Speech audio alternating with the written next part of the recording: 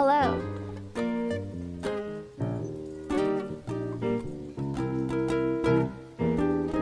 Didn't ask. Got him. Got him. Got him. Hey guys, how's everyone doing? How's the chat doing? How are you guys? How you guys doing? Are you good? Didn't ask. Got him. Got him.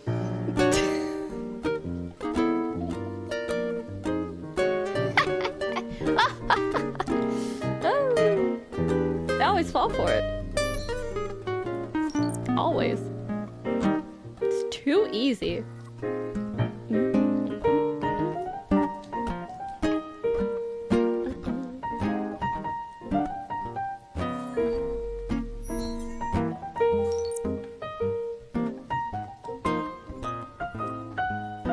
Okay, sorry, I'm just finishing up my tweet and then good to go. I haven't straightened my hair in a calendar year or so. Actually, I don't know how long. That was a random guess. Cool, didn't ask. You didn't, but I told you anyways. Got him! Got him! One sec, let me close my door so I'm not shouting into my roommate's ears.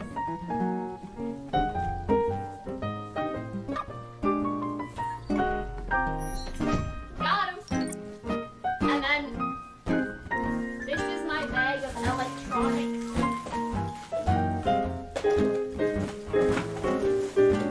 Tuck it away safely there.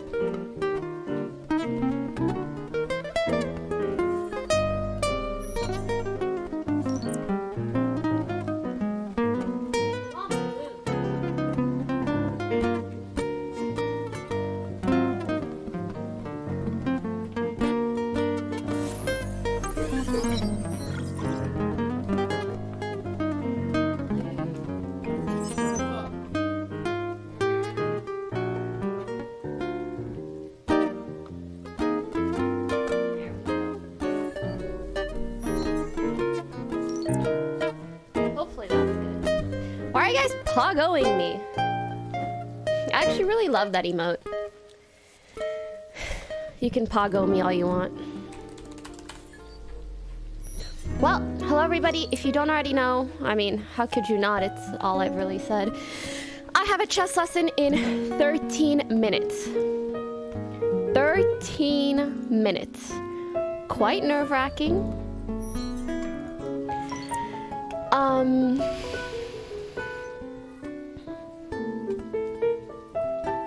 That's it. Maybe I can do one chess puzzle before we begin. What do you guys think?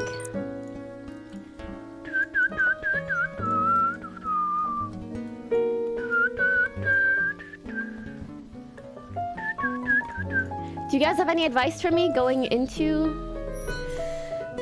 it? Monka S.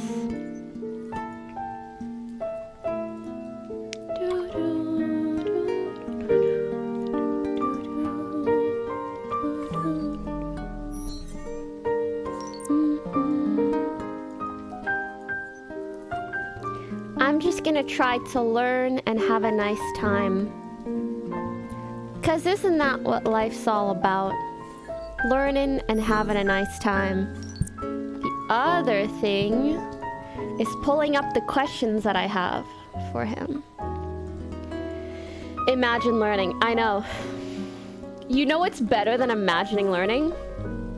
Imagining all the people living for today. Ooh, ooh, ooh. better, I said.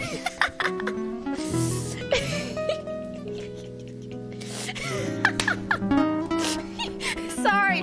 Pog O makes me laugh so much, even if it doesn't make sense. Even if it doesn't make sense. Yeah? Are you imagining all the people living for today? Pogo?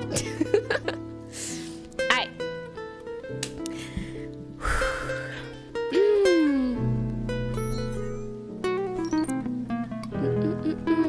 Hold on, just pulling up my questions so I have them on hand when need be. Got him? Got him? And then clearing this. Oh, is my music loud? Uno momento. Wow, my music was really loud. Do you guys want the jazz music during the lesson or no? I'm a 1 pixel off. I could see that actually.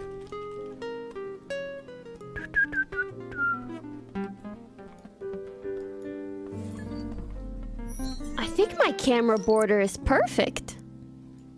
Isn't it? Oh, I was like blasting my heater because it's been cold. But now I'm really nervous, so I have a fever essentially. Okay, let me do a quick poll. Jazz music during lesson, yes, nah. Wait. Yeah. Nah. Just to make them equally pretty. Thank you guys for the subs. Welcome, everybody. Welcome, Rister. Bustin' spells, not anything else. Not Connor, thanks for 3 months. I wanted to look at the clip and it wasn't working, but I saw the title and I'm so happy for her. I'm so proud of her. Hachu deserves all the happiness and success and love and joy in the world. Welcome to the new channel. Hi, Greek. How are you? Greek. New Rust server. We smileys. We role play. Just have a nice time, right? Right? Yeah. Okay, I see mostly yes. I will try to turn it down quite a bit also. Let's try to squeeze in one puzzle before...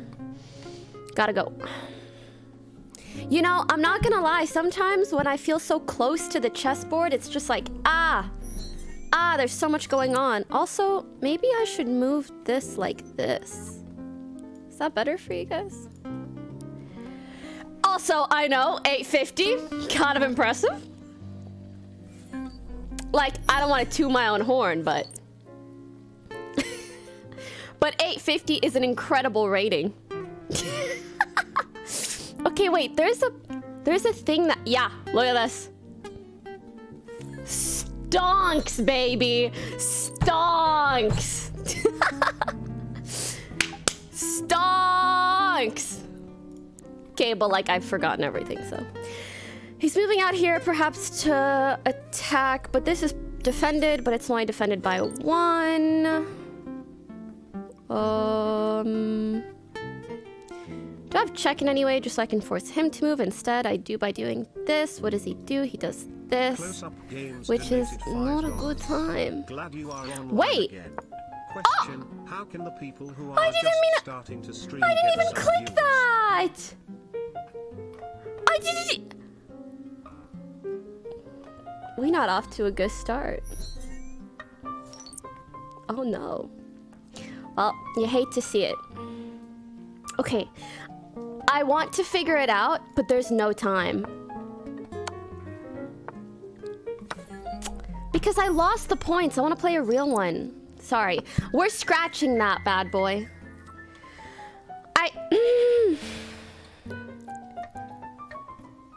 Why is he doing this?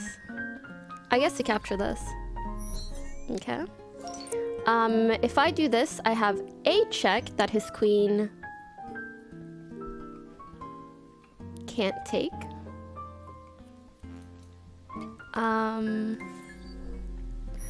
Creating it here. No, I have a fork because I have to take one or the other. I think. Let me just see if that's right or wrong for a second.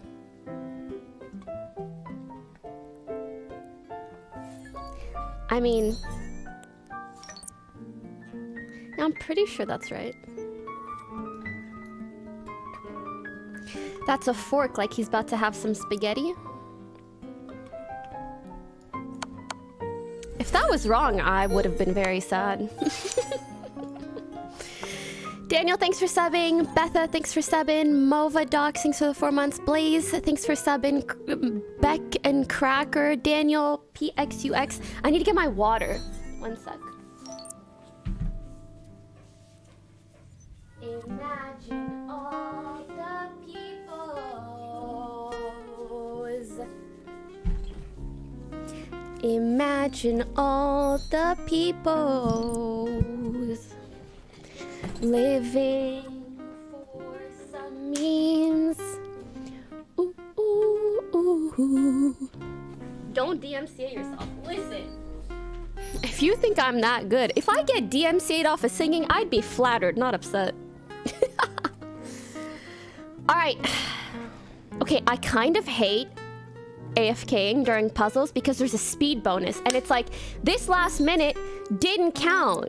But now I'm gonna lose speed bonus. I'm talking like I would have instantly figured it out. But like, you know? Also, can I just say, one of the most confusing parts about chess puzzles is not even actually the motherfucking chess. It's the fact that black and white flips randomly, and it is so omega confusing for my brain. Truly. That's not how that works. Alright.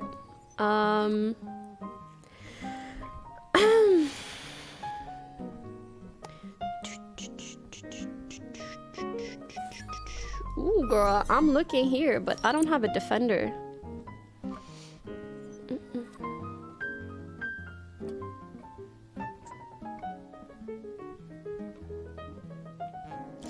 But nope, no buts. If I did this, and he takes or does whatever, or whoever. Actually, is there anything he can do to stop? I guess he does this, in which I take.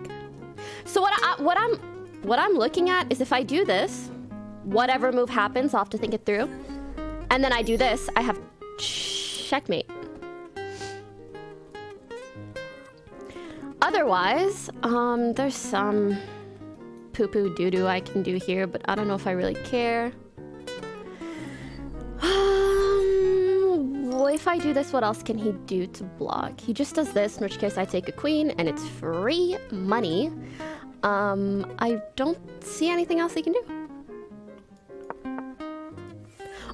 Nom nom nom nom nom nom nom nom. You love to see it.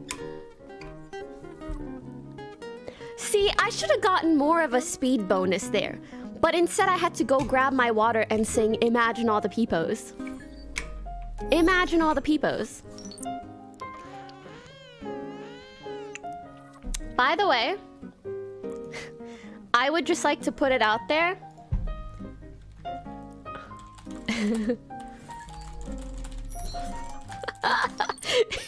Yeah, he was like, tell me when you're ready, I'm good whenever. And I was like, okay, give me 5 minutes, my brain is warming up. LMAO. Sorry, I was gonna say, for anybody who doesn't know, I am very new to chess. I started playing right around New Year's, maybe a day or two before, something like that. It's been about a week ago. So I don't know that much. I'm sorry if you were a chess professional and you're like, this is so easy. You know. But even in only a week's time, I'm already women's grandmaster. Is it woman grand? It's women, like plural. Right. Oh my, this makes me so... Wait, you can't see. Hold on, let me show you.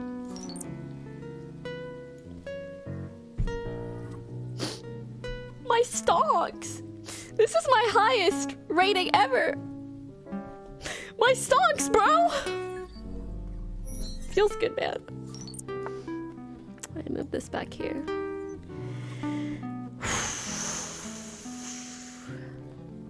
I've inted a lot of puzzles though.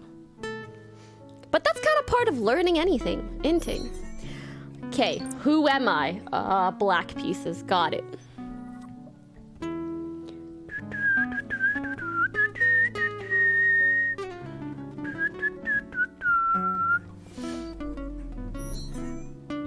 If I do this, let's check. In which he can only respond by backing that ass up.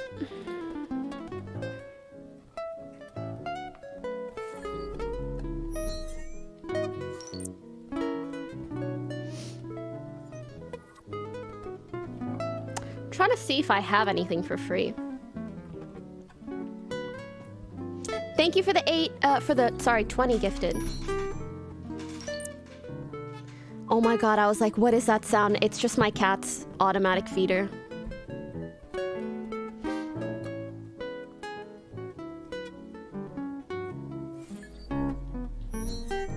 If I do this, I can attack this. That doesn't seem like nearly as good of a move.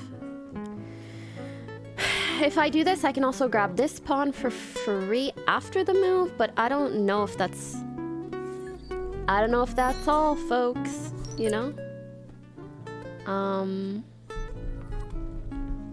He moves there. Do I have any way of attacking that that isn't going here? I don't think so. What else do I have here? If I go here, I'm attacking this and this.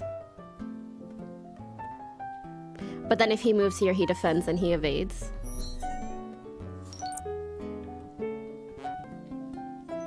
By the way, I don't look at chat during puzzles, so if I'm missing something, I'm sorry, but Scout's honor.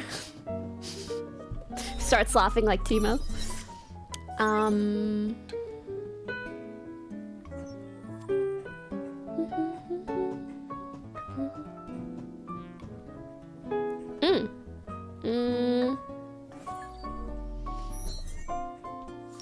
If he goes here, I can then go here to attack this. And then I fork his rookie bookie. Yay!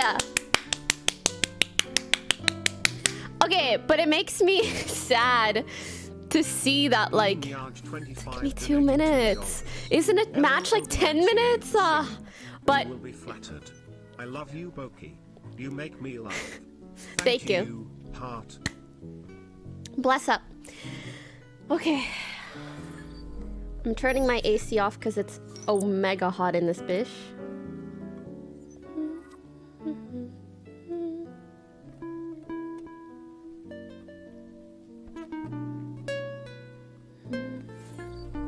And then I will tell... Listen, the saddest part of all this is I still haven't perfected how to say his name, so I'm just gonna avoid it at all costs. Hikaru. Ah. Is that wrong?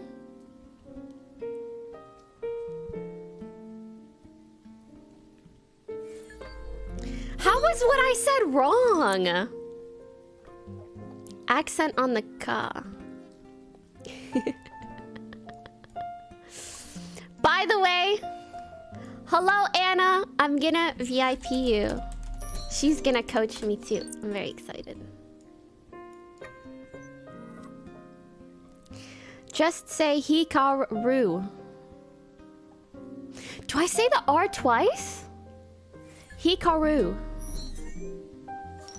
You know, anytime someone says it to me or tries to break it down, I then also break it down. Hikaru. But like you can't say, hey, hikaru. Like that's so weird. Hikaru. Like you guys are capital, like C-A-R, like room room. Hikaru. Also, I keep being told that I say the roo like kangaroo, but how else do you say roo? Roo. Someone said like shorten it, and I said hikaru. And they're like, now you're just speed running the word.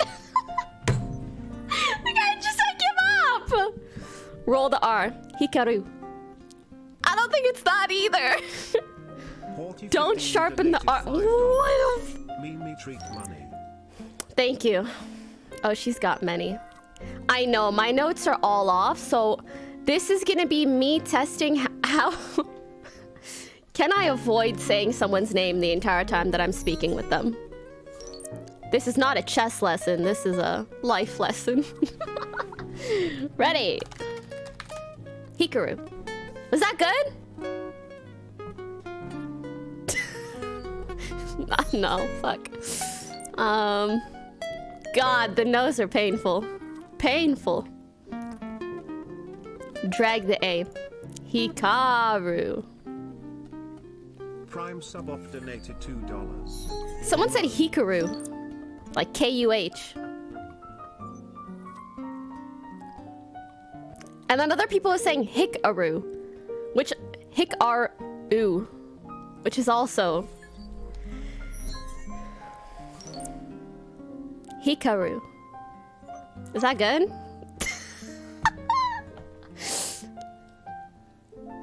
Just call him Hika-uwu. He's about to end the call right away. Hello? You hear me? Hi! How's it going? I'm good, how are you?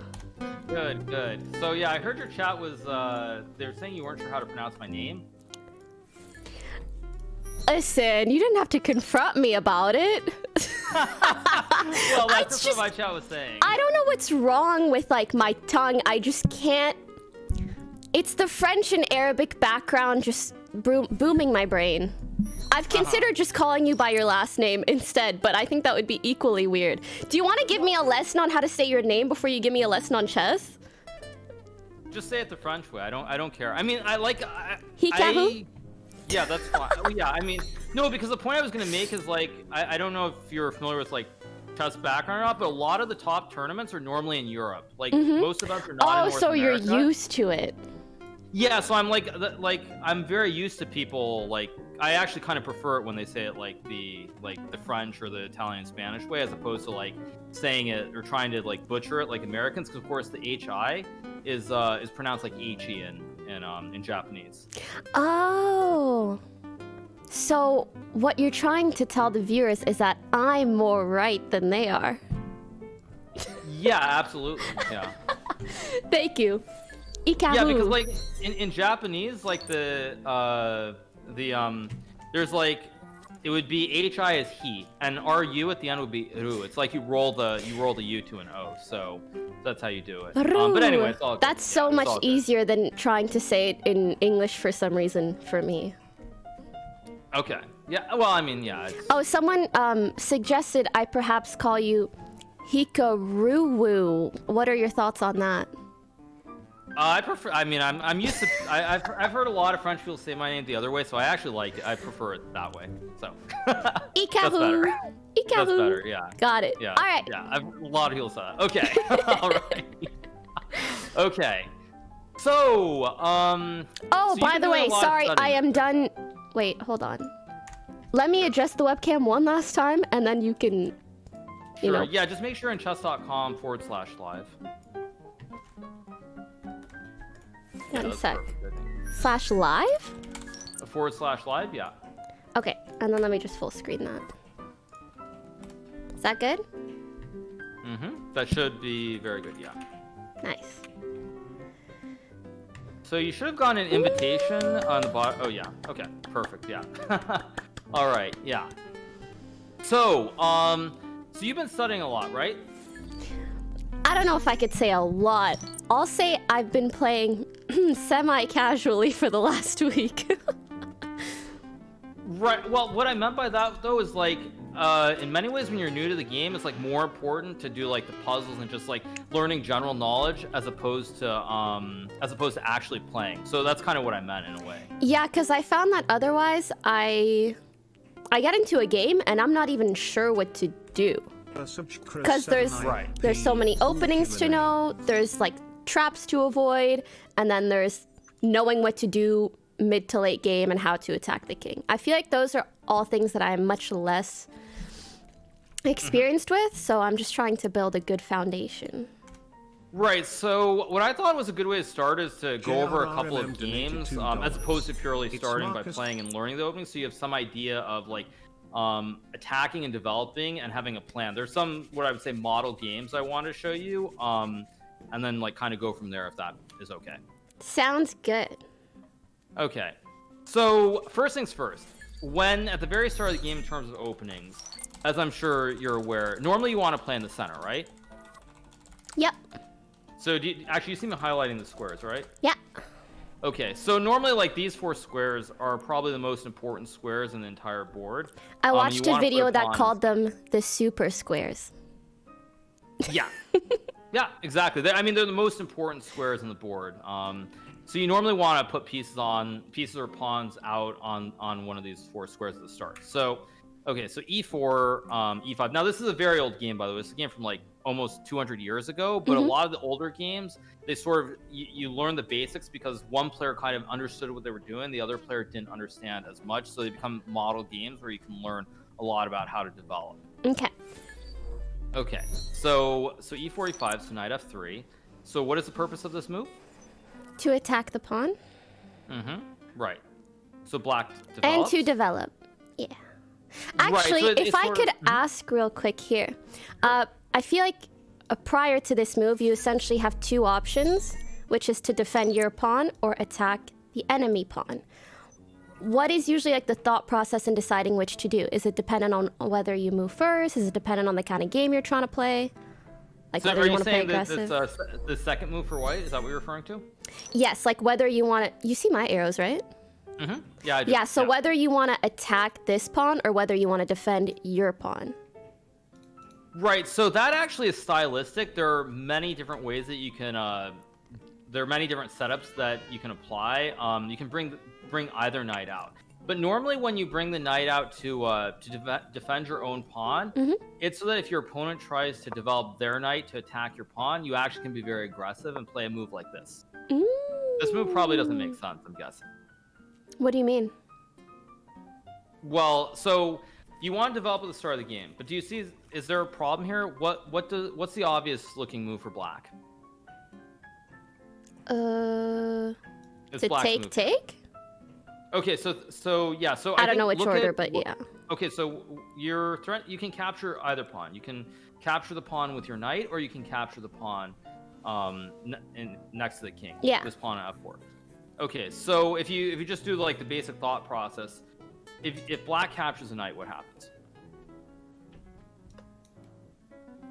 Yeah, and that would be 1 pawn for 1 knight, which is it's a bad exchange because knights are much more powerful than pawns. So black doesn't want to take this pawn. So is there anything else that black can capture?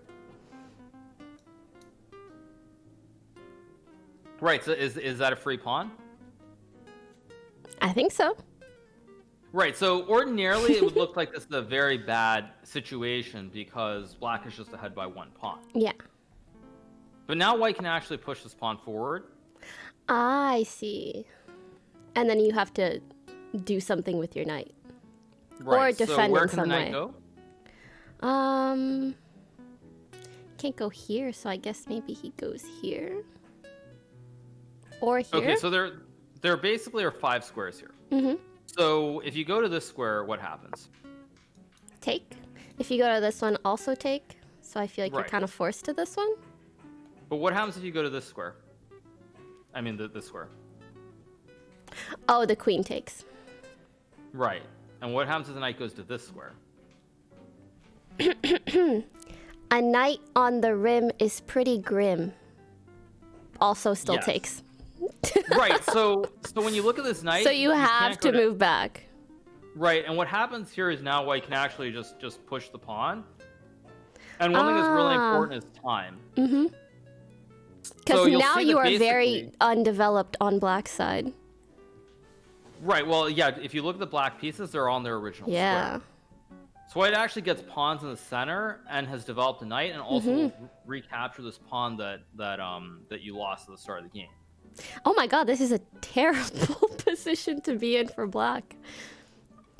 And Right. what is like the initial move that is bad that sets off all of this? When black takes this pawn, accepts the gambit, because right now a gambit normally is where you give up, say, a pawn or you give up material To hopefully get ahead? Yeah, basically so that you can bring out your forces much more quickly than your opponent can. So that's actually Oh, so if why, anything, this is like a bait. Exactly, yes. Got it. So in terms of the development, there are multiple ways. Now, the thing that I would say is bringing out this knight. It's just a more popular move, but it doesn't really matter. Now we can get into the specific openings later, but it's just a matter of which setup you want to use at the beginning. There isn't like a specific reasoning. You have your setup of what you want to, which force you want to bring out, and how to play from there. So it's not like you're thinking super deep at the start. Okay. Sounds good. So you can do either one, but for the purpose of this game, bringing out this knight is attacking the pawn. Now black develops. Now actually, I want to see if you can spot something. So let's say black brings out the knight here, and you capture this pawn, and black captures this pawn. I have not seen What are this. some ways that you can attack this knight? So by attack, I mean threaten to capture this knight. Thinking out loud, there's this, there's the queen here or there, there's Very good. this. So actually, when I say threaten to capture, if you move the knight, you do threaten to capture the knight, but normally this would just be a trade or an exchange of knights. True. So not that option. Right. No, but it's very good. You actually saw, there are two moves And this one. that make Oh. sense. This one. Or you mean this one? Yeah. Yeah. Now this is good because this really is important for fundamental basics. Very rarely do you want to push a pawn that's basically to the left of your white king. I assume you're looking at this from the white point of view, right? Very rarely do you want to push this pawn next to your king. You almost always want to get your king out of the center, like castling the king, before you ever push this pawn. Got it. Or And the reason also for this that- one, I think, unless it's Yeah, you can advantageous. Fion Keto the bishop, exactly. So the thing is, if you push this pawn, and this is actually a theme that's really important because you'll see this very frequently in games where the players develop their pawns from right? And what happens when I push the pawn?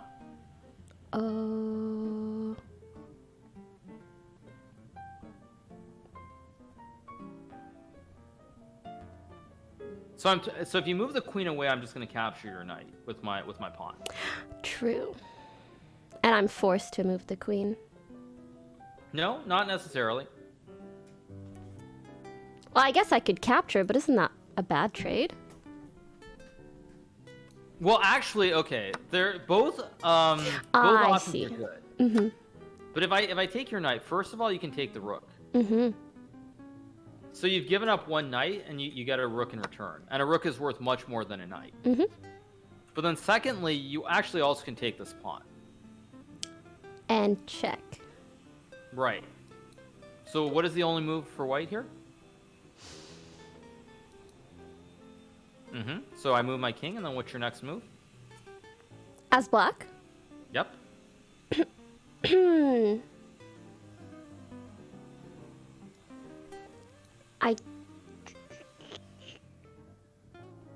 I think the first thing to look at is see if any of your opponent's pieces can be captured, where you can capture something For free. something I was yours is looking under at attack. checks first, but my queen is very unsupported, so I don't think I can. But I can take the knight for free. Right. I can't take this for free. So when you look at this, you're actually ahead by 2 pawns. Black is 7 pawns, white is 5 pawns.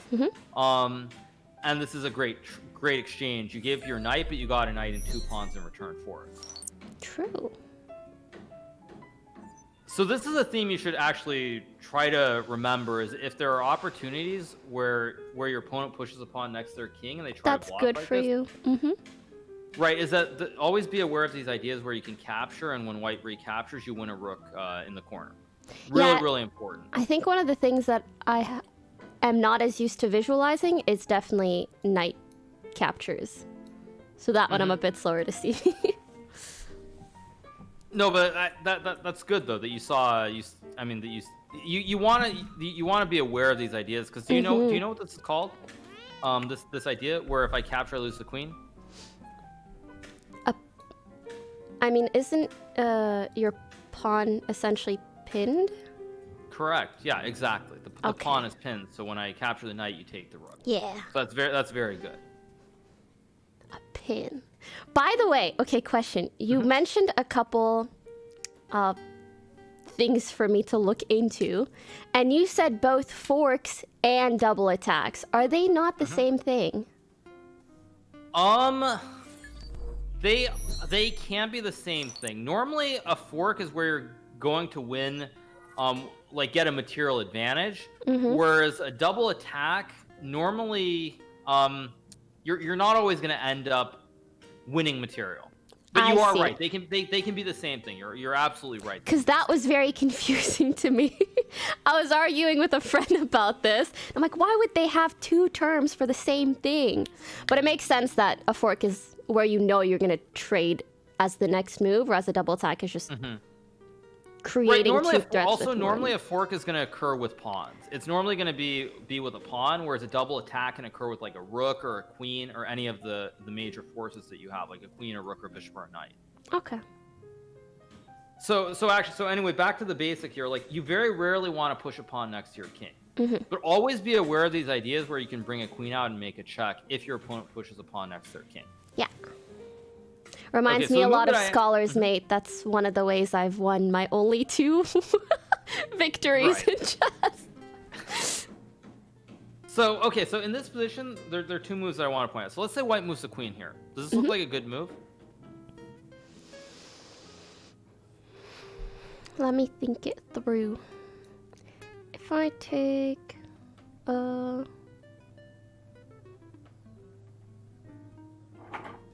I feel like the awkward thing is actually if the black knight retreats, then your queen is just kind of out in the open, and I don't think you want to bring out your queen too fast, right?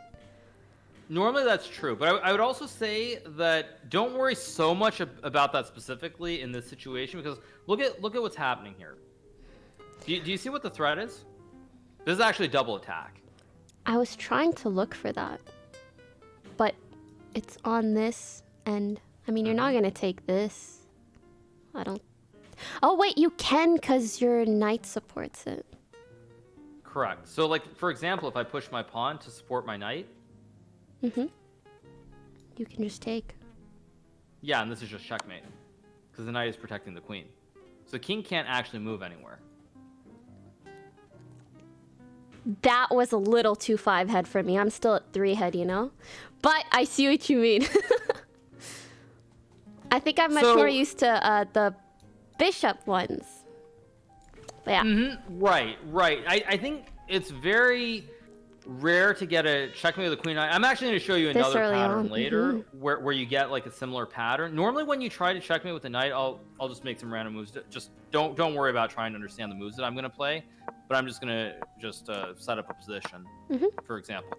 So when you try to use a queen and a knight to attack, almost always it's going to be towards this pawn on h7, this pawn next to the king after black is castled. And this is checkmate. So if you're thinking about, so if you're thinking about like a queen and a knight, trying to use these two pieces, it's almost always going to be something like this. Okay. Like usually in this position, and like usually when they're side by side ish. Right.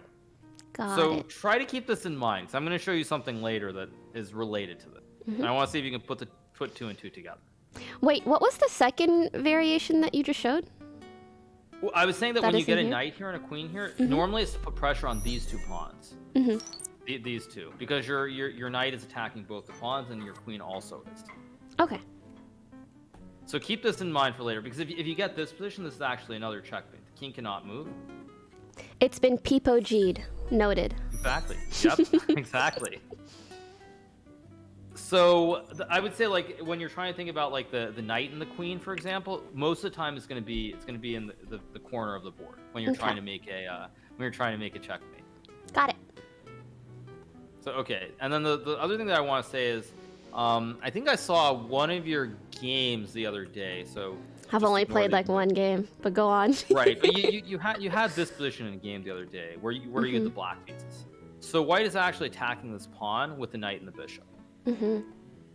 And I think you thought for a while, and eventually you found that the right move was pushing this pawn to prevent the double attack, because the diagonal, there's a pawn in front of the bishop now, so you're not attacking this. Yeah. So where was I going with that? I forget where I was going with that. But anyway, the point is normally, when you're trying to attack this point, this pawn next to king very early, you want to bring the bishop out right as early as possible. Mm-hmm. Because that is kind of a weak pawn, because it's only defended by the king. Right. So, like, for example, I'm just going to make more random moves. This is why it's so important to get your king out of the center of the board, because if you can develop your knight and your bishop and you can castle your king, you'll notice that these pawns are... This actually, you should think about the structure with these 3 pawns in front of the king, because it's very important. Mm-hmm. You have this knight that's protecting the pawn, and you have this rook that's protecting the pawn. Mm-hmm. So theoretically, white can capture this pawn. You recapture. White captures and black captures. Mm-hmm. And this is it's an even trade. White's giving away 1 bishop and 1 knight, these 2 pieces, for one rook and 1 pawn. So it's 6 for 6. Oh, okay. But most of the time, when the position is kind of close, for example, let's say a castle and there's some development, most of the time a bishop and a knight is worth more than a rook, because rooks are very good on open files. Mm-hmm. Do you know what an open file is? Yep, when this is empty. Right, so let me just play like a random move. So let's say I go here and here. Yeah, so let's say I go these 2 moves. Mm-hmm. How can you open a file for the rook here? I believe if you do this... Wait, let me think it through. So when I say open a file, I mean you open sort of the file for a rook. I was gonna say if you do this and he takes, then you capture and this is open, but there might be an easier way. Well, you're absolutely right. If your opponent captures, you get then an open, it's open. You get the open file. Yeah. But your opponent is not going to do that because you don't want to give away a bishop for 1 pawn. Yeah. So it's dependent on them. So I'm wondering if there's an option that is independent. In that case, actually, this was one of the questions that I was going to ask you. I feel like I always have like an awkward time bringing my rook out or figuring out how to open a file for him. Because I never want to take like 2 moves to do it if there was like nothing here. Or if this was further up and then I'd have to do like 3 moves. That's just not fun, or it's very slow tempo. Agreed. So this is actually very important. Like, rooks are probably the hardest piece to bring into the game because they're probably the last one where you can get open files. And it's just very hard to understand where to put them. But in this case, there's a specific reason that I'm asking you if there's a way you can open a file, because this is going to be very important down the road as well.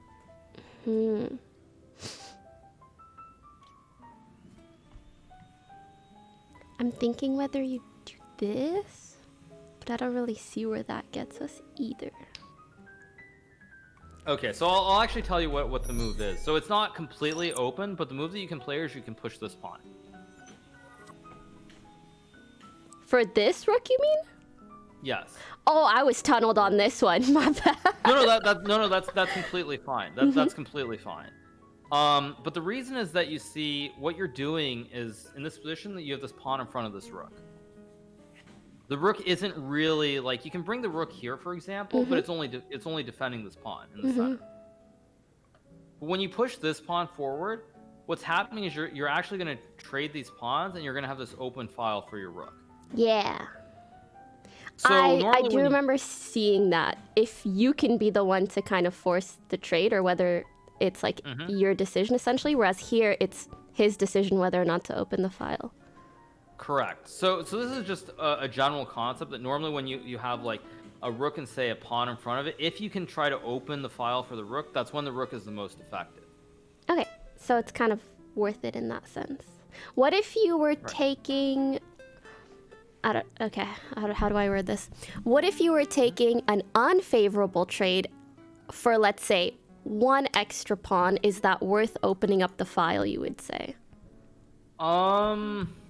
I mean, it depends on the situation, but normally I would say probably not. Rooks are generally very good like in the middle to late part of the game. They're generally not the piece that's most important early on in the game. Okay. So that's what I would say. All right, so okay, so getting back to this, what I showed this position before. So this move is a good move. Let's say queen here. Now let's say I move my knight. This you should find pretty easily. But can you find a tactic here? It's like a puzzle, basically. Ooh, okay, I feel a little put on the spot, but let me do my best.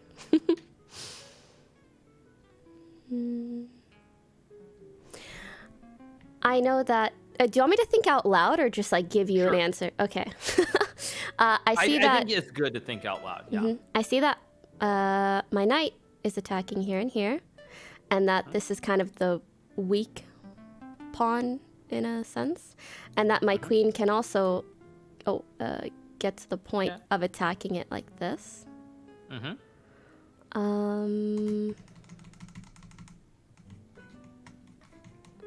So just look at the black king here. Oh, also if I move my knight, I have check. Well, it's not checkmate. The queen could block. Right. But if I position my knight so that I trade for the queen, I guess that could be pretty worth it. Or the rook could also block though. Right, but what where? So you had why this is a good move, but why is this a good move? Because I think either way I come out with material that's ahead. So what happens when I block with my bishop? If I take, your king can't take because my queen. But if your queen takes, then I can take your queen. Is there anything else that you can capture here, though? My rook, or your rook. Right. And then you're just ahead by one whole rook. True. Because I can't even recapture your knight here.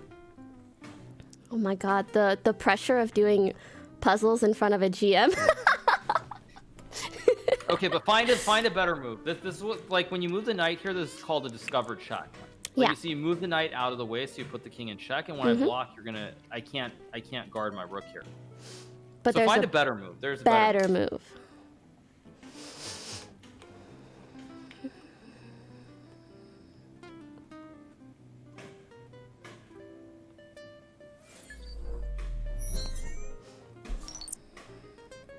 Oh, again, thinking out loud, I'm just working through different things my pieces can do. So, like, if I were to take somewhere and then force one of your pieces out, essentially, or if I'm just looking for a check. Can I get a hint? So when you move the knight to this square, you're gonna win a rook.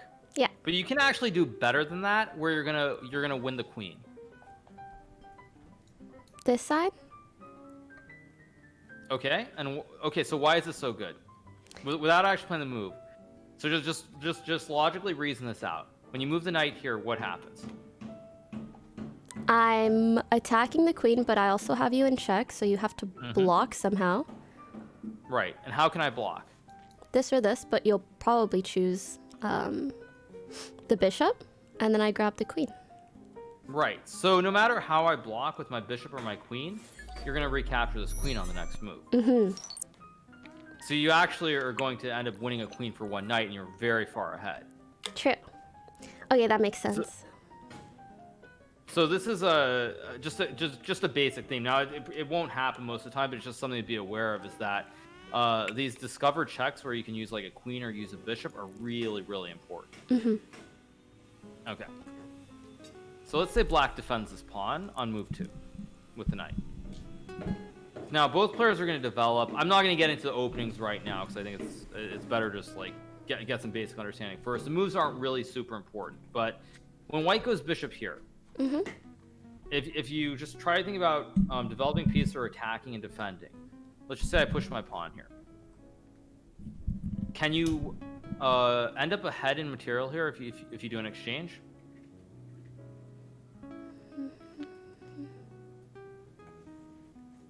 So right now, both players have knights developed, right? And currently, this knight defends this pawn, and your knight is defending this pawn in the center. Yeah. But is there a way to maybe win this pawn, perhaps? I see that I am attacking kind of the defender of this pawn. So if I take and then take here, but I will lose my... Well, it's an even trade, though. You're giving up a bishop for one knight. So bishops and knights essentially have the same Are value. the same, yeah. They're both 3. So when you take, and I just recapture... Then I capture? Right, and you're ahead by 1. You're just up a pawn in the center. Sorry, like mentally, I'm like, okay, the math adds up, but I'm like shy to say that that's the answer.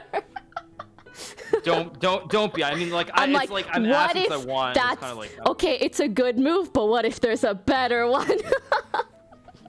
Right. I would say, like, normally don't. I think as a newer player, as a beginner, it's really important to think about the simple solutions. Don't try to think about, like, well, you know, there might be this move which is good, but what if there's a better move? If you see a good move or you see something that looks obvious, generally that is going to be the correct answer.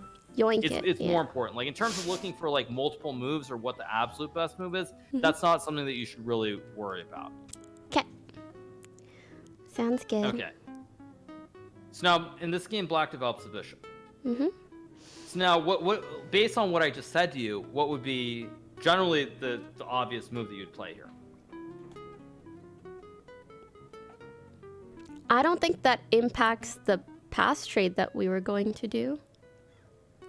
Right. So what do you think you should do here? If it's the same thing, then this. But I have not looked to see if there's anything that can attack the bishop. But I think it's still that. Right.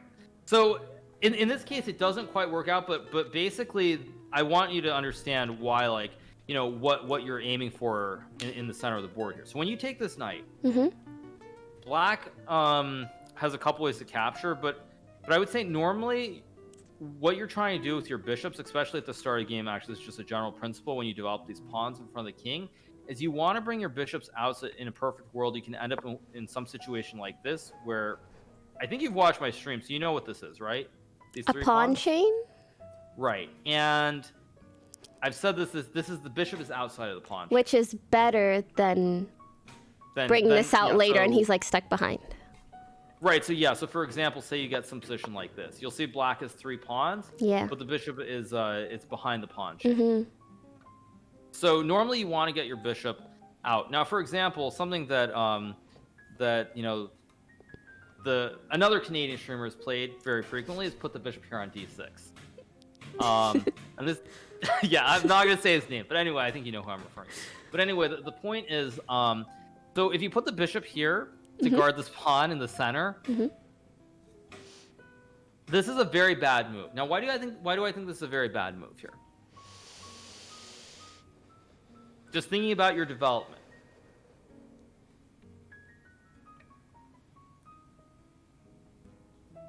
Okay, let me do this from the white side, actually, since you're looking at it from the white side. Let's say I put my bishop here, and I'm just going to place the normal move. I'm about to flip my head upside down. Yeah, I'm sorry. Right. I'll just always do this from the white side. No, For me, it doesn't matter. It's totally fine. My brain's going to have to get used to it at some point. So why is it bad to develop here? Correct? Yes. Well...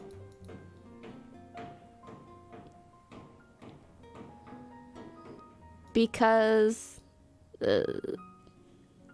Right, so I'm actually not looking for like some big attack that your opponent, some strategy your opponent can come up with. Or you're just blocking this pawn?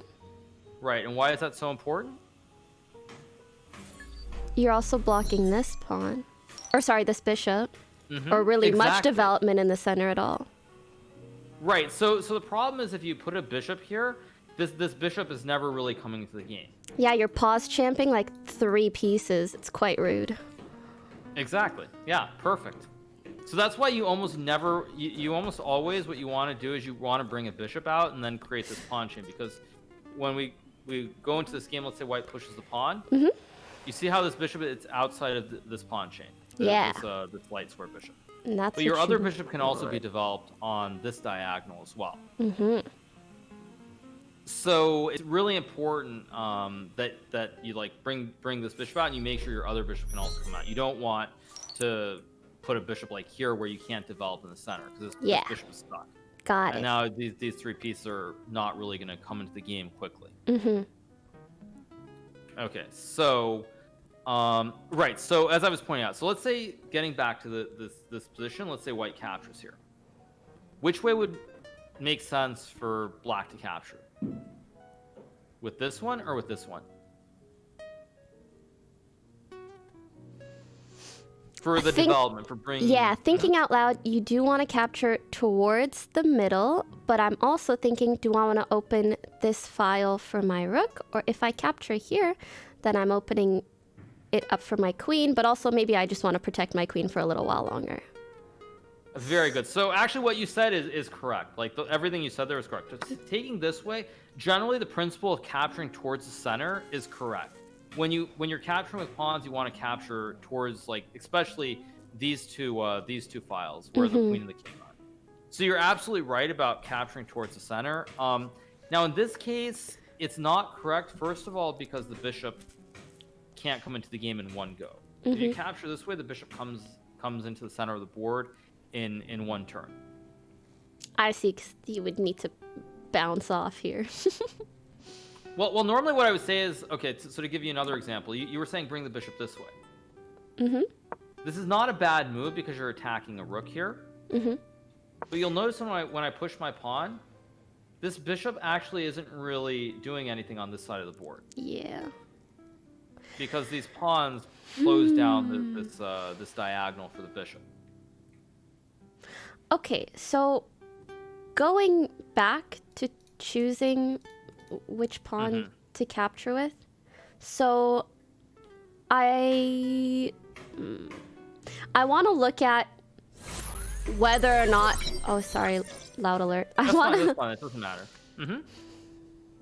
I mean, I can do this the other way. I can do this also from the white side. I'll just make some random moves. I think I'm just trying to figure out like how to prioritize things.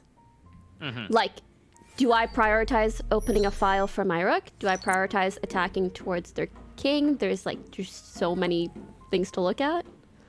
I think at the start, what you're looking for is you're developing the bishops and the knights. Those are the most important pieces to worry about. Taking with the pawn, by the way, it's not a bad idea. Understanding, but it's that just you have better this here open because you file. still have so many pieces to develop.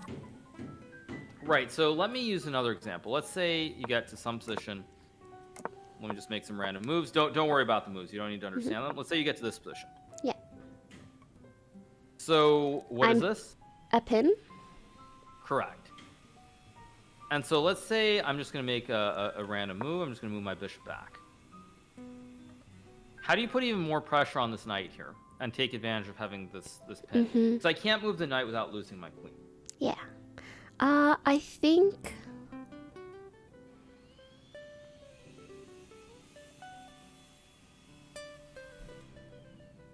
So you want to put more pressure on this knight. I'm trying to see if there's an easy way to attack. Oh, I guess like this? Right. This is actually the best move. Nice. Because when I capture the knight... I capture your queen. Right. You can make the move. Like when I make a move, you can make that move. So yeah, you would capture the queen. Nice. So now to further... So like right here, I can't move this knight. And... Let's see, how do I explain this? Normally, you see how both sides have these 3 pawns in front of their king? Yeah. Almost always you want to put it where you have these 2 on the original square, and you push this square. Because what does this do again? Fluff, I think is what you called it. Or look, air. But anyway, yeah. Yeah, Look, something in German, like but that. Yeah, anyway, yeah. But anyway, basically, yeah, you create space that the back rank checkmate never really exists. My But then favorite secondarily, checkmate. right? Well, yeah, exactly. But then secondarily, like when you look at this position, this pawn is it's dual function because it also stops black from putting this bishop on this square to pin your queen and your knight. Oh, quite nice. So it's like it's dual function. It does multiple things. And like so almost always when you have these 3 pawns and you castle your king this way, you almost always are going to push this pawn forward. Very rarely. Very soon after? Or like at what point would you recommend doing that? Again, it depends on the situation of like where your opponent, how your opponent brings out their forces, but like especially when they're trying to create a pin, like you have a knight and a queen here, you almost always want to prevent your opponent from making this pin. Wow. That is just like seeing a whole other layer to the board, if that makes sense. Because I feel like what you learn at the beginning is just attack and defense, and make sure each of your pieces are defended by something. This is like foreseeing whether you are going to get attacked and blocking off that piece. Kind of Right, like well, how... Yeah. I was going to say kind of like how they try to teach you to defend a scholar's mate by like bringing the knight out to a piece where the queen can't go. Well, not in this particular situation, but I think you bring the knight out here so the queen can't go here, something along those lines. Right, so like what I just explained is pretty advanced, but the reason that I'm mentioning this is not so much that, I mean, it's not so that you'll remember to prevent like a pin from happening. It's to remember mainly This to remember the formation. Yes. Yeah, it's like it's the formation of the pawn, so that like when you're worrying much later on about checkmates or your opponent's forces getting near your king, you remember that this is almost always the formation of the pawns that you want. Got it. Okay, so now let me keep going. So, when you have your pawns on these, like let's say black has these 3 pawns, they're in front of the king. They're defending the king very nicely here. So let's say black moves the knight here. You can actually trade the knights, and black's pawns now are not defending the king in the same way as they were before. Yeah, that was cool. It just looks so awkward for him. Right, so now your bishop is under attack. So if you try to capture the pawn, it will recapture with my queen. So perhaps I just move back so I'm still Not kind of bad. attacking. Otherwise...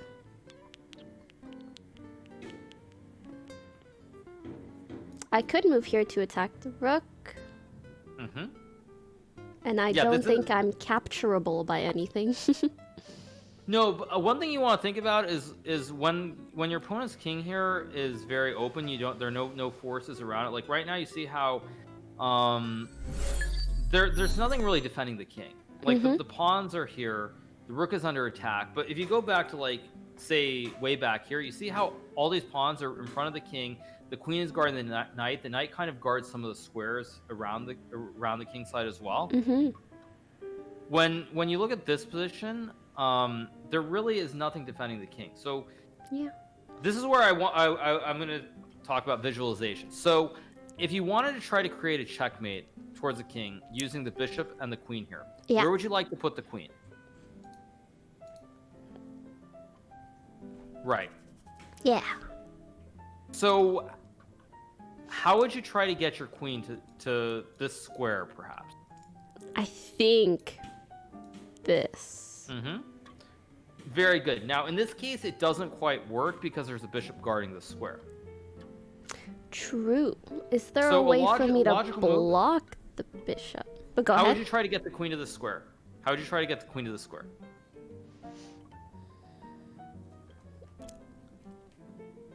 By blocking the bishop?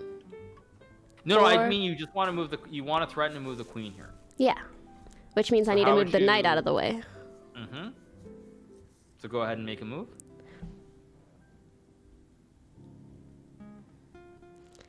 Where do I want to move him?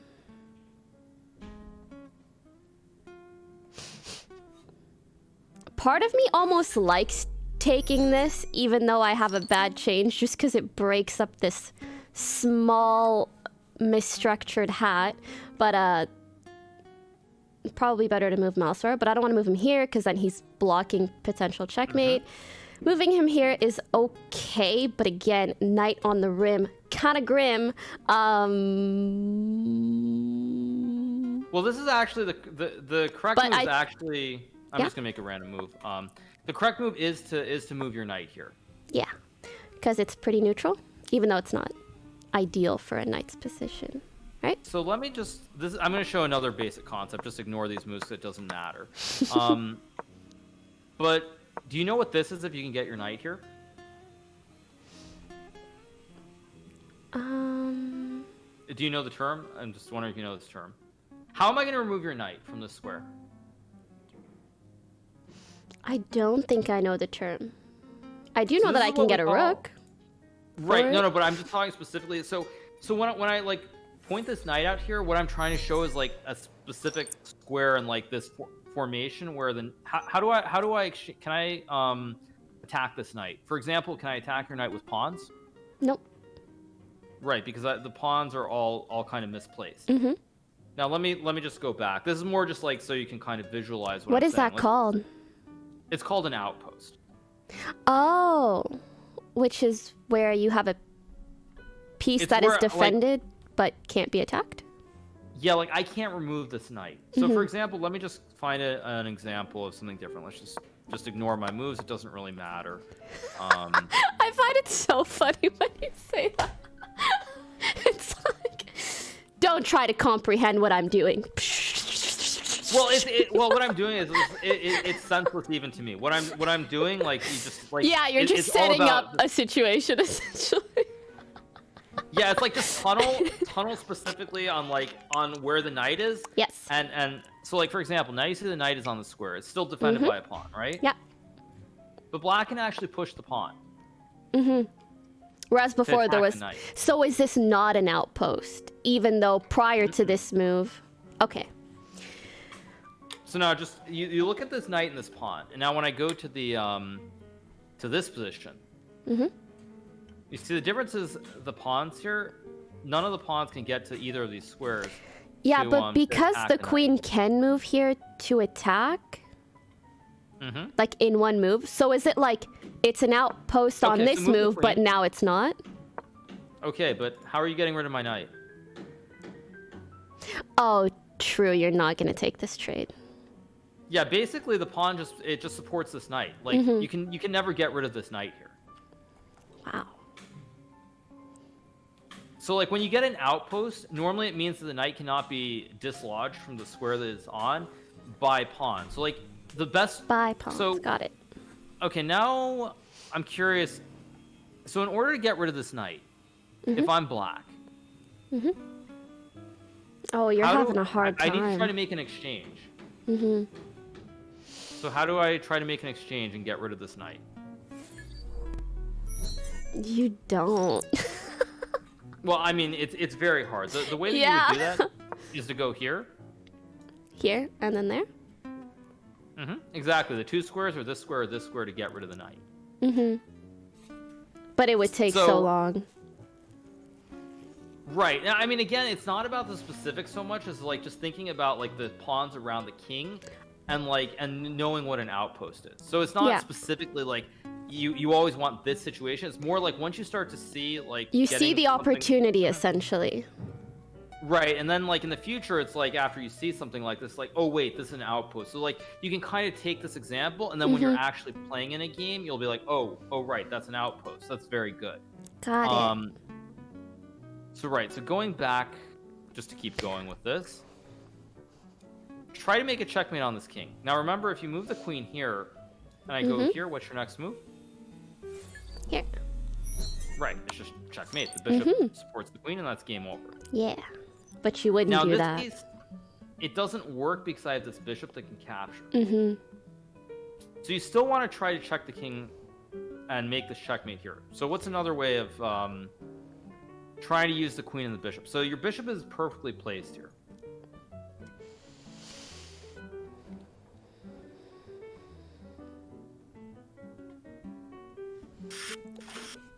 I'll just think out loud. Yeah, sure. I was looking at like blocking this. you take, Very good. I take, and then I have the diagonal to attack. Very, very good. So if this occurs, now just to keep going forward, you're threatening checkmate in 2 moves, moving the queen and then moving it down. Yeah. So if I'm black, how do I stop the checkmate? Because you're just gonna go 1-2, end of the game. Yep.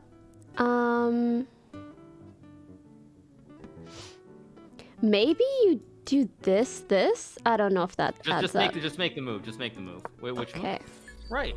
And what happens when I go queen here? I do this. Right, exactly. And there's no checkmate anymore. Yeah. Because the rook is covering the square. That's perfect. Nice. That's absolutely perfect. That was like my reflex thing that I saw, so I wasn't sure if there was a better one.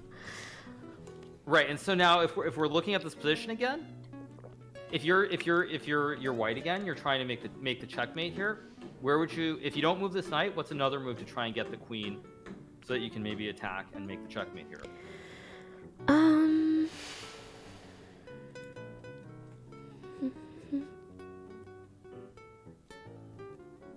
Oddly enough, now I'm just like fixated on this rook and wanting to take it. Right. No, I mean, again, like what I'm showing you, it's I'm looking for an idea. So like kind of ignore the specific calculation. Think about the concept. Mm-hmm. So you want to make the checkmate on this square with the bishop and the queen. Yeah.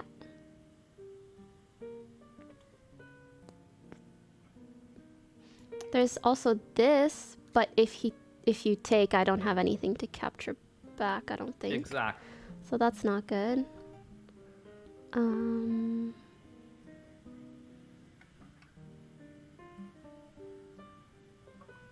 So you want to make the checkmate here.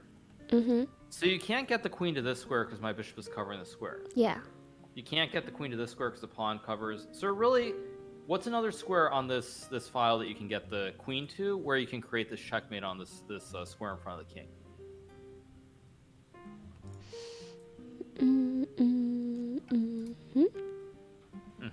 So how do you try to get your queen there? Oh, but that's a triple move. Or I guess... Right? Yeah, exactly. Yeah, no, this is completely Okay, correct. I No, should okay, so I'm just waiting for you to make the move. Yes, just I'll make just the move. do it. Yeah. Yeah. And I feel like, you're touching the chess pieces, so I'm like, I am not worthy to also touch the chess pieces. Well, as I've hinted before, like it doesn't matter. Everyone's good at something. Everyone has to learn at some point. So Yeah. like, yeah. So, Okay, so but it's I like also exactly- haven't played this out if there's any way to block it. I guess the best you can do is this, but then I just take... Right. Yeah. So now back to before. How does black? There's only one way that black stops the checkmate, which is Doop.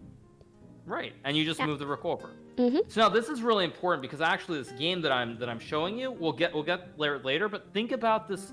Think about these bishops and think about these pawns, okay? Mm-hmm.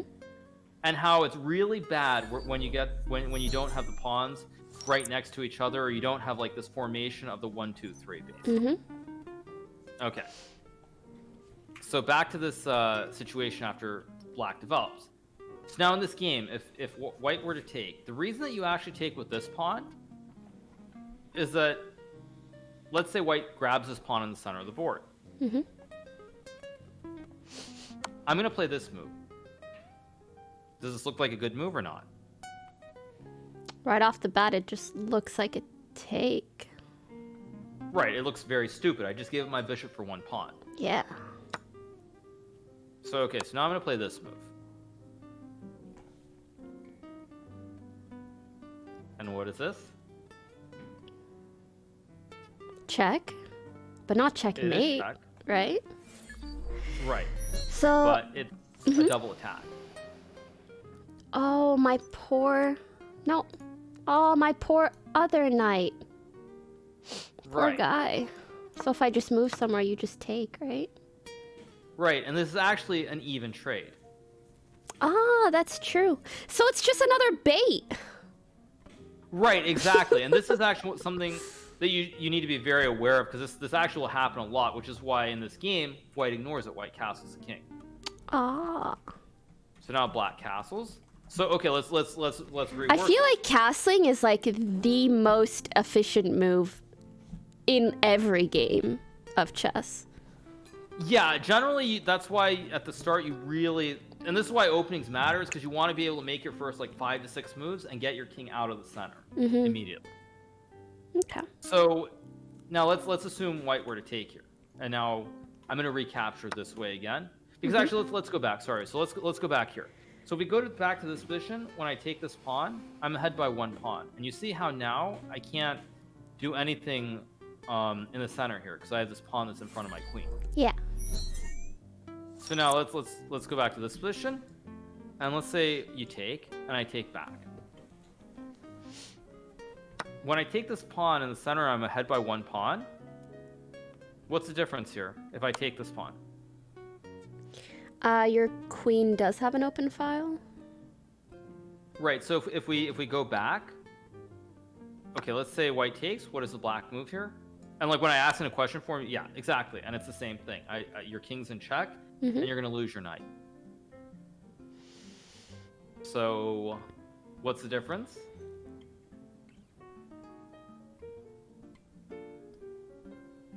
What can you play as white here? Right. And now, when I move the queen down, it's no longer a check. Yeah. If anything, you can't really take, or probably don't want right, to. so you actually would just move the knight away. Just move the knight out of the center. And if the queen captures the rook, you just capture with your king. Yeah. So Okay. you're just way ahead. Got it. Castling is just OP. Yeah, I would say like just pretty much get it like ingrained that you're gonna castle your king. Because I was meaning to also ask. Sorry to interrupt. No problem. I was meaning to ask if you could kind of summarize the differences between castling queenside and castling kingside. I feel like what I most often see is castling kingside, but is it kind of just whatever ends up being available to you first? I would say at your, I mean, since you're so new to the game, assume you're castling kingside. Do not really worry about castling queenside unless like you learn an opening setup where you're gonna be castling queenside. Assume you're castling kingside, because the thing with castling queenside, I'm trying to think what a good example is. What's a good example? It's not complicated. That's a good example. So let's say, for example, you play some opening. Just again, kind of don't really worry about the moves. But normally, the only time you're going to really castle to the queen side is if you get really fast development. Like you see how here the knight is out, the bishop is out, and the queen is out. Whereas on this side, you just need a bishop and a knight out. Right. So you need to develop more pieces to castle. Now, if you can get your queen out, your bishop, and your knight really fast, you can castle to the queen side. But I think when you're really new to the game, you should primarily focus on castling to the king side, because I would say even in the games that I play as a professional, I would still say probably, I don't know, I want to say like even for me, like 90% or more of the games, you castle on the king side. And you don't want your queen out too soon. Got it. So I would really, I mean, I'll think about openings and all this other stuff, later on, but I think don't really just assume you're going to castle on the king side, because queen side going to the left of the queen happens a lot less than going to the right. Okay. So I mean, really don't even worry about that. Just assume you're going to castle the king to the king side, because like castling to the king to the left of the queen, or going to the left into, it's called queenside castling, by the way, because you're castling to the left of the queen. Whereas you see, you're going to the left of where the queen is versus going to the side that the king is already on. So that's like how we differentiate between like the queen side castle and the king side castle. Okay. I kept hearing castling long, which as a gamer, that term sticks a little bit easier. Okay, yeah, I mean, it's completely fine. Yeah, no, I'm giving you the very basics of why we call it queenside or kingside. That makes sense. I mean, if I'm playing a game, I'll say castle long. I will say that. Yeah, I will actually say castle long.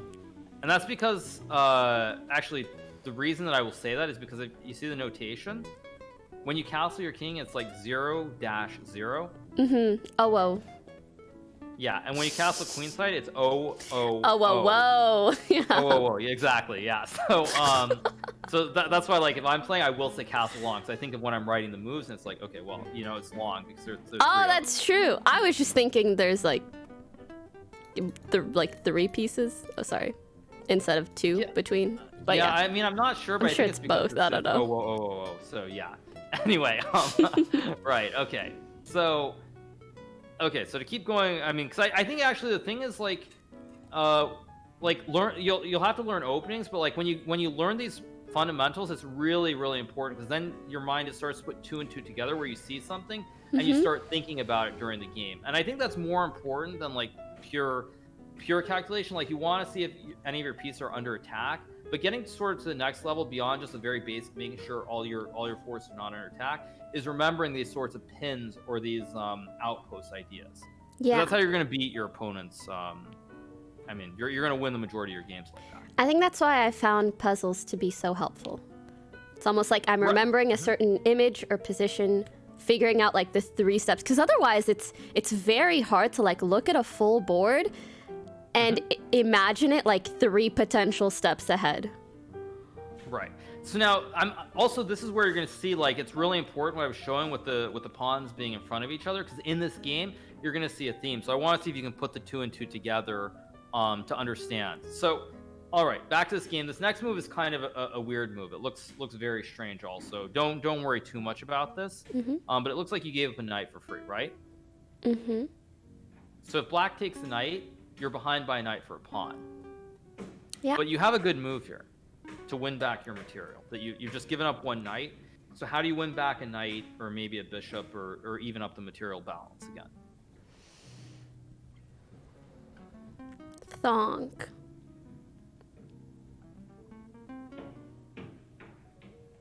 So remember now that you've gotten your pieces out, you've developed your knight, your bishop, and your king. What isn't developed? What haven't you brought into the game here? All of these. Right. So, well, I mean, when I say developed, like when you've castled, in a sense, I know it has kind of been weird, developed, yeah. But it kind of has been. True. Yeah. So mainly these. But mainly these, really. Well, in order to bring this in the game, not all the time, but again, I would say since you're so new, think about it like you have to bring this bishop so you can bring the rook to one of these center squares. So how would you develop this bishop? It's just awkward because he's currently blocked. Oh, this is a double attack. So yes, this is a double attack, but this is like the traditional fork. So this is the difference between like the double attack and the fork. Oh, sorry, traditional fork, because I will probably take one or the other. Right. So a fork means when you attack like a bishop and a knight. Now another example of a fork, let me just make some random moves. Is like you can do this, and this is also a fork with the pawn because you're attacking the bishop and the rook, and black's gonna lose one of them. Yeah. I mean, if I could, I would just move my rook and then move my bishop. But you can't make 2 moves in a row. So I can't save both the bishop or the rook. But the traditional fork is it's almost always in the center of the board where it's a pawn that's attacking the bishop and the knight. When you traded your knight here, did you already see this? Well, this is not my game. This is a game from 1857. But yes, the players did see this in the game. Yeah. I just mean like prior to today, I would have a hard time, imagining this before trading my knight. Yeah, I mean this concept. I don't think you're like taking a pawn to fork the knight and the bishop here in the center. I wouldn't even really think about it that way. I would say though. Let me give you another example. I'm just again disregard these opening moves, but I'm just gonna make some moves, okay? So I'm just gonna make some moves because this is a more traditional one. So I'm gonna go here. So try to make a fork in the center of the board with the white pieces. You're playing white here.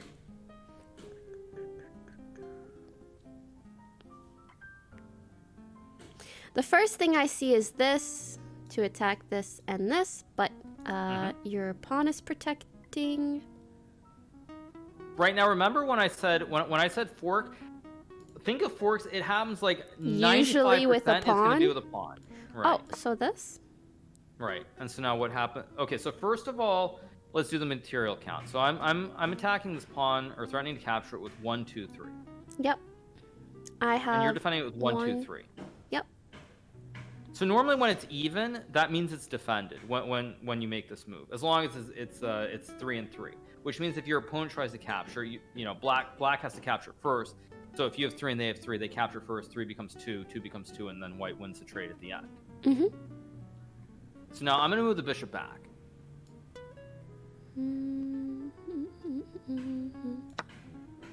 Okay, but remember I wanted you to show me how to make a fork here. Another one? Mm-hmm. So how do you make a fork? Yeah, actually, you know what? You're right. Pawn takes pawn. This is a fork. You're right. Actually, I didn't realize this is a fork. You're attacking 2 things at the same time. But also, so you you can actually just this take... is like partially correct. But when you take this pawn, I just take back. Yeah. And it's 1 pawn for 1 pawn. Yeah, so it's not really a fork. Normally, when you make a fork, you're gonna end up ahead. I'm trying to think of ways to fork, but that is not defended, because it just seems like so much is defended here. Correct.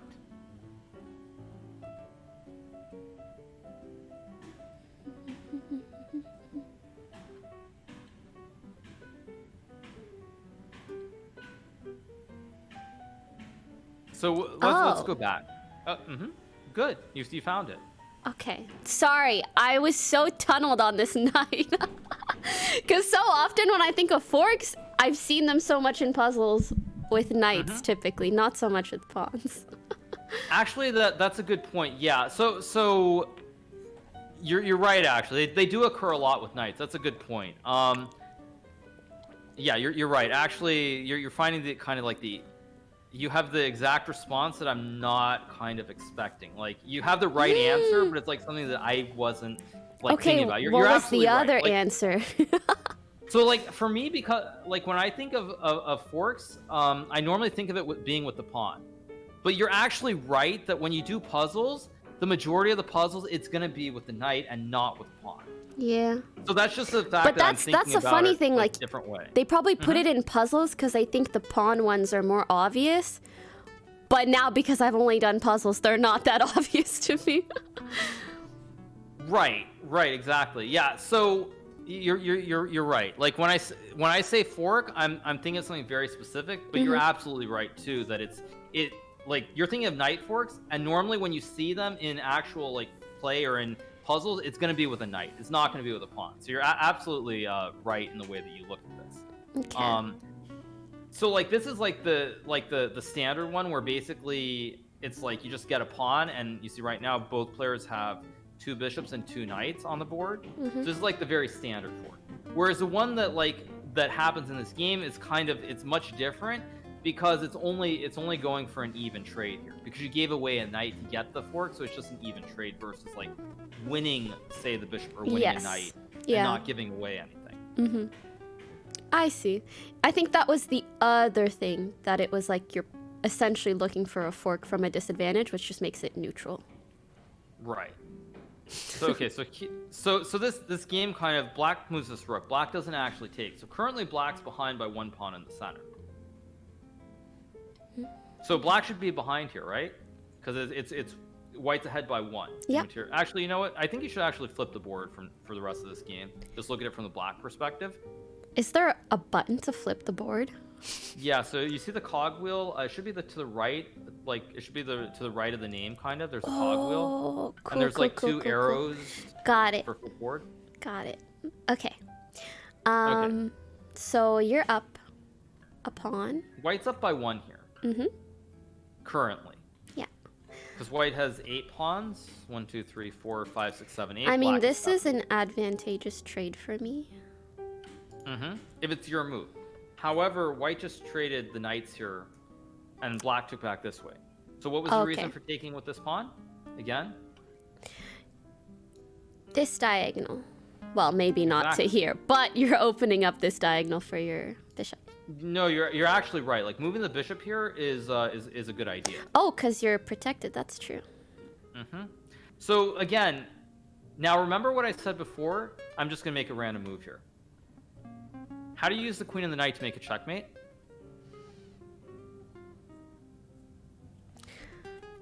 I think you first have to like force. Mm-hmm. Now remember One of before these I told you the squares that the 2 pawns that you want to attack with the knight and how you want to make a checkmate. Now it was with the colors reversed, so it might be a little bit harder to see. But do you remember where the knight and the queen were going earlier? Make a checkmate. I do remember. I believe the knight was here or. So what I'm gonna say, and I've said this to a few other people, but like, trust your instinct or your first thought, like what you think it is. Like you have the right idea. So where should you put the knight? Honestly, I want to put him here, but I don't. That's not. Oh wait, I guess that's fine because it's defended. So yeah, you want to be aware that when you like move a knight like down here, that it's not going to be captured for free by like a queen. Mm-hmm. But yeah, this is correct. So let's just say I play a random move. What's your next move? I would like to. I'm either. Oh wait. Okay. I bring my queen out, and then I have checkmate in 2 if there isn't anything you can do. Mm-hmm. Yeah. Okay. Yeah. So like. I'm sorry. I was like trying to think through. Okay. Well, I guess if you saw this, maybe you would take, but then I take, and either way, that's good for me. So sort of when I like give you these sorts of test type of questions, normally it's like it's not so that you calculate, it's so that you see a pattern. So it's like once you see this pattern, so like what I would say is like you're very new, so probably it won't come right away, but like if you were to see this today and like tomorrow you were to see these ideas of these checkmates, it'd be one of these things where it's like, you know, if I asked you like 3 days from now, it's like, how do you make checkmates with the queen and the knight? You're gonna be like, well, it's gonna be on like these 2 squares, or if you're white, it's these 2 squares. And so it's like, it's that sort of, it starts clicking and you start seeing that right away. And then when you're in the game, you'll start seeing these ideas of making the checkmate. These opportunities, because you've seen the repetition of seeing these patterns. Actually, this is especially helpful because typically when I see someone castle, it is like partially demoralizing because it feels so difficult to break through that. But seeing ways of doing it like this makes it a lot easier to visualize. Right. Well, that's good. That's very good. That's what you want. Is sort of because like I think you said this before. I think when you were doing puzzles the other day, like I think we're saying you want to be like defensive. I actually have the opposite. I kind of have like the opposite attitude, which is that since you're so like you don't have a background in chess, right? No. Sorry, I mean, did you like play when you were younger, or is this like literally you're starting from scratch? I played maybe a little bit in like elementary school, but to try to explain how little I knew, I only learned about castling within the last like week once I started getting into chess. Right. So it's definitely just like learning what the pieces do.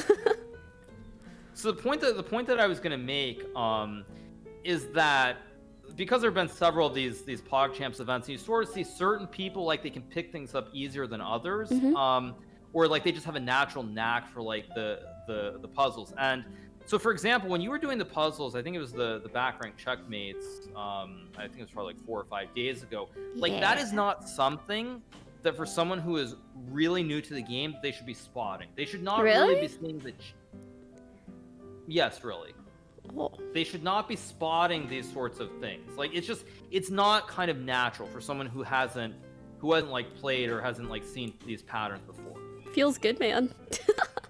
It should. It's not normal, so it totally should. When being not normal is good, nice. Well, okay. The simpler way is just being naturally gifted, or like your mind can put it together more easily. I feel like probably my biggest advantage or strength when it will come to chess is just being able to memorize things. So I feel like when I see, for example, back rank checkmate, that I'll be able to spot pretty easily later on. Right. Like I said, you're assuming everyone can do this, but that's Yeah, I not, really thought it the was case. simple. Well, Yeah, feels no, I good just to mean hear that that. it's Thank not you. the case. So that I'm just saying, like, you have a natural talent for that, which is why I actually think when you start looking at openings, you should not be playing more defensively. You should actually be trying to play very aggressively and very tactically. Okay. I think I will have the confidence to do so when I like learn more sequences, like how to checkmate with a knight and queen, and then maybe I'll be able to see them. Yeah. Exactly. So now to give you an idea of how much the game has changed, this game, which was played like 150 years ago, these were like the best players of their time, literally the best players in the world at the time, and this move that I said, this knight move, is still the best move here. But the players back then, they didn't actually, they didn't have the same understanding of the caveman brain. Right. Now we are sophisticated 2021 brain. It's funny that you say that. A lot of people who they would be very upset because this player, the American player who had the black piece in this game, is considered one of the best players of all time. By the way, that was just a joke. No offense to the, genius brains of past chess. Right, exactly. But a meme. Right. So okay. So anyway, the moves don't really matter that much, but you'll see when you get to this position. Look at the development. So black has these pawns here, which aren't always great because they're double. What is that called again? Stacked pawns? Yeah, stacked is fine. If you're being like really proper, it's called double pawns. But stacked pawns, I mean, if that's easier for remembering, then you should use that. Okay. So now, in this position, if you look at the bishop, this bishop is very good towards where the white king is. Because it's keeping an eye on this pawn in front of the king. And now another thing is, I'm sure you haven't heard this term, but what a rook lift is. A rook lift? Right. So let me just put let me go. You know what I have heard? Okay. Rook bros from Leslie. So now when you're saying rook lift, I just imagine two bros lifting together. Okay. So when rook bros, I think, is when the rooks are one on top of the other. No, that's fine. But actually, I'll show you that first. So what that means is we would call it doubling the rooks. So that would be like, for example... You mean when they're like... I thought that was also like a battery, or is that 3 things? Battery is different. So, well, it's basically when you get two rooks on the same file like this, it's called doubling. You say like doubling the rooks. Or, for example, if you get like 3 things, like 2 rooks and a queen in any sort of order, that's generally called like tripling. Wowie. What is a battery then? So battery is, it's when you line up a checkmate. So for example, this is where like, now like when you're trying to make a checkmate with a knight and a queen, almost always it's going to occur like on these 2 squares, next to the king. Yeah. So battery is when you do something like this. And you create a checkmate threat with a queen and a bishop. Got it. Oh, I didn't know that was called a battery also. Got it. So now, actually, to use this as further example of battery, can you find a way, I'm just going to make a move, to line up another battery as black? Actually, I have to use the restroom. I'll be right back. Go ahead, I'll just be braining over here. Okay, we're trying to line up checkmate. I feel like, to checkmate here, I want to get my queen... Okay, my queen somewhere around here, but then I would also need to move my bishop, but I would also need to do like 3 moves, which is quite a bit. So I'm trying to see if there's anything else. I can't attack here because it's defended. Is there anything else that I can use?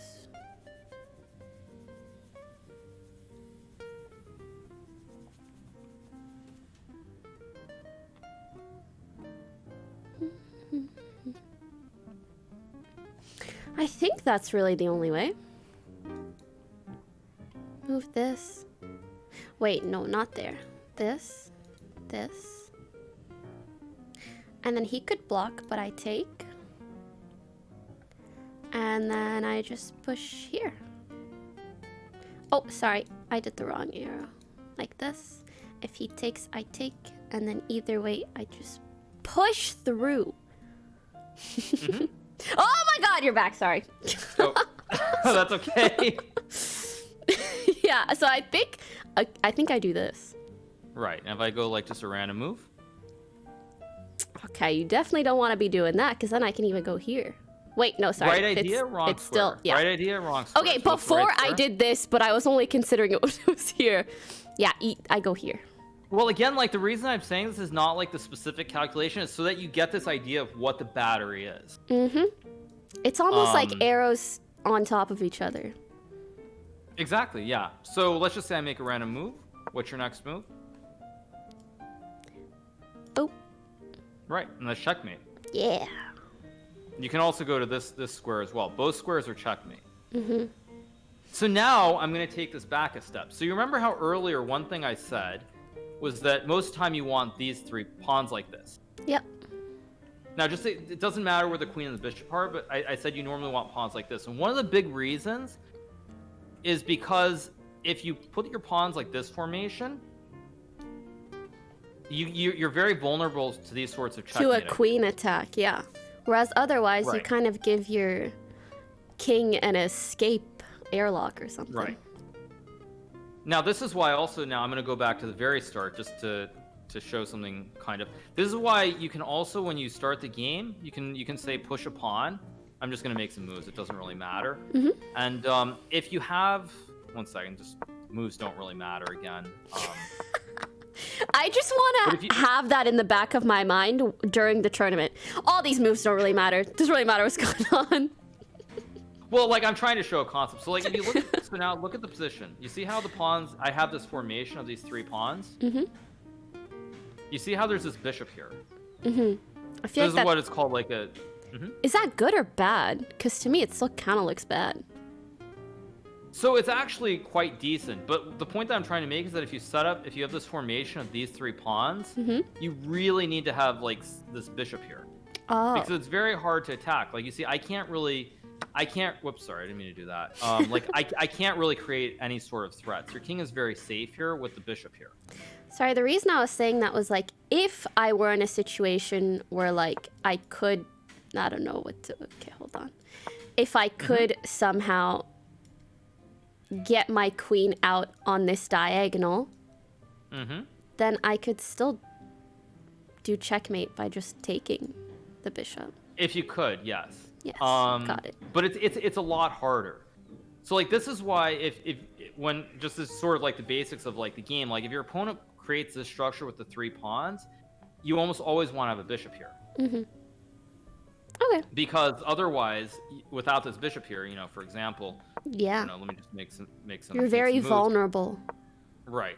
So actually, can you create another battery to make a checkmate? Okay, but how are you making a checkmate here? I'm just gonna make a random move. Oh, it has to be the other way around. Right. So can you make a battery? I'm trying to see if there's another one, but I'm thinking queen here. The only thing you can do is maybe this, but I just... Oh, wait, you do have a pawn protecting So actually, again, tunnel on the notion of making the battery to create a checkmate. Yeah, exactly. All you okay. need is confidence. No, I mean you're completely right. Like when I'm trying to show you the concept, it's not about doing like a calculation of if I do this move, they do this move. It's specifically like the theme of what you're trying to accomplish. Yeah, exactly. Got I it. mean you want to put the queen here and create the checkmate. Nice. All right. So, back to this game. Okay. So now, back to this concept of a rook lift. What a rook lift is for example, let me put the pieces on just the normal developing squares. A rook lift is when you try to bring a rook out and you try to bring a rook over to create checkmate threats Okay. towards where your opponent's king is. So for example, you move the rook here. I'm just going to make some normal moves. And now, how would you try to put pressure on this pawn? So this is a pin, right? The pawn can't move, or else the king would be, in check. Yep. Right. So how would you try to put pressure on this pawn in front of the king? Very good. And you create this checkmate pattern. Very, very good. What's another way to put pressure on this pawn? If I could get... But that's 2 moves. But yeah. No, that's the other that's way I actually see. that's great. That's actually very, very good. Is there a way you can maybe use the bishop and the rook to attack this pawn in less than 2 moves?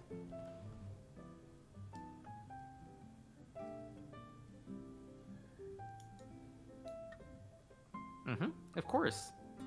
Oh. So I can't take the bishop because then I would lose my Yeah. king. And what happens when I push my pawn?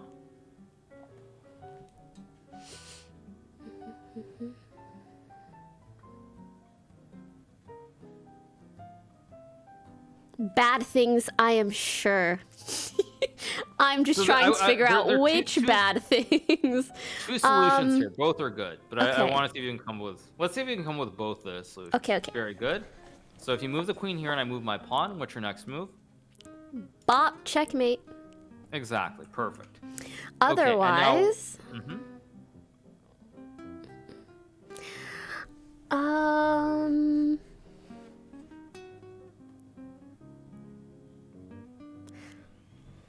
right now I'm seeing like a trade like this, but I don't know if that's Okay, good. so I could first also things just, but I don't think that's good either. Well, in this case, it is good. You can give up because a rook is more powerful than a bishop. It's But a good you trade, actually- but it's not like getting to checkmate. Yeah, so you're in a way proving my point, which is that like you actually don't want to you don't want to give up the bishop for the rook because you want to go for a checkmate. Yes, exactly. So the Which other, is good. Now, I was so you wanted to take the pawn, but I recapture. So now I'm going to Yeah. set something else. Okay, find a checkmate here.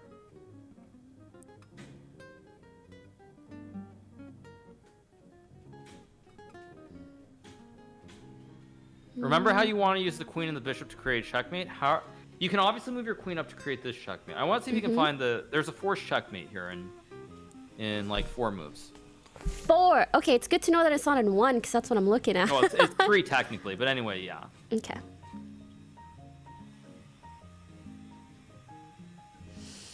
So right now I'm looking, I'm exploring this bishop right here, my good friend. If I take here, I'm forcing your Right. king out. Don't know if that's good or not. I'm trying to see if any sort of trade here is worthwhile for me, but I don't think so because it's defended by 2. You sure?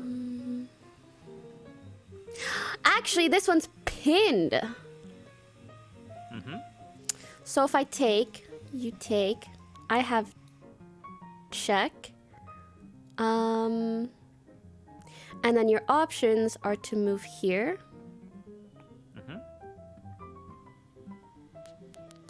Or to move here. If you move there, I can do this, and I have check again. It's just I don't know how I can cover both squares at once. So you have the right idea. Yeah. I think in a situation like this, I feel like I haven't developed my chess foresight. Sometimes in this is- puzzles, I just say, F it, this looks like a moderately good option, and I just work through it. But, yeah. So remember, one thing that's important is when you're trying to create checkmates, generally speaking, it's much easier with a queen and like a bishop versus like a rook and a bishop. Yes. Which was what I just thought of, that like, if I'm gonna throw one of my pieces into the line of fire, I probably don't want it to be my queen first. So if I did this, you, that one's pinned, you take, and then I think I create check, and then I create checkmate. Of course, exactly, obviously. No, that's 100% correct. So when I take, Obviously. Yay! Okay. Yeah, this was something I didn't see right away without your help. But I got right, to but it. I mean, but kind of the point is like, and again, like most people would not see this. Like most people in my chat don't understand how you saw that because There's it's not. no, like, your chat is definitely Pogo, just do this. no, I'm actually being serious though. I'm just saying like it's not obvious. Like I don't really know how to put it in. This is kind of why I think it's very fascinating to see how everyone Really? approaches it. But it's not obvious at all. That Like, is very giving up motivating a to rook and seeing the continue. pin. No, I mean this is not obvious at all. Which is why like now you're making me think about openings and like what you should play in the event. Ooh. Because this is why I'm saying like you're seeing the aggressive ideas to like go for checkmates. Like for someone who hasn't played, like this does not. I mean, you should not be seeing this basically, and you are. So it's very very promising. Thanks. That is really, really motivating. Because sometimes, you know, when I'm just like doing puzzles and I know there's so many people in chat that are like, it's just this, it feels like I'm like lagging behind. But as long as it feels like I'm progressing at a good pace, I'm really happy about it. This is very very good so far. Just like when you play League and everybody in your chat is Challenger, of course, right? Right, yeah. Yeah, chess is even worse, I think, than League in that regard. Like, everyone For knows backseating? what's right, yeah. I mean, then you're lucky to be so good. You can't really backseat someone that is like 0.0000001%. That's exactly why, yeah. That's why it works for me.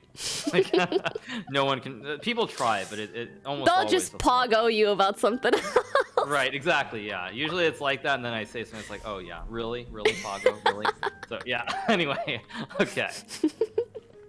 So like when we look at this game now, so white hasn't developed the bishop and the rook, right? Nah, white sucks. Just kidding, that's you. I didn't mean it. No, that's fine. So like here, why does white play this pawn push? What's the idea behind pushing this pawn? You are, I guess, opening up a diagonal for your queen, but not a very long one. I mean, it's decent. And another idea? You could push this afterwards and have it be defended, and you'd be attacking my bishop. Right. So it's sort of like it's like threefold. When you push the pawn, first of all, you want to create these this pawn chain in the center of the board, these 3 pawns in a row. Secondly, you attack the bishop. Secondly, you attack the bishop when you put the pawn here, but let's just say I make a random move. Third, when you move the bishop, you see how now the bishop, there's no threat on this diagonal. True. Triple efficiency. So like I've actually closed this diagonal for your bishop. And then kind of like the last part is that I open this diagonal for my bishop. Yeah. So that I can then bring my rook into somewhere in the center of the board. So I feel like it is almost always advantageous to, like, in a sense, open up your pawns towards the center. You know, whatever, Yeah. and then like that. Yeah. Sorry, you could go back. Right, but like I said, when I said the center, normally that only applies to these 2 files in the middle of the board. Like you don't want to. This isn't really considered the center anymore. Sometimes you can because say, like, these 2 are the center, but most of the time when you say center, it's like it's normally like these files and these 4 squares, basically. Okay. So so now how would you stop white from pushing this pawn forward? Because By think about creating another threat here.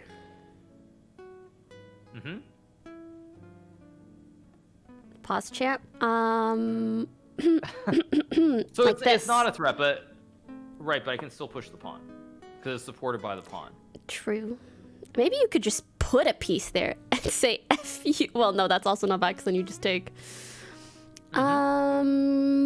You could also create pressure elsewhere. You had the right idea with what you just said, but there's a better, without giving up something. Without giving up away a bishop or a queen or something. It just sucks because my doubled up pawns. So how do you stop me from pushing this pawn 2 squares in the center here?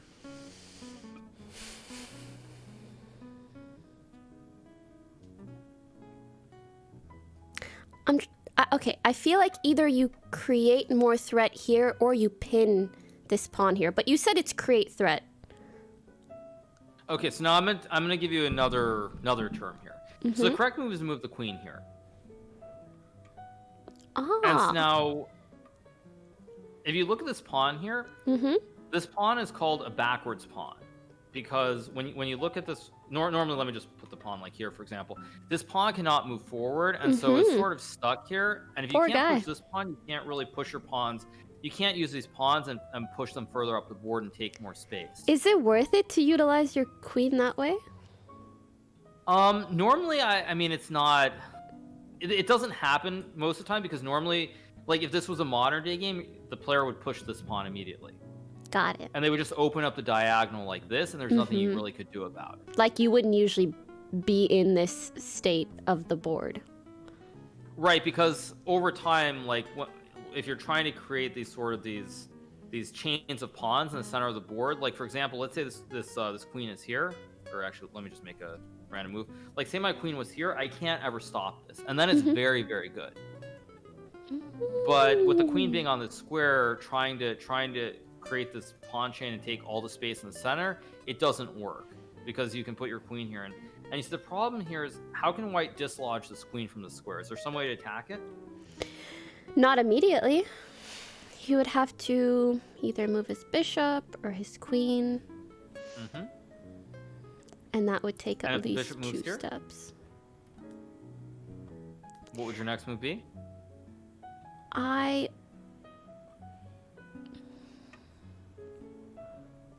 My reflex is to, like, also defend this position, but I'm trying to see if there is just a queen take that is better.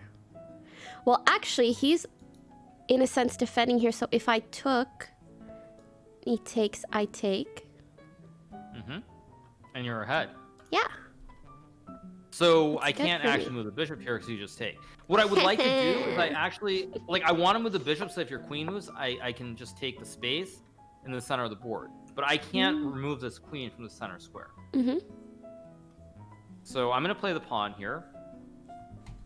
So think about this bishop in terms of diagonals. Which diagonal do you want this bishop on? Like, this bishop is really good here, right? I think you want him attacking this pawn. So where would you move the bishop? Yeah, of course. It's a correct move. Nice. So now, I'm going to play pawn here.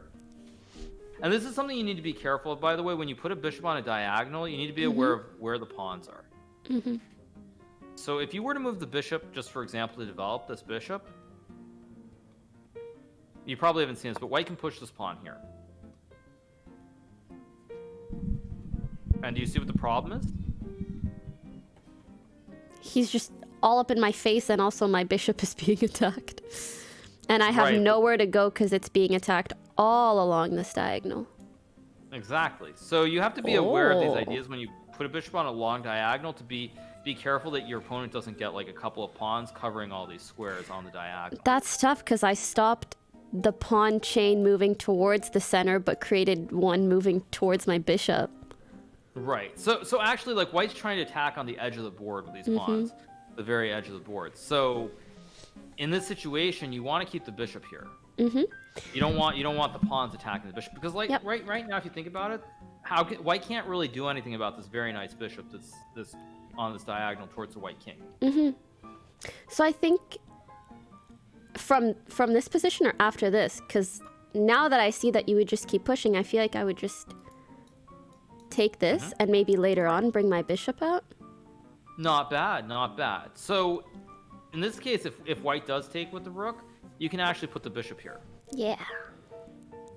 Now, when you look at this diagonal, white has no pawns in the way of this bishop. When you look at all these light squares, like, you just have the queen and the bishop, and this is actually a battery, by the way. It's not a checkmate battery, but it's a battery. But now, for example, let me change. But that's a good trade battery because it's rook, bishop, queen, queen. So let's say I just change the pawns a little bit. Okay. This is actually not good now, because you see these pawns are in the way. So your queen and bishop are not defending each other. They're out of sync. They're separated. Right. And also this bishop, these pawns, like, the bishop can't get down to where this rook is anymore. Like, you could always take, but you just lose the bishop for a pawn. Yep. So these pawns they prevent this bishop from being in the game here on this diagonal. So, like, in this case, though, if you were able to play... Actually, let me play rook a4. If you get this position, it's a very open diagonal. I can't put the pawns in the way on any of these light squares. So it's just your queen and your bishop are really strong. As white, do you just like try to break that up or something, even if it's like, I guess that doesn't work, but Well, you have to be careful. In this specific situation, it doesn't work because, let me just make a random move, because you can take with the pawn. yeah, And even yeah. though the rook is under attack, by the way, be aware of these long diagonals. The queen is currently under attack. So, for example, if let me just make a couple moves. Like in something like this position, this is very strong because the pawn is pinned. If I capture the pawn, I lose the rook. And so this is very strong for white with this bishop on the diagonal. So yes, white would want to try to do that. I feel like pins are going to be so OP in the tournament. Well, 'Cause pins they- will happen in like the majority of your game. Some version of a pin, especially with the bishop, it will happen. Yeah, it's going to happen like all the time. Because I feel like they're kind of the easiest thing to overlook. For maybe Yeah, someone I who's think- not really advanced, you know? Yeah, I think it's easy because it's from long distance. Like you have to be aware that what the bishop are doing from very far away. It's very easy to like focus on. Oh a yeah, couple you of called the squares. bishop a sniper. I like that. Yeah, I think that's the easiest way to think about them because it's just like they attack from really far away. It's very easy to forget that they're even there. So okay, so in this situation, you can't really bring the bishop out because what happens if you move the bishop here?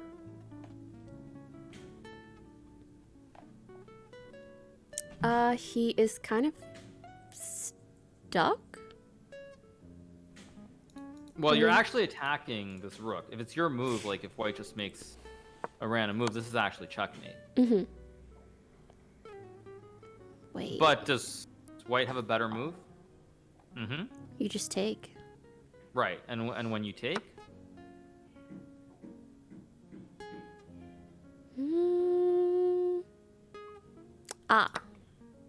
right, and now you've lost a queen and a bishop, and in return you only got one queen. Yep. So you just lost a ton of pieces here. That's not worth. So okay, so in this position you have a great queen, right? It's on a very good square. It's keeping an eye on the rook and an eye on the bishop. Your rook here is also pretty good, and your bishop here is fantastic. It can't. This isn't an outpost, but it can't really be dislodged. Like there are no pawns that are close enough to sort of attack it on these two squares that are closest to it. So this bishop is amazing, this queen is amazing, and this rook is amazing. So which pieces are not amazing here? Maybe even this guy. It's not doing too much. So remember, rooks want to be on open files. Yep. Maybe do this. It's not a bad move. But it the- does but the kind of correct move- block. Right, so correct move is actually move the bishop here. So first of all, this guards his pawn, because right now white is threatening to capture it. You have 1-2 attacking, and you only have 1 defending. True. But after this move, how do you finish your development, getting the last piece into the game? I could double up my broskies, or I could do this. I don't know if that's Right, so that adds up though. generally when you have the what'd you call him? I forgot what you called him. No, it was Leslie. I was watching your lesson with her, and she called the rooks bros or something. Okay, so yeah, like when you have like the bros like this, they're really strong. When they're on a The completely brokies. when they're on a completely like open line, they're really strong normally, like really strong. Yeah. So now I'm just gonna play a random move here. I want to see if you can follow another theme and find a checkmate here. I feel like it's something along the lines of this. Only option is this. Into this. Into this. So yeah, you're looking for a back rank checkmate. Or can I just do that? No, I can't do that. Yeah, so I think it's this. This. Oh, you know what? Let me just do it, and if it's wrong, then it's wrong. Okay. So the problem with moving the rook down is that Isn't I it capture your case- queen. Oh, true. You had it. You sort of started Oh, like hesitating then and it's- double and second guessing yourself. Right. And what happens when I take? this, and you can't take. Right, and this is actually, it's just a back rank checkmate. The king can't go anywhere. So you had it. That's what I'm saying. It's like you have the right idea, like the intuition, like what you're thinking is correct. You just have to like be a little bit more confident. Yeah, sometimes I just tunnel too much on one specific like quadrant of the board, so I didn't see that like your queen was attacking. And legit, the way I counter that sometimes is I just make the chessboard smaller. Okay, no, that's fine. I mean, whatever works. It looks really funny on stream. I'm just playing so like here, what happens if you capture? Why doesn't this work here? Sorry, one sec. No problem. If I capture here, why doesn't it work? Why isn't it a forced checkmate?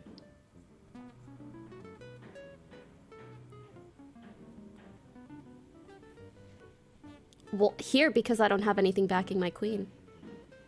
Well, remember what the check. So if I But take after, with the king, after you take, then I take. right. Or wait, sorry, that's not what I meant to do. Okay, so after you capture, what can white play here?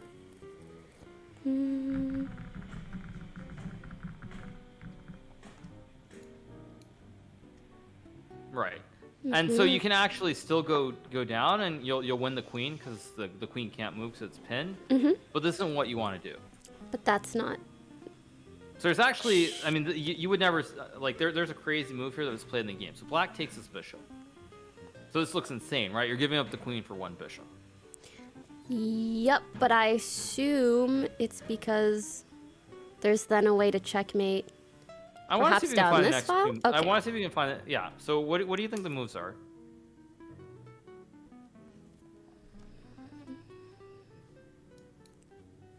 Okay. Yeah, you can play the moves. Okay, but this is me still braining it out. So what I was thinking is check, and then you move here, and then... Well, I don't think this works, because then you just take, and I don't retake. So it must be something else. So do you remember what I said about these three pawns before? Yeah, it's not nice to have them like this. Right. So how do you try to make a checkmate here?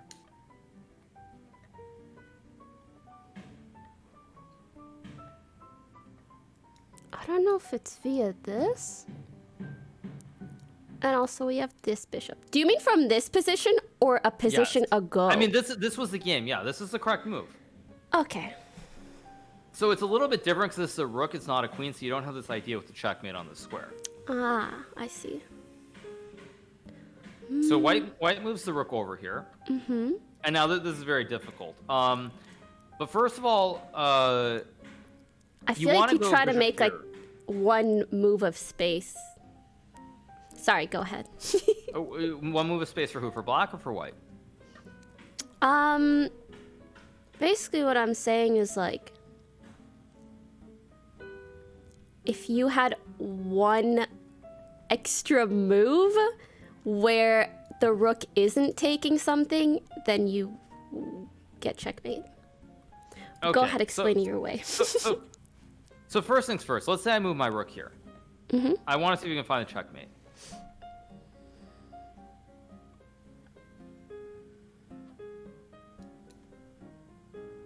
Right, if you move there, I can recapture.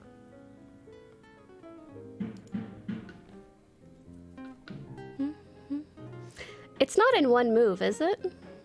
It's two moves. That's okay. Like it's technically three, but two moves basically. Two moves on my end. Yes. Okay. So I feel like it's one of two options. Either I'm baiting the rook away like this, or I'm taking this piece to kind of create more pressure here. So let's see. We'll go one option at a time. Or maybe even I go here. Okay, one option at a time. If I were to take this, I think you're... Now, one thing that I would say is remember, in this position, your opponent has an extra queen for one bishop. So time is really, really important here. Like you can't just make moves that don't count, because otherwise your opponent having an extra queen for one bishop will be able to defend the weak king position here. So are you telling me to think faster and just do it? So sort of like what are the checks like one thing is you want to be always looking for checks when you're trying to attack your opponent. Okay. So it's most likely a check into an extra move, not a setup move into a checkmate. In which case it would be this. And then you... Okay, so I'll show you the first move. The first move is to trade the rooks. Ah. And then...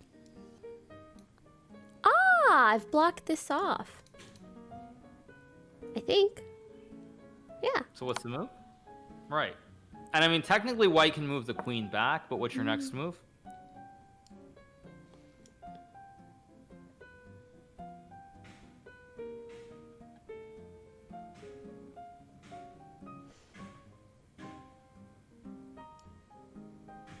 Is it this bishop? Hold on, let me brain it through. So think about all of your pieces. If I take this, I no longer have checkmate or check at all. Or I can. Oh, it's also blocking. Okay, I'm defended here. Sorry, I was thinking the king takes back. Yes. Right. So this is just a forced checkmate. So this is like when. Okay, like, that's when a pattern I have not seen before. Like bishop. Yeah. So defending the pattern, if you've done puzzles that you've rook. probably seen, is I'm just gonna. Well, actually, no. I have a puzzle after this anyway. It's very similar theme. So But yeah, normally when you see the checkmate, the one that you're going to see more commonly than this one is something like, let me see, how can I set this up? The more common theme you're going to see is something, wait, actually, sorry, let's just checkmate 1 second. It's something like, let me just make a couple of random moves. It's something like this checkmate, where the bishop is covering these sorts of squares. Like where you see the I haven't bishop even on this seen side. this before. You did a checkmate. You did Like you did this? you did a puzzle. You did a puzzle. It was slightly different, but yes, there was a puzzle you did. I think it was 5 days ago. Something like I don't remember if they were like there was no other pieces. Well, I mean, I can show you the basic setup of what the puzzle was. You've just memorized it.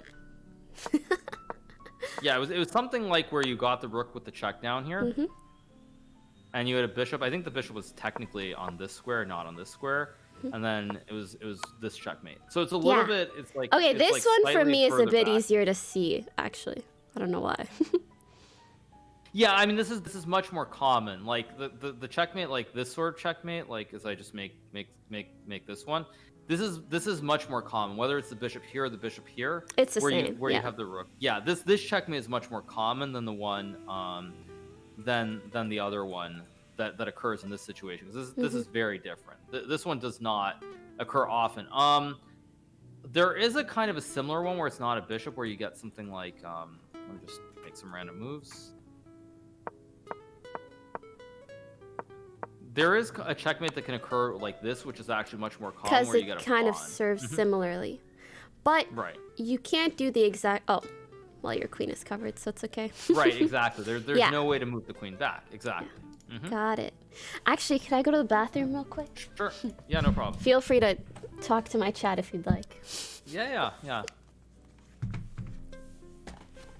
Yeah, so those of you guys who are watching this, I mean, like, what I'm saying, I think it's like, I mean, I guess it's hard to rationalize this if you're so new to the game, so you assume everyone sees all these sorts of tactics or these puzzles. But what I would say is that, like, I think certain people are more naturally sort of gifted. They see these sorts of these sorts of patterns. Like even if the order is slightly wrong or she's overthinking it, like the general notion of seeing what the idea is there. So I think a lot of it is about just having more confidence. Of course, if you're so new to the game, it's not. I mean, it's not going to be easy. Because of course, well, I'm new to the game. Obviously, I'm can't be that good. But what I would also say is, the more I think about this, the more that I think, stop being so weird. Stop saying plug this, plug that, please. Give me a break.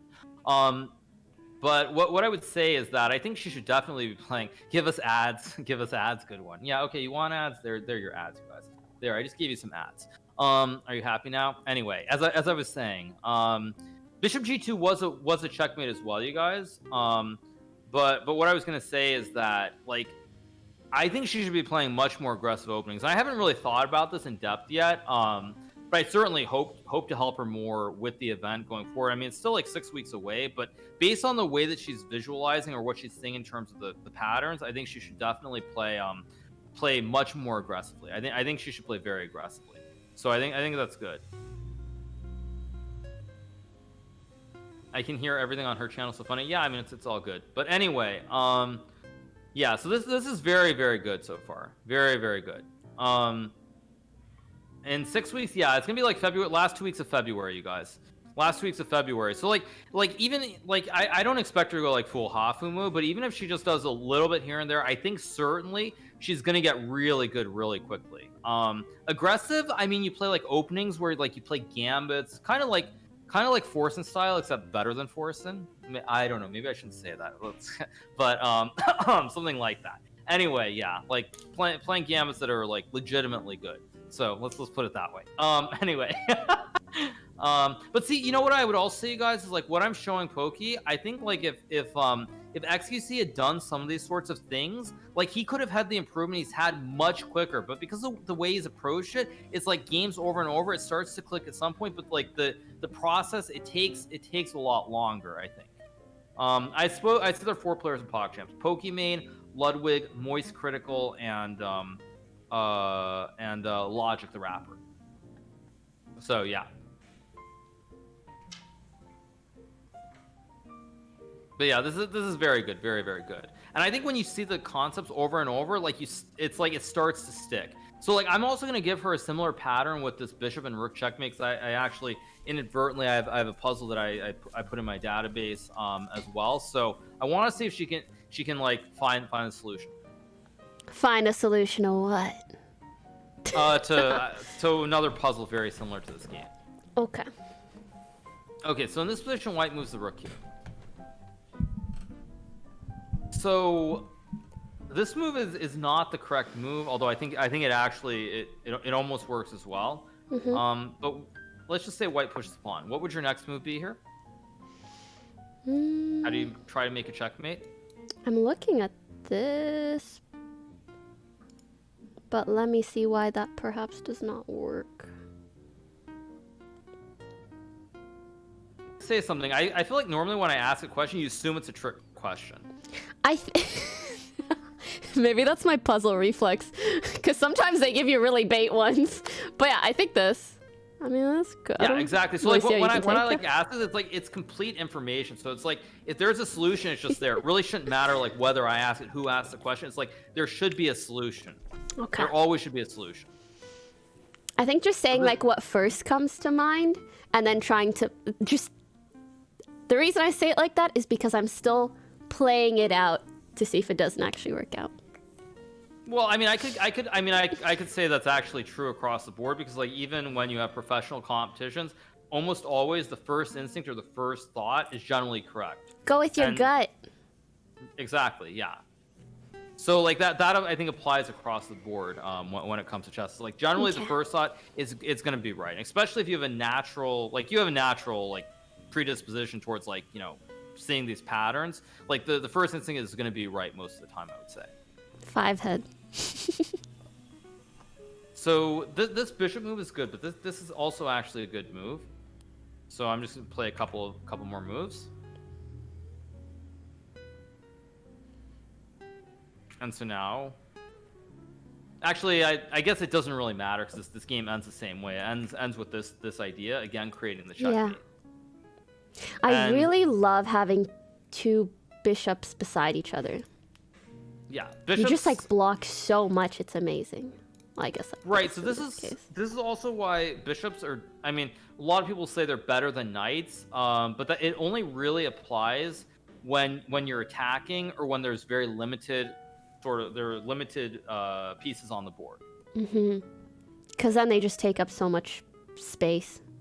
Free real estate. Like, for example, think about this bishop. Like it covers all these squares on the diagonal. White can't really. For example, what white would really love to do is have this rook attacking this pawn here and on an open file. But the bishop here basically prevents that for the whole game. Yeah. Actually, when I first started playing, like a week ago, that was one of the things that kind of bothered me, that bishops and knights are both 3 points when it kind of feels like bishops should be much more.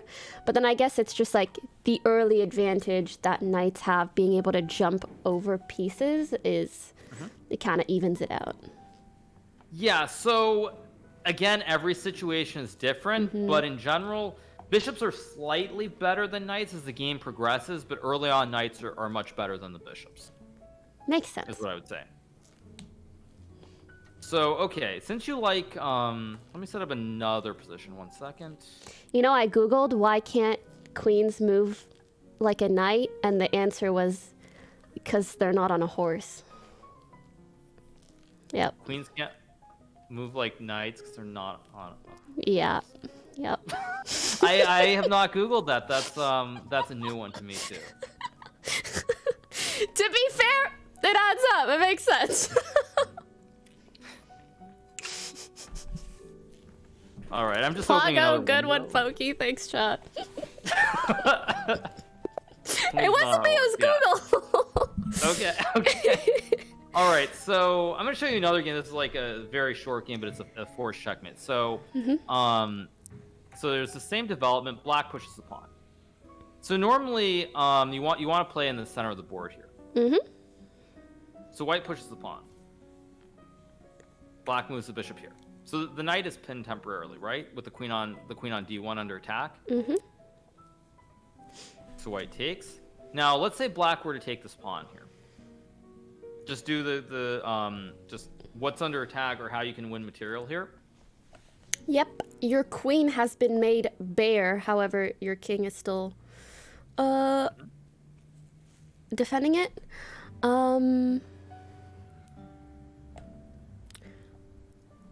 I can take also. So what happens if you capture this pawn here? You're looking at this from the white side, right? Yep. Okay. So what would black's next move be here? Then he takes queen, so I don't take. Well, actually, yeah, but you would actually take with the queen, and this is checkmate. That's even worse. So I think I need to do something about this essentially open file.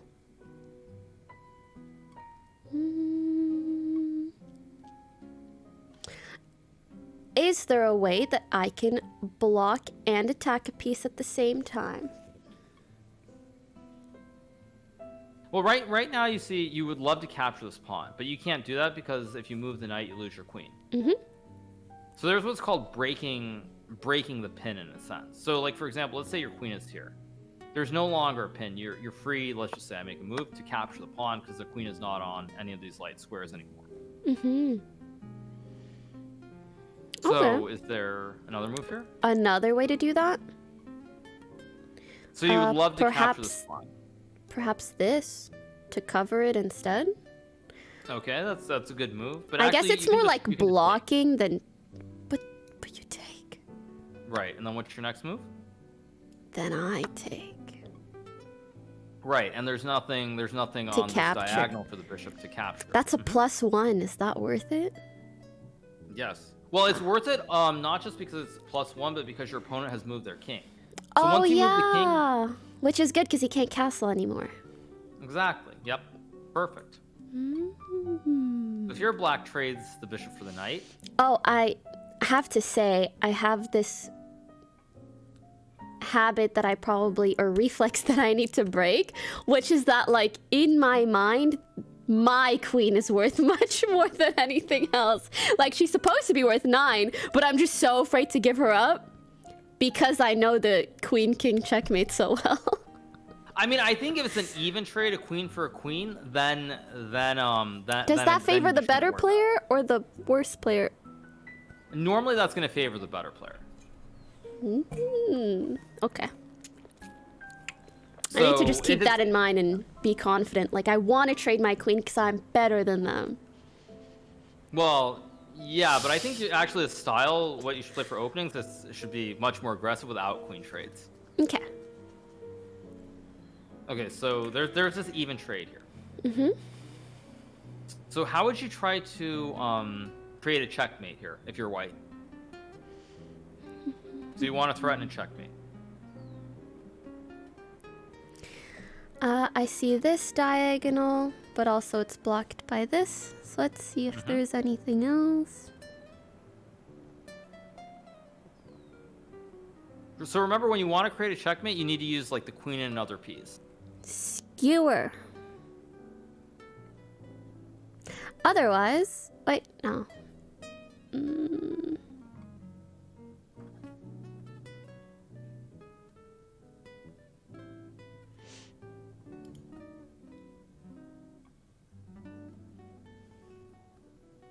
So remember, before it was the queen and the knight. Mm-hmm. So now think about like the queen and the bishop here.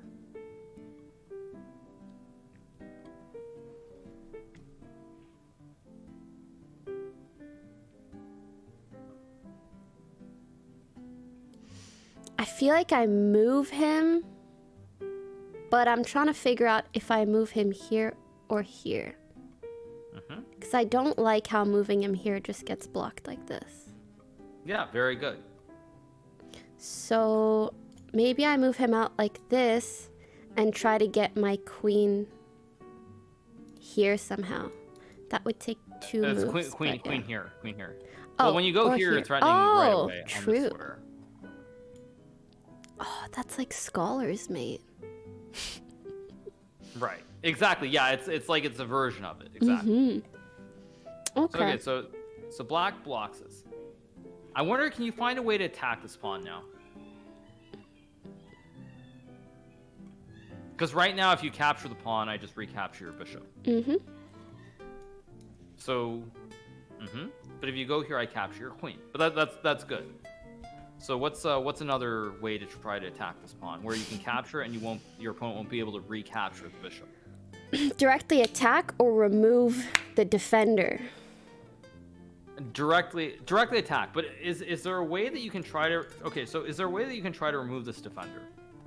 Like this, I think. That's a good move. But if you want to remove it, like if you go here, you move your bishop here and you capture the knight. That's just a bishop for one knight. So is there another And way then to it's try still to? tactics. Right. So you want to remove this knight. Is there another move that you can play here?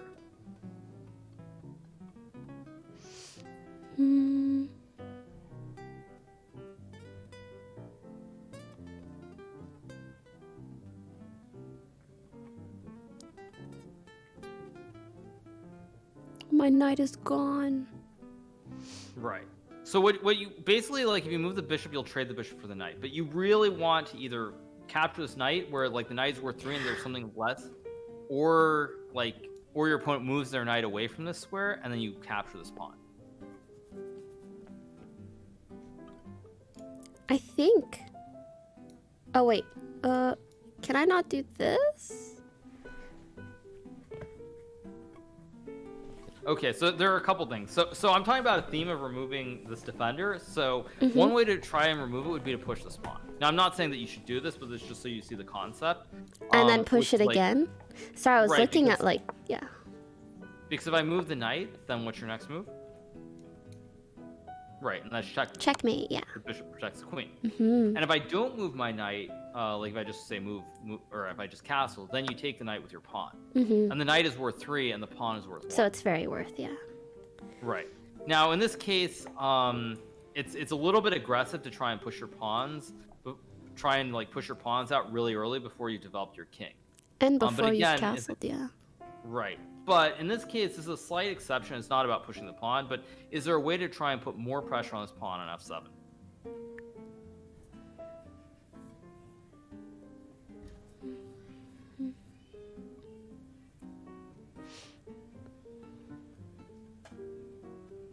The only quick way I see is this. But you can't because he takes, yeah, I know. So I'm trying to think of something else.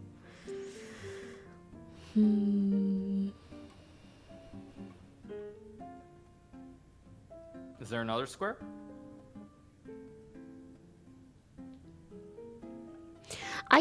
Wait, if I do this, then I am doubling up on it. What's that called? Skewer. I think. It's a battery. Oh. It's the right move. Yes, by the way, sorry, but it's a battery. Skewer is when you're But it's going through two things? I don't know. so like the battery, like here. This actually, why is this so strong? Do you see like what's happening here? You're attacking this pawn. And oh. Ooh. Mm-hmm. Is it What else? still checkmate? I know it's check. Okay, so let me move my knight here. You capture. I move my king. Mm-hmm. Try to find a checkmate. I think. Yeah, of course. Yeah. Yeah, of course. Nothing can That's take. your checkmate. Yeah. Yeah. Wow. This is Very so nice. early on in the game too. Right. So you'll see. Actually, now that you've seen this checkmate with the bishop and the queen, you'll see puzzles that have checkmates like this. But secondly, besides this threat of this pawn, it's a double attack on both these pawns at the same time. Oh yeah. Because you're attacking the pawn next to the king with 2, but you're also attacking this pawn. And there's no way That for is black to undefended. defend both of Yeah. these. Now, I for see. example, let's say we reach this position. Can black defend both these pawns with one move?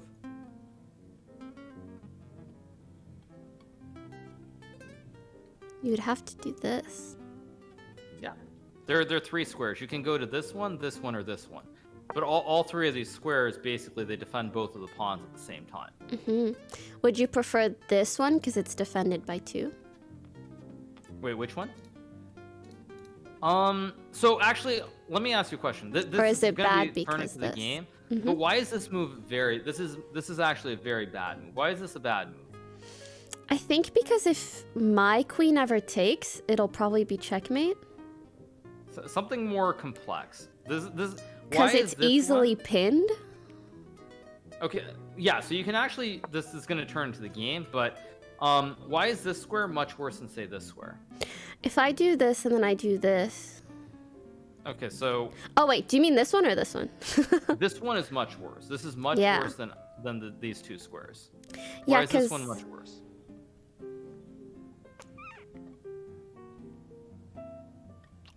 If I take here, your queen can't take right now. I'd have to be here and then if I take. But if I do Right. this, your queen will just take. Yeah, so the reason this one's much worse is because think about this bishop and this rook. Mm-hmm.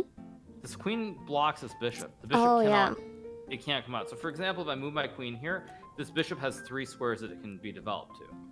True. But with She's this, pause champing him. exactly, yeah, you're pause champing your whole all your pieces basically. True. So, okay, so in the game, black moves the queen here. Now, white probably should have taken this pawn, but they didn't. They moved the knight. Black pushed the pawn. Mm-hmm. So now both the pawns are protected, and white moved the bishop here. Mhm. So what is this called? A pin. Right. So you can't move the knight, or else you lose the queen. Mm-hmm. So black pushes this pawn. White takes. Black takes. White takes here. So white has given up 1 knight for 2 pawns. But if you look at the black pieces, they have not really been developed in this position. At all, yeah. So black goes here. And now, in this is a case where you actually castle the king this way, to the queen side of the board, castling long. So you castle Why long, is and the that? reason... Mm-hmm. Well, so if you look at the position, you see these 2 bishops? Mm-hmm. There actually are multiple pins here. Yep. So I can't move the knight because otherwise I lose my king. Mm-hmm. But also you're threatening to take the knight because let's say I push the pawn and you capture. What happens if I capture with the knight? I capture with Right. the bishop. Right. So this is actually really powerful because there are both the bishops are pinning the knights and the queen, or the king and the queen. Sorry. So black moves the rook here. Actually, let's say I castle. Can you find a checkmate in 2?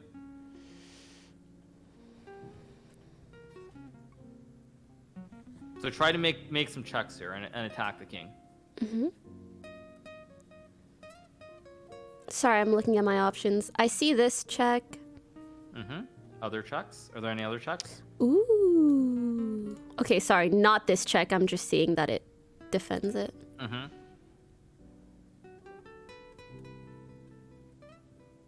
And also just this. Are there any other checks? This. Okay, so this is actually the correct move. And now I move my king up. Because that's the least, like, defended one, basically. If I do this, I'm protected. But I'm also...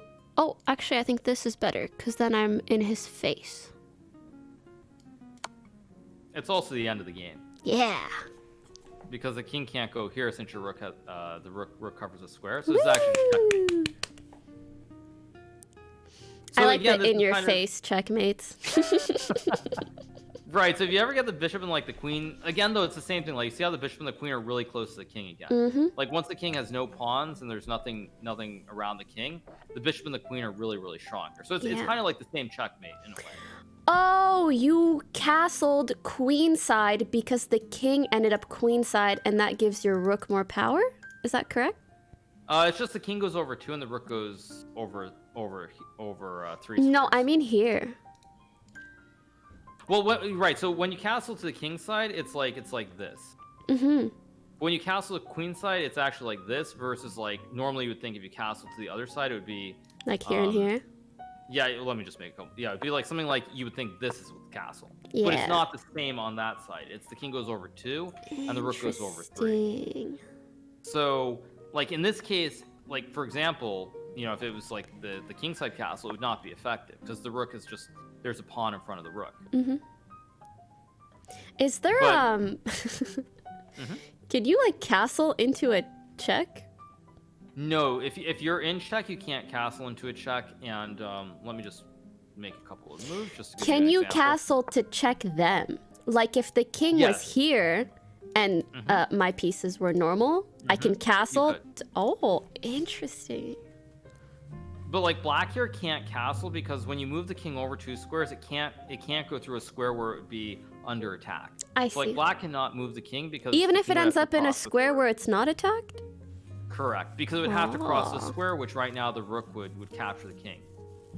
So you can't castle if you're having to castle through a square where your king would be under attack. Got it. But you're right that basically if your opponent's king is like here, you can gladly castle and check the king. Okay. So that is correct. My brain is expanding. You're doing very well. You're doing very well. Am I for being 1 week in a chess? Yeah, you're doing very well. You're doing very well. So black moves this rook over you. to protect.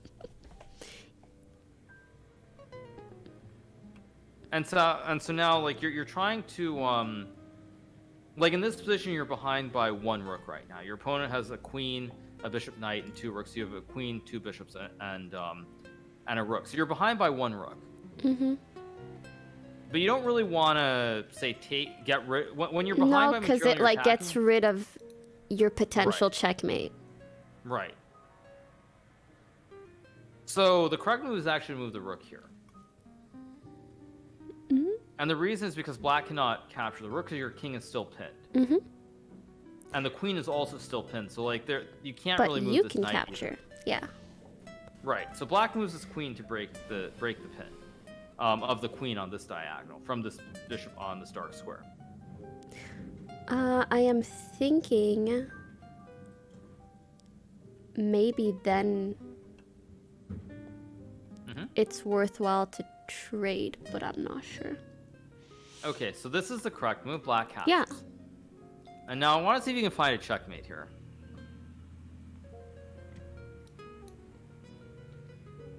And if I capture?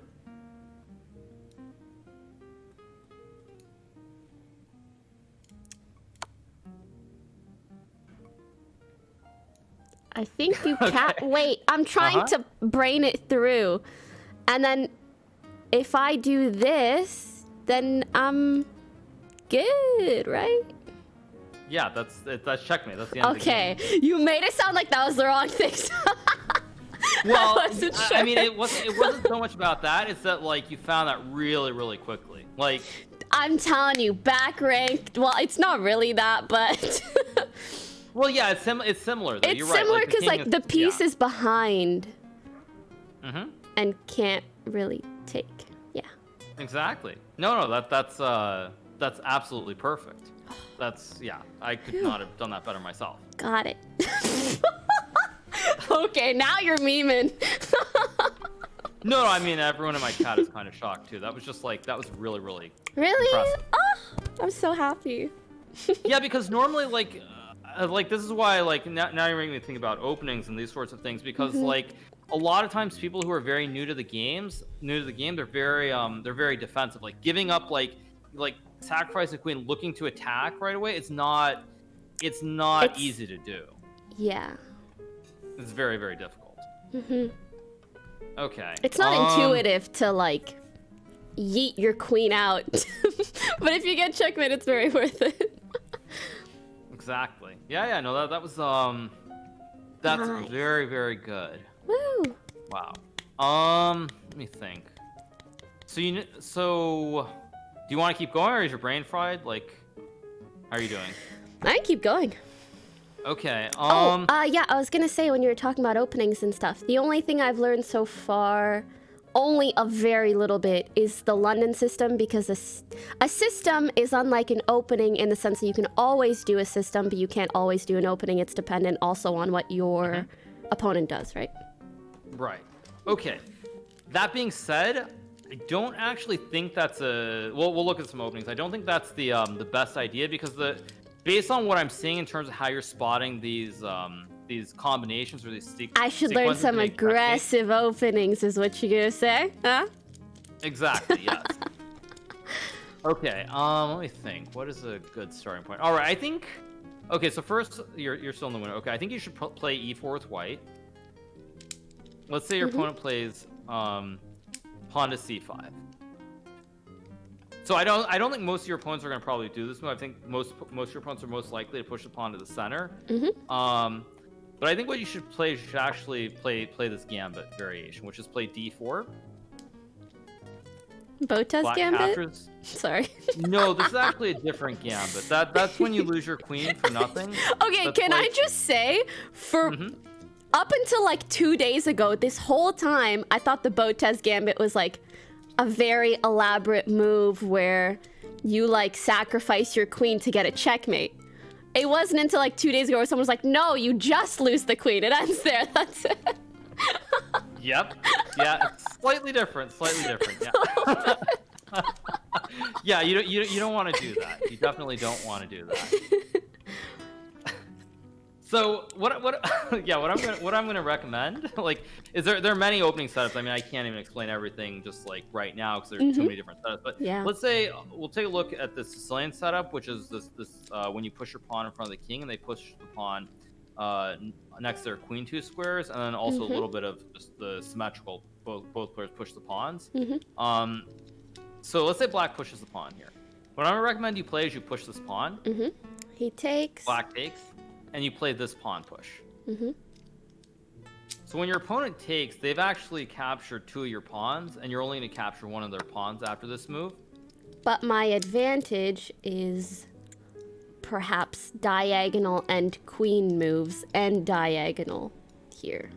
But I don't know what's next. Yeah. No. You're absolutely right. Basically, the biggest reason is that your opponent can develop their knight, for example. And both players have developed a knight. But the big advantage is that you get this bishop on this really long diagonal immediately. And it's the same one that your queen can go to attack the weak pawn. Right.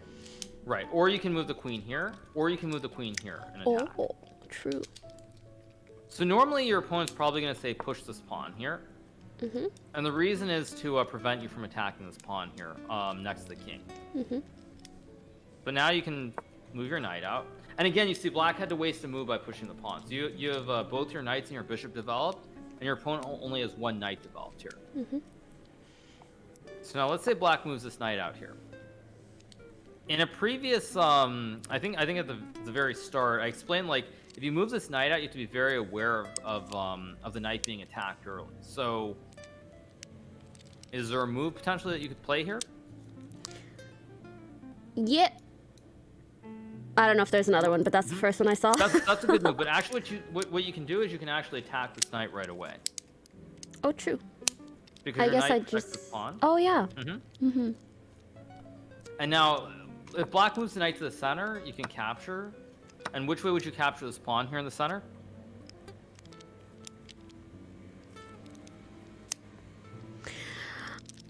Reflex is this way, but I actually think you do queen. And then checkmate, hopefully, unless they have something to counter it. But I don't think so. Yeah, this is completely correct. So is this just like the long bait? The long con? Yeah, so this is like trying to be very aggressive and attack at the very start of the game. Ah. Well. I feel And like so, I will like, have to study that sequence of moves just to see alternate. Well, there's a lot more to Yeah. it. I mean, there's a lot more to it, but it's like just showing the basis of what happens. So like now, just like from a visual, like kind of when you look at this bishop here, you see how it's on essentially an open diagonal. Let me just move so I can illustrate it better. It's on this diagonal that's completely open. So the bishop is attacking towards the pawn here.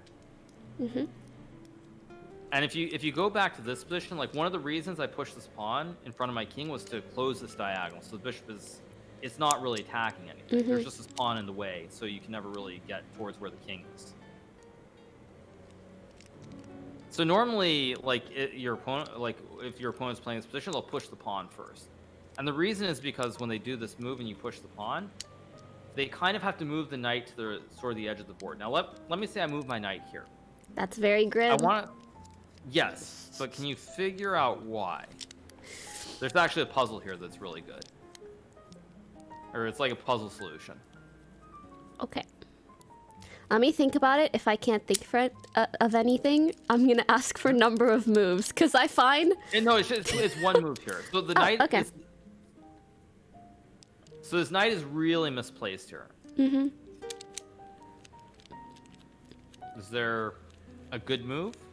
Try and win the night? I think so. I am thinking about a couple things.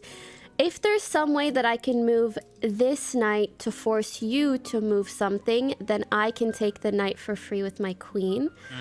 I see a little fork right here, but I mean, you take and I take. Yeah, so not really. Well, I guess maybe I just move him here. And then I'm kind of attacking these, but I don't know. It's not a bad idea. Or I move, him here. And then I'm attacking these two, even though they're defended.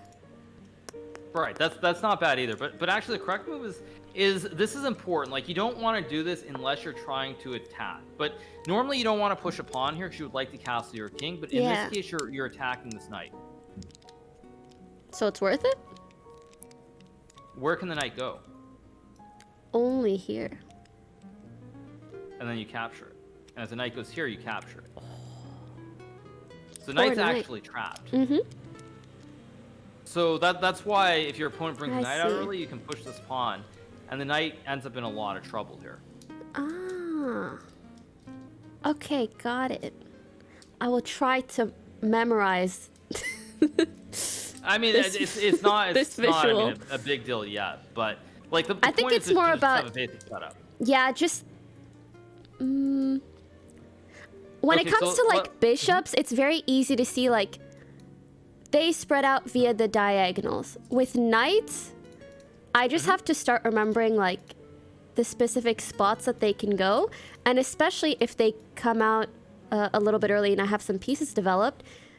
And if he does this, he only has 2 spots to go. And if I can remember that visually, then I know where to push to trap them, essentially. That's what I'm saying. I need to But I think the reason that I like the setup as well is because like it's a very easy. So normally black's probably going to push a pawn to prevent that. So like they can push this pawn, you castle, and bring the knight out. Because normally black wants to develop, but if you can force the knight to move at the very start of the game before you can bring the bishop and get your king out of the center, it's very bad. But the development is very easy. So like when you have the white pieces, you will move the queen here. Black will move the bishop, and you'll actually move the rook here. That's so nice for my rook. Also because you're pinning this pawn potentially. So like if black castles, you could maybe even play a move like this. And if black captures a pawn, you lose the queen. True. I also am able to bring my bishop out on this Okay. nice And diagonal. when I push my pawn here? I think well, okay, let me see for a second. I have 2 ways to take. If I take like this and you take, I take. If I take like this and you take, I also take. But I think I take with the bishop because if you don't take because you're pinned, then I can... Yeah. So actually, you're right, but here you take with the knight, and not the bishop. And the reason you take with the knight is because you see these bishops again. They're on these diagonals towards where the king is. Ah, got it. So here, no, sorry. After this, this, take. As black, what do you do? I mean, you're just doing very well as white. But Yeah. to sort of build upon this, let's just say I move my bishop here. So this is a sort of a reasonable move because I want to take away this bishop. It's really, really dangerous on this diagonal. So now I want to see... Okay, so you trade the bishops. And now you take this pawn. Let me take. And what's your next move?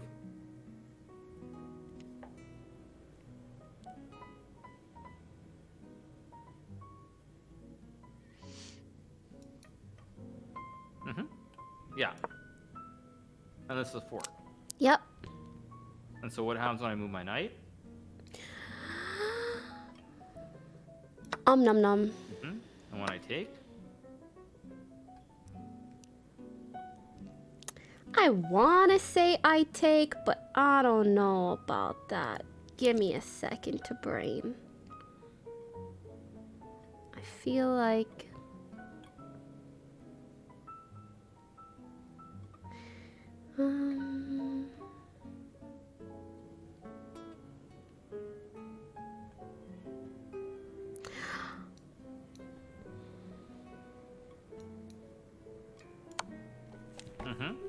And what happens when I move my king?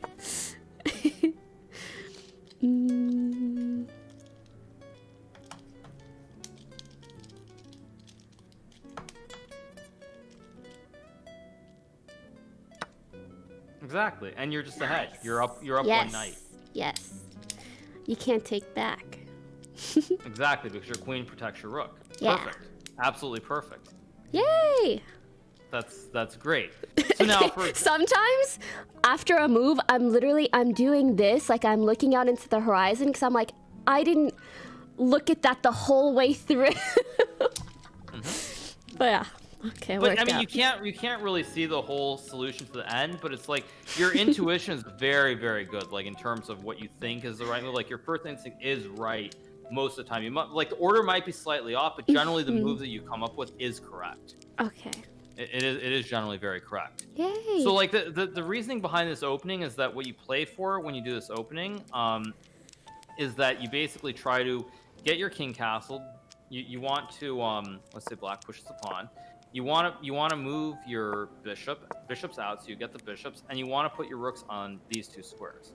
So in black castle, you go rook here. By the way, why is it that you decide to do this rook and not this one? Very good question. The reason for that is because you'll notice, let me just put the queen here, is that this is actually, it's not a completely open file for the rook. There are a couple pieces in the way, but at some point down the road, you're probably going to move this knight or move this bishop and try to put pressure with this rook. So if you think about it from this standpoint, let me just put the rooks on these 2 squares. The rook here is behind this pawn in the center. You're kind of blocking your other Right. broski. Exactly. Got it. So normally what you want to do is like you want these rooks on these open lines. So like if you think back to what I said at the start, I'll just make a couple of random moves here. Like, you know, if you remember, there was that example I gave before where you wanted to push a pawn and open the line for the rook. You wanted to open this file for this rook.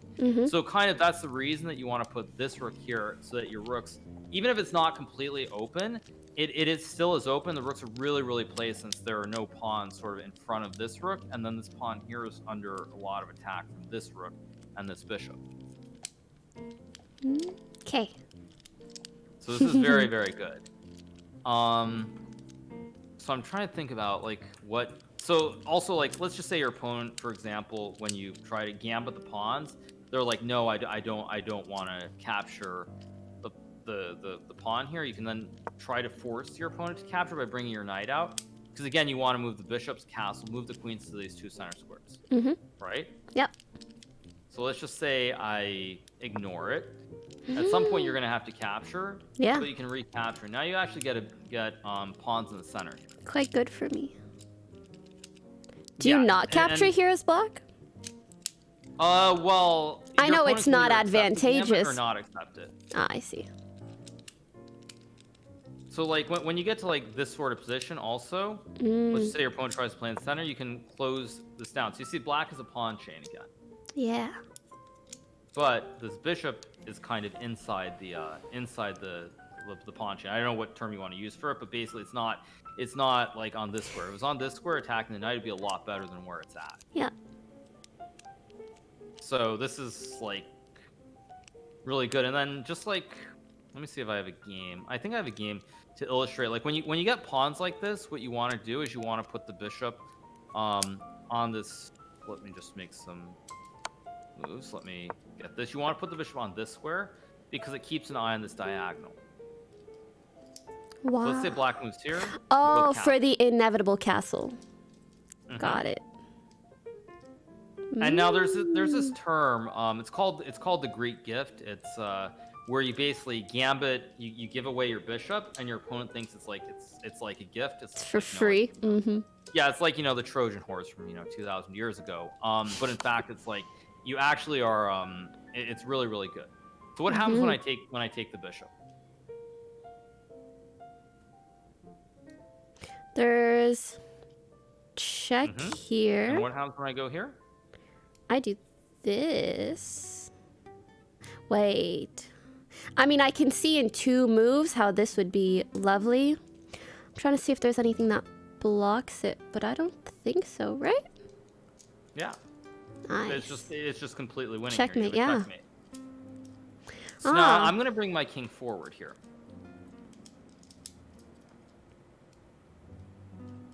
So now you can't really bring the queen out, but I feel like this is a really bad position for your.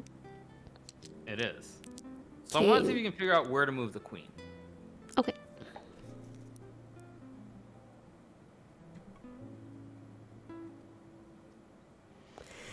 My first thought is to move her here so she defends and also is kind of pressuring the king.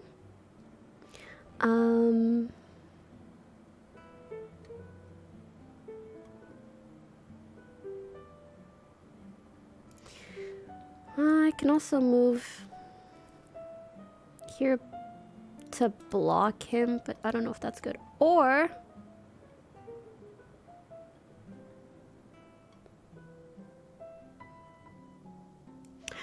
here. I was trying to think of like defending the knight diagonally. Or so again, if what I said this, before, I think you take. So well, the bishop actually is protecting the knight. Oh, that's true. I was so tunneled on the queen. Well, I said it's a queen move, so it is a queen move, and like I said before, your original instinct was correct.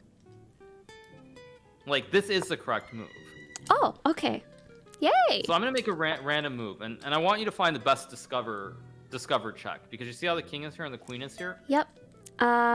Discover check means that I need to move the knight out of the way. I assume that I need to move him in a place where he is, like, the king can't capture it ideally, but also a place where he's blocking off a lot of space for my king. So let's just see here. He'd be blocking off here and here.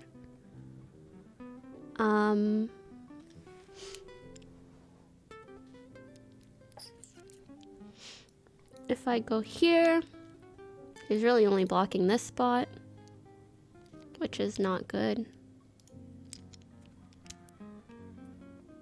So again, confirming this is knight move, right? If I do this, the king can take, which I don't like, because then he's moving back. But maybe moving back is good, because I trap him, I think. Well, think about it this way. If you move the knight backwards, I'm just going to retreat with my king and get it back to safety. Right now, the king's sort of been lured out from like its nest here. Like, the king is out in the open. Like, I'd love to get my king back to the square right here. Yeah. So, I want to say it's this. So if you move the knight here, I can move my king backwards, though. And I'm, Either again, way, heading yeah. right back towards this, toward the square that I want. I'd love to get my king behind these pawns where I have more defense. Then do I maybe take one of the pawns to ruin your defense? So what are the possible moves that you can play? I guess that's the easiest way to Yeah, think it through. here. Oh, maybe this is quite nice. Here. Let's see. Okay, so which one do you think it is? If I do this, I am blocking off quite a lot of space. But also the bishop can take. But that can't be the move that you do because you're in check.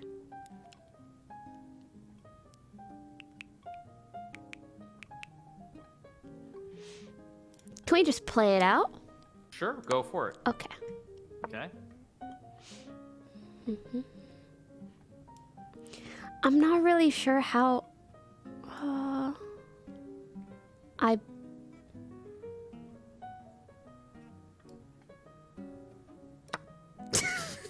You could but I do don't that. get check. Yeah, I don't Well, get I check think that way. you need more experience with the knights because you have a better move. Yeah. You have a much better move.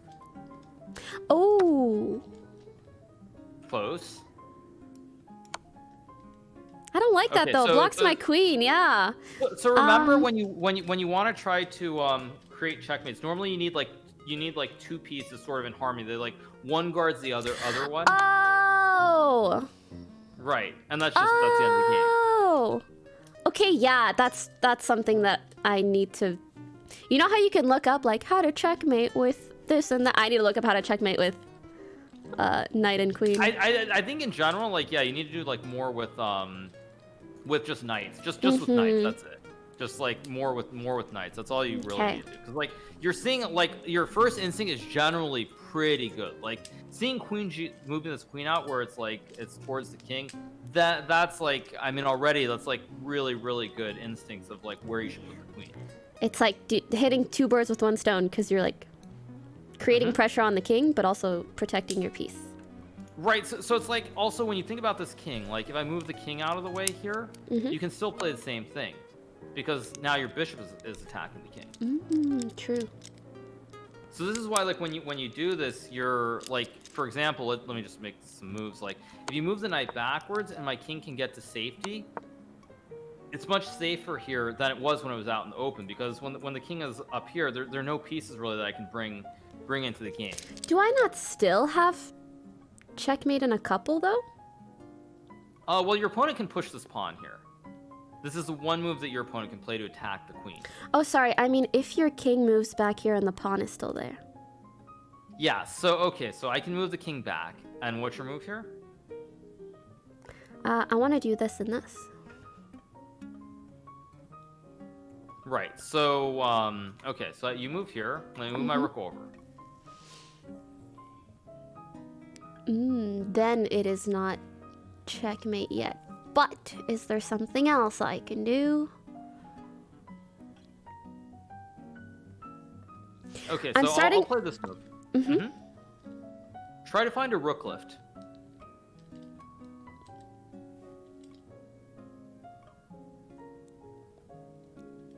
A rook lift on my end? Wouldn't I need to get my rook out?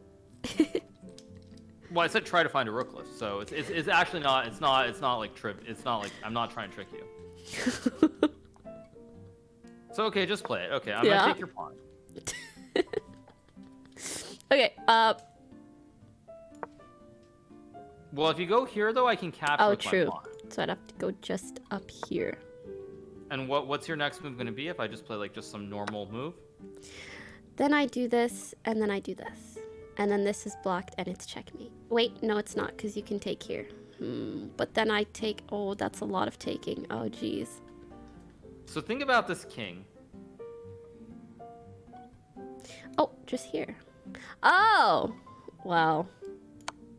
Yeah, let's just check. King has nowhere to go here. Okay, sorry. Can you tell me the definition of a rook lift again? So rook lift is normally when you bring a rook into the center of the board, and then you bring it up either to like this square on this third row or the fourth row, and then you're gonna swing it over to one side. So for example, let me just make some random moves. For example, a rook lift could also be where you're gonna swing it over to this side of the board as well. But it just means you bring the rook up and then you swing it over to one of the sides. I see. I was thinking a rook lift, like where I'm lifting up another piece. But okay, I get it now. So yeah. A bro lift, you know, bros lifting together. But here it's just the rook doing all the lifting. Exactly. So one last thing. So let's say you move the rook up here, and I'm gonna move my knight here. So I'm attacking your rook. I mean, I still do the same thing, don't I? And now when I block.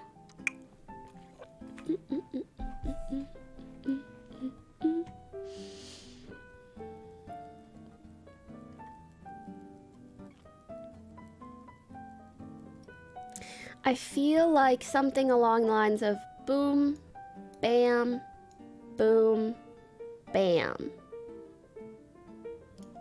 Let's just see what happens there. Yeah, that's the end of the game. Oh, nice. Okay. Yay. That was my like instinct. I wasn't sure if it was good. Yeah, I mean, like, yeah, I'm not even really sure what to say. But what I would say in general is like, your instincts for attacking are really, really good. Like, this is like why I was saying, like, if you do these puzzles, more and more of them, like, it's all gonna sort of come together because you're already seeing these checkmates that I would not really be expecting you to see at this stage since you're so new to the game. There's potential. I mean, yeah, I'll just say that. I don't want to like put too much pressure, but I think like you're doing very, very well. This is like really, really good for 1 week. This is like extremely good. So okay. Yeah. Let's do a couple more things. I don't want to fry my brain too much. I feel like I'm gonna hit a point of like, I can't intake more information. I mean, like, actually, I don't think anyone else that I've done like collaboration with has like lasted more than 1 hour. Like, everyone's like, they're just done after 1 hour. So like already this is like really, really impressed. Yeah, I think it's just because I know there's so much to learn. I just want to like keep listening, but there is kind of like optimal amount of time to learn. At some point it just kind of falls off. Well, I mean, it's like actually like even me as like playing it professionally. Like some people, they can like look at variations like memorizing for like 10 hours a day. Like they'll actually like be really insane like that. But like I know like for myself, after like 3 or 4 hours when I do like in a professional way, like I just like I zone out completely and it's like I don't remember anything. So everyone's different, of course. So okay, all right. So let's look then.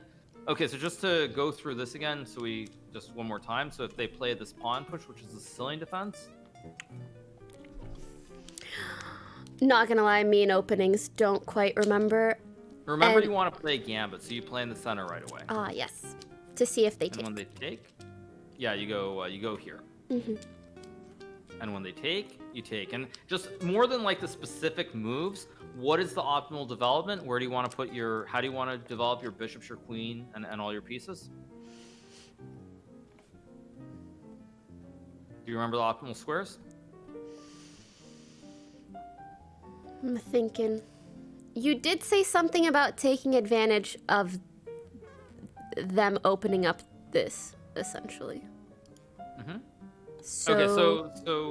Okay, I'll make the first move. You want to put the bishop here. So I'm going to develop my knight.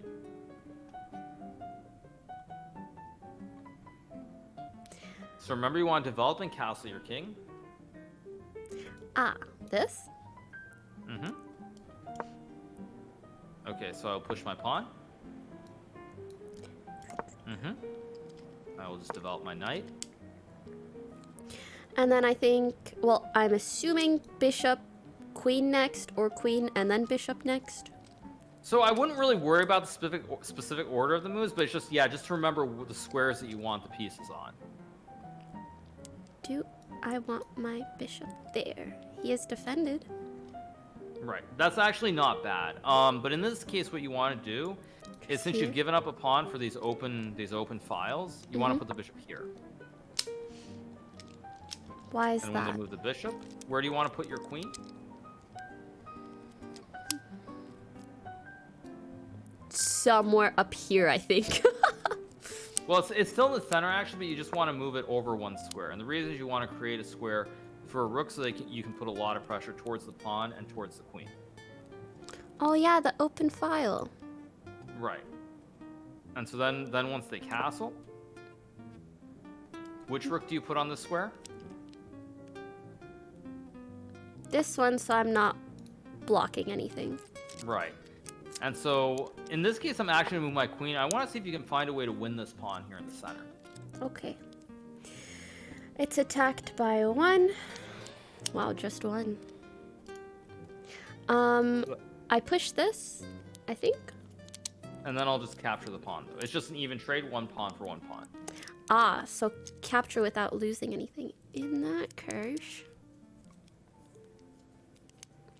if I go here, this is a 2-step to capture it, but I still lose it like this.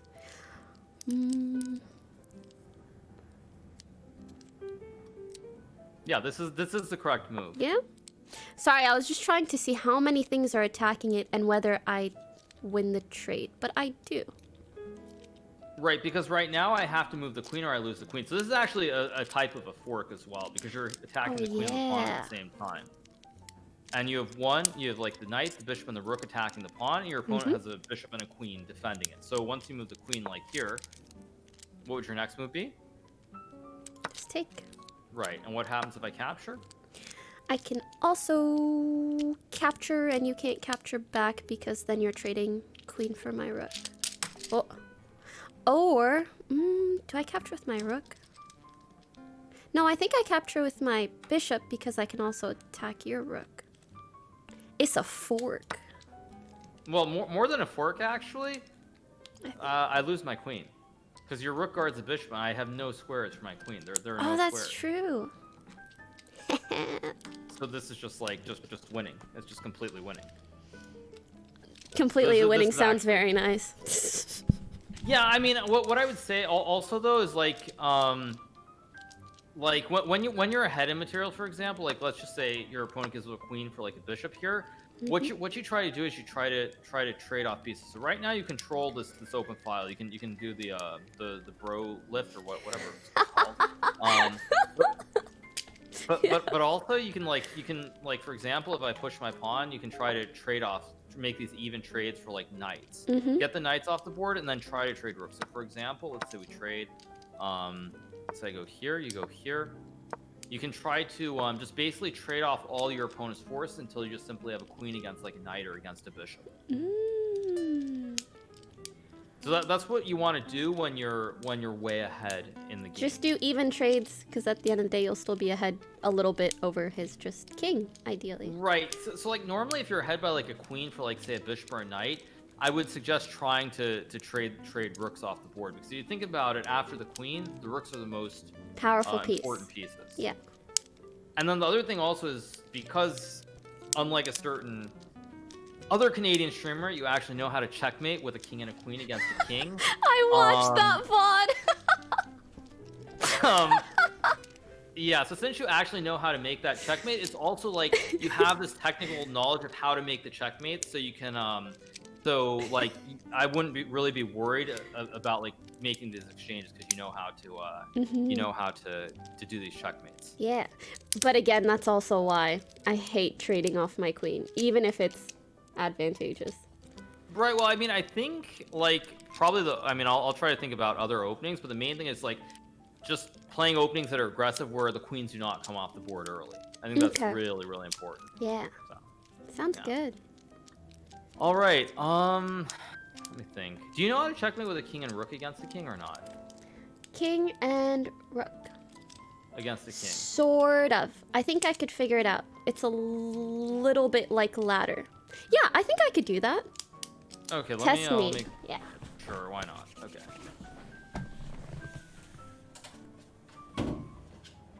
Wait, whoops. I loaded the wrong thing. 1 second. Yeah, but this is very, very good for 1 week. This is like fantastic. Hey. Honestly, chess has been really fun. I mean, it's really fascinating because like there's so much that you can learn. I think like it's not. I mean, everyone like they have their own like learning curve, but like you have a very natural talent for it, especially like with puzzles. So like the more puzzles you do, the more like you get into it. I mean, I think you're gonna have a lot of fun with it. Yeah. Let me invite you to this Thank board. you. 1 second. Okay. Okay. All right. So this is like king and rook against king. So it's kind of the same thing where you want to use the rook to cut off the king, but it's a little bit different because, of course, like with the queen, you can make the L shape because like the queen would cover both of these squares. But the method that I would say, so like I'll show you how. Is like right now you see how the king cannot cross. This rook covers all these squares. And So kind of these, even though not completely. I wouldn't actually even worry about like you know like what it covers up and like up and down. Just worry about the second row. Okay. So like you want to move the rook here. Since people in my chat are asking, Pokimane does know how to checkmate with the king and queen against king. I saw her do it the other day, so that's why I'm not even starting there. Yeah, you can test me there too. Yeah. I'll show him.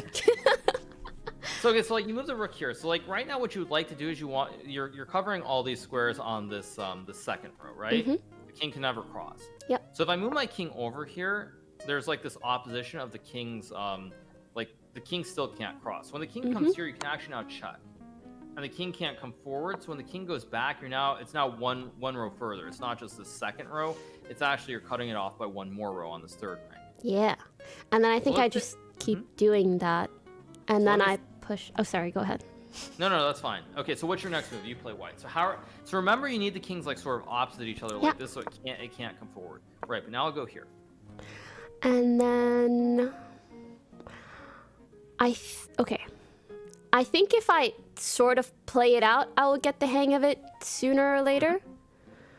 Well, I'll show you the first move. So like if you make this check here, the king comes forward, right? So That's not right. So I think crossing. I do this. But now I'll just go here. Maybe I do this. But I'll just go back. So I'll show you a basic technique. So you see how this king is over one square? You really want the king to be on this square so that you can check and it can't come forward, right? You want the king's opposite. So when the king is on this square, what you can do is you can actually just waste a move and swing the rook to the other side. Okay. But what stops him from just doing this and further running? Then you go here. And then at some point we're on these edges?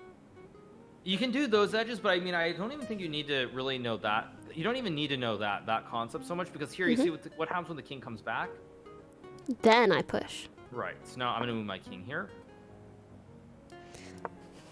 Bro swing. Okay, I'm going to go here.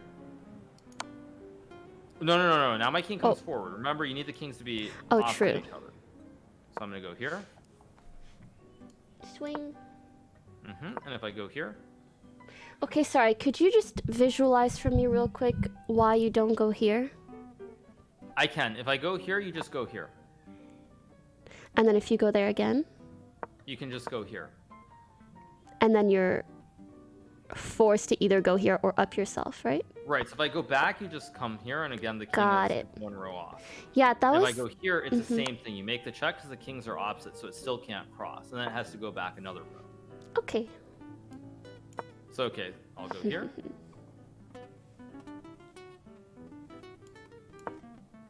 Exactly. I'll go, if I go here.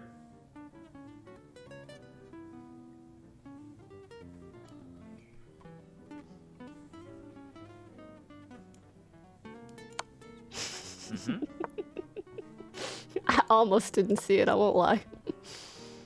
Oh, I don't know if I did it in the right order, but I'll figure it out anyways. Here. Right, now, once again, remember when the kings are opposite like this, if you go this way, I'll go this way. I mean, I guess it doesn't really matter, but what you can do is you can just waste a move here. Ah, okay. And then if I start going this way, then you come over, and it's the same thing. Like, I can't go back because then you'll But make I the shouldn't check. cross you. Right, so basically, whenever you get, like, the kings, like, for example, in this situation, when the kings are like this, you can just... You just waste a move, so the king has to come back, and you can waste the rook moves until it's your opponent's moves, and the kings are like one square opposite each other. And then if they come back here and they're like facing each other with this one like buffer in between, then you make the check. Yeah. So okay, let's go back to the beginning, because I think you more or less have this. So okay, what's your first move? Well, I'll let you do this move. I'll go here.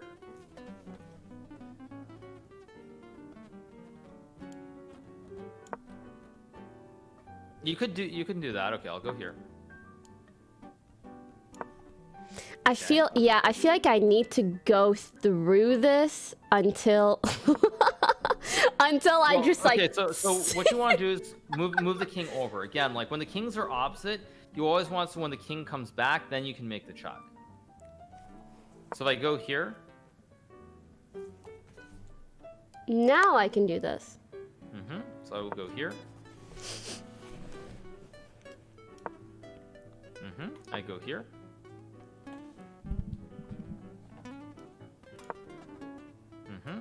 And now if I go this way. I think I chase. Exactly. Yeah, because when the king starts going off to the other side, you chase it. Whenever I come back and the kings are facing each other, then you always make the check. Yeah. Sorry, So the reason that like kind of that sequence boomed in my brain was because I didn't know what happens at the edge. Don't even worry about the edge. You just like you keep if the king goes to the edge, it doesn't matter. You just need to remember the opposition where the kings are opposite each other. That's right. Now so here, so you remember if your opponent goes here, then you want to have that check to yeah, win the game. So instead I do this. Very good. And then I chase, but I don't cross. Right. So okay.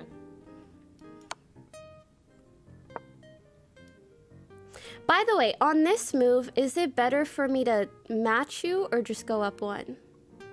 I wouldn't really worry about that because then you're only going to get confused. I think either square is fine. But here you should actually go to the center square because when I come over, you can make the check again. Okay. But you're not going to be able to do that every single time when you come up with the king. So it's like, just remember that whenever the kings are like opposite each other, you can swing the rook to the other side. So when it comes and there's the opposition of the kings across from each other, then you can make the check and force the king further back. Okay. So I'll go here. Swing.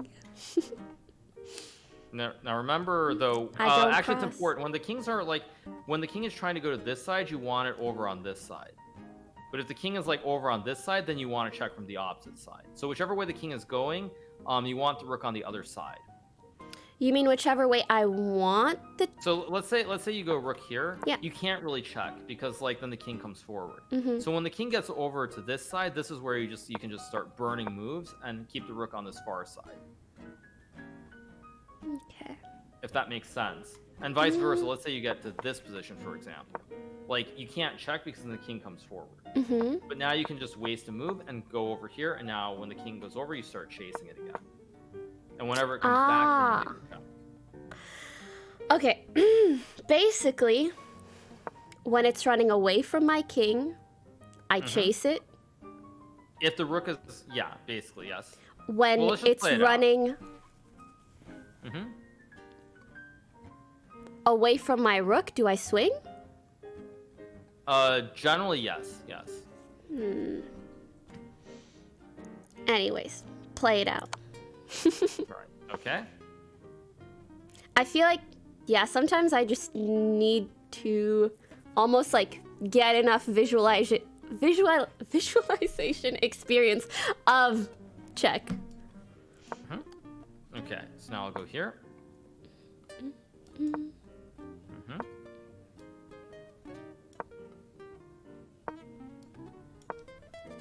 Okay, and now to wait one more.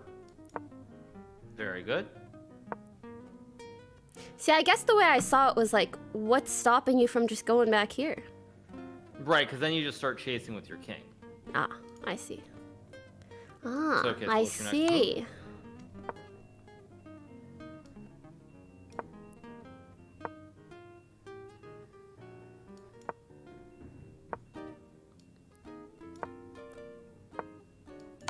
Checkmate. Yeah, and that's checkmate.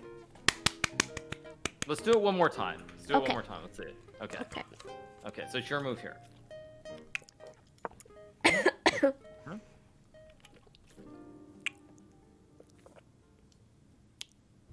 Hmm. Mm-hmm.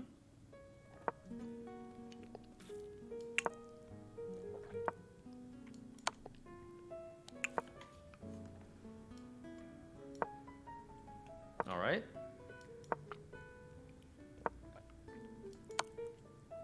Mm-hmm.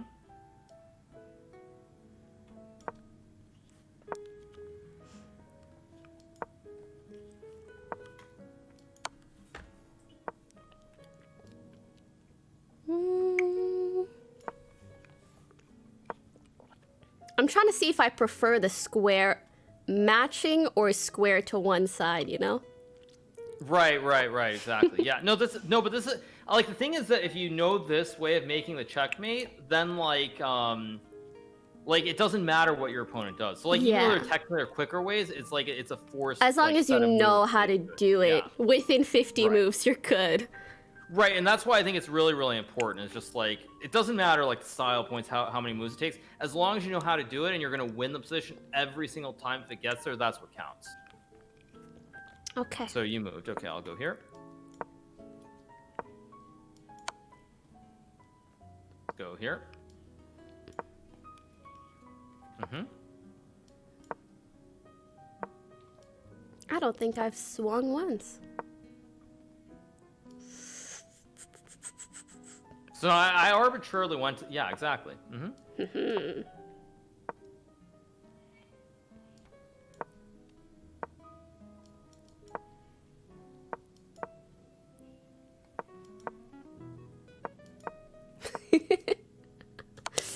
Right, exactly. It's like, how yeah, fast can I chase this king? You have nowhere to go. Right. No, I mean that's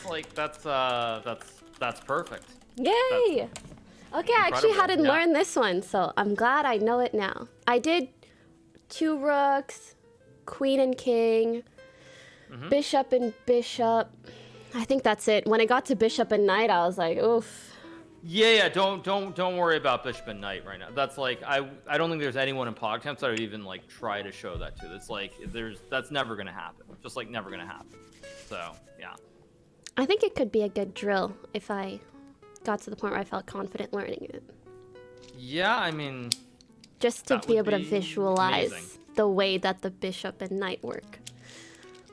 actually, yeah, that is kind of true. Yeah, but I mean, I certainly would not recommend that like right now because it's very, very difficult. Yeah. So yeah. Yay! All right. This was a very good lesson. Yeah, no problem. Glad you enjoyed it. And yeah, if you want to do something more, just let me know. I mean, there's of course like Heck 6 yeah. weeks, I guess. Can so, you maybe yeah. get, I think it would be really cool, especially for the viewers, if you gave me like a study plan and maybe like weekly or bi-weekly we kind of have like a follow-up lesson, or I also think you'll be able to gauge how much I'm progressing and what I should work on next. Well, you'll be happy to know. Like, I mean, I'm not saving this, but like, I can actually. There's a way that I can just like create files of these mates and all these different things. So it's like, yeah, it's like, that's one of the best things about chess. Yeah. Cool. Okay, I'm really Right. excited to improve. Thank you All so right. much for taking the time. I really appreciate it. Yeah. No problem. Glad you enjoyed it, and yeah, hope you have a lot of fun with chess. Looking forward to PogChamps. Yeah. Great. Bye. All right. Have a good one. Have a great rest of your stream. You too. Bye.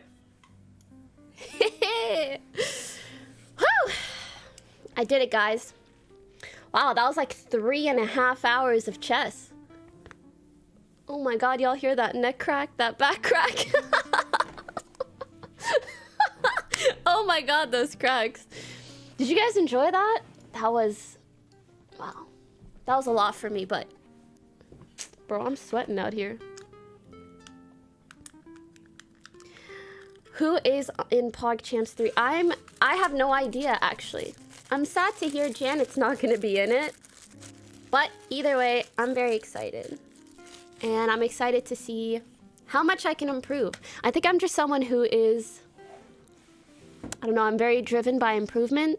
So to find an area that I'm interested in that I feel I can garner like consistent improvement, just, yeah, makes me really hyped. I hope you guys like the stream. I feel like a 6-hour stream of playing another game would not make me as like brain fried as playing 3.5 hours of chess as a newbie. Brook lift. Yo, the bros are just lifting together. It's so great. I hope you guys liked it. I'm probably gonna dip and host him. Please go follow him. Not only his Twitch channel, but his YouTube channel is surprisingly really interesting for even someone who's new to chess. Like you would think it'd be hard to get into because like if you don't know much about chess. But actually his videos are really, really funny and I think enjoyable for people of all levels and interests in chess. So yeah, I'm gonna dip. I hope you guys enjoyed. Yeah, the bong cloud video or whatever. I was like, is that really the thumbnail I'm seeing? Oh, I didn't even see Mimi here. I love you. Anyways, yeah. Thank you guys for watching. I'll see you in the next one. I hope you have a great, great, great day. Take care of yourself. And yeah. Oh no, please don't tell me he's raiding me because I was gonna raid him. Now what do I do? Now what? Well, I guess maybe I'll just do some chess puzzles. Anyone down? Anyone down? Because I'm actually kind of down. I'll do like 30 minutes of chess puzzles. Dun dun dun. It's quite fun. Okay.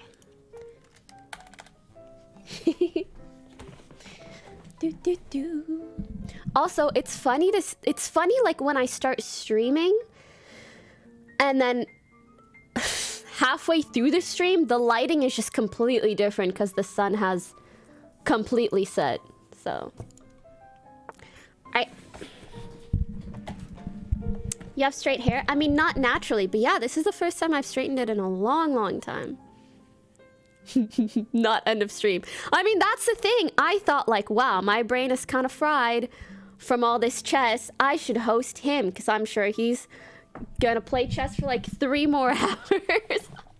But either way, thank you so much. Welcome, everybody. Welcome, welcome, welcome. Oh, I'm not playing Among Us because I had a chess lesson today. Isn't that exciting? All right, if I do this, I still get a rook for a bishop, which is quite worth. What else? I also have this. Oh, that's checkmate. Ah, maybe wrong order. Oh, this is not my friend. I thought that was my friend. Sorry, I thought he was white because then if I do this and he takes, I capture, and then I'm covering this part, and then I do this, and then it's checkmate. You know, like I was going somewhere with it. After all these lessons, stop! Stop! I had a good thought. It just, you know, the order wasn't right. Okay. Let's look again, you know? Let's look again. I have check here, which is covered by this guy. And, oh, that's checkmate.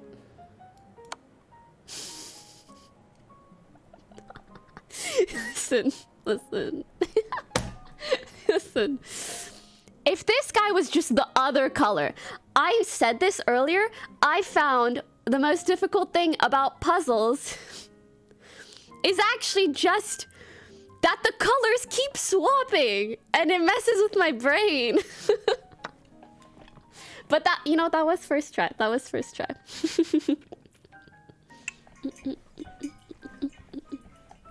Oh, I'd love to play with Hafu at some point. That'd be so fun.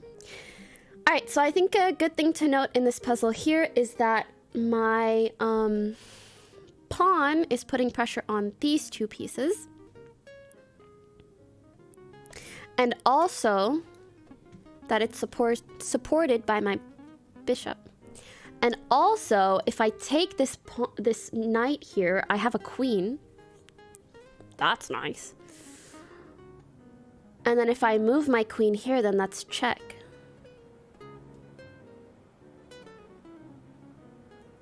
Okay, let's play it out.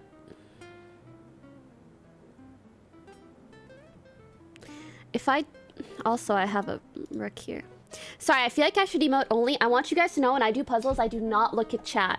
I don't know if you guys would prefer that I just don't have... Like, I don't know if you guys prefer that I let you guys talk, but I don't look. Or if I just emote only and we're all on the same page. But if a mod can make a poll of that, that would be quite nice.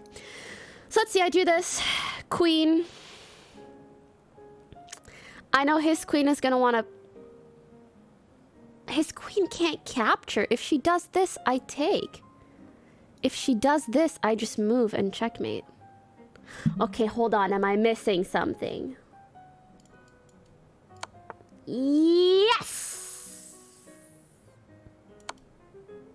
You're not even gonna let me...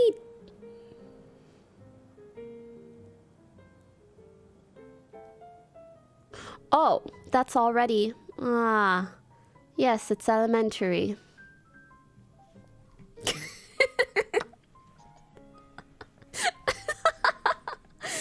Ah, of course. It's elementary.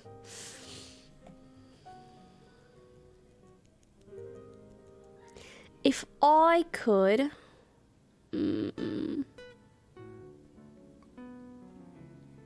Okay.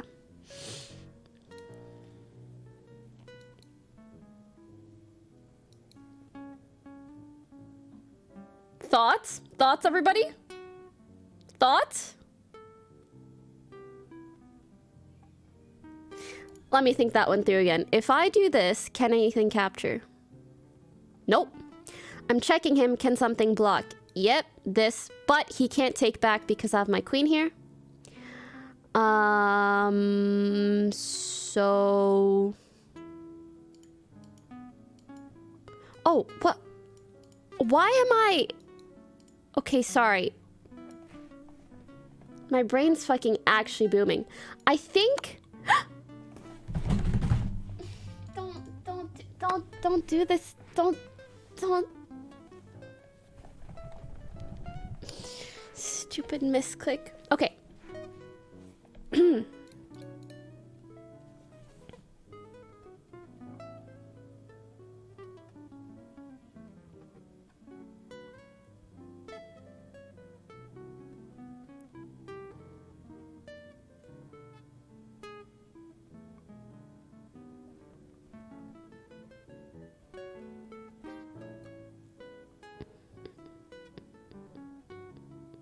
Okay,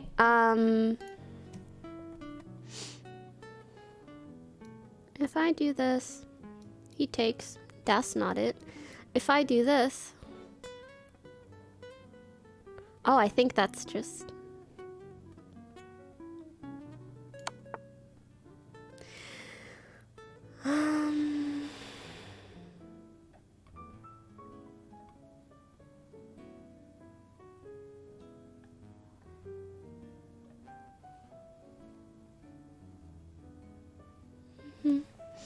Ooh, okay, a lot of people said emote only. Thank God, that's way less pressure. God bless, amen.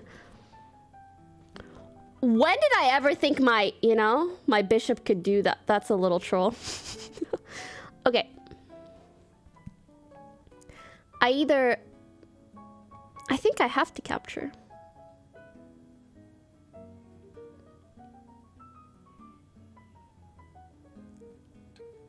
I also have this. I don't think I've ever done a puzzle that is that many pieces, though. So maybe there's something simpler.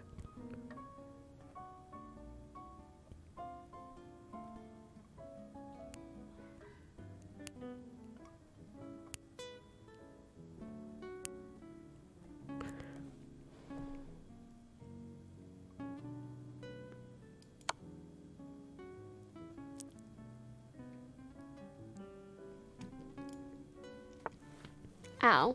Ow. I'm so so mad that I lost that to a misclick. I lost that to a miskiff. Can I just say, I feel my brain is really fried, so if I start saying some stupid shit, I'm sorry. Let us continue. Oh, I see a little checkmate here.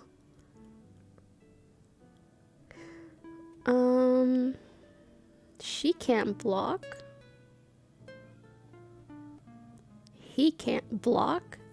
So he is forced to move around here. Oh, this is... Oh.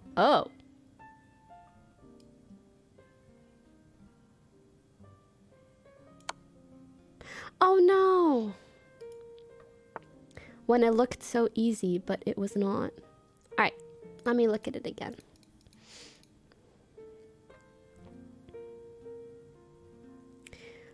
I could move my horsey here. That's check. He either captures, and that's a winning trade for me. Otherwise... Oh, wait.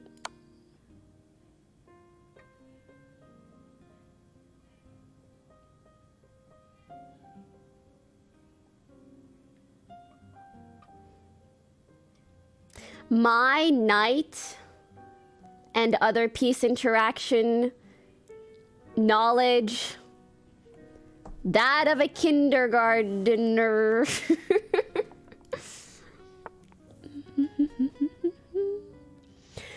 All right, we've got this.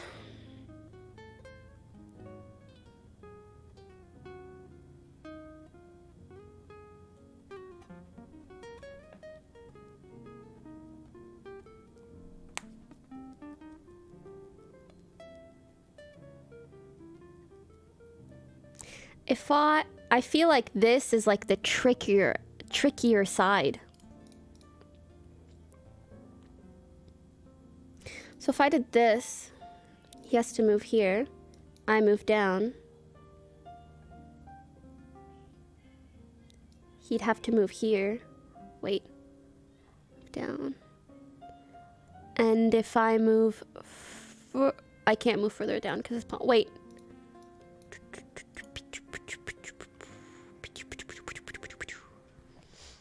That is many, many steps ahead. Okay. If I do this, check. He moves here. Ooh, I do put him in an interesting predicament.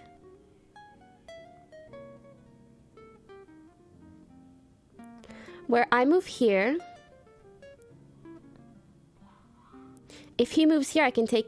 No, I can't take his queen. It's only once I go there.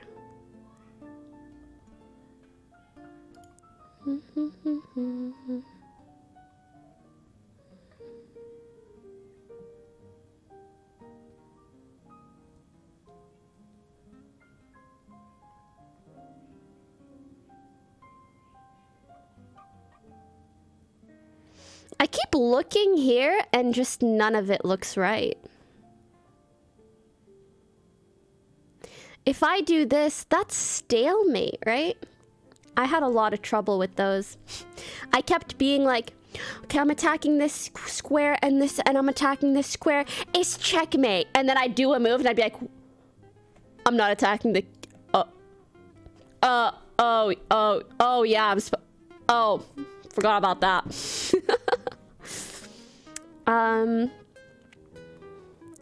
This ain't it, Chief. I don't think. Because I'm pretty sure I want to checkmate here. This ain't it, because just nom nom.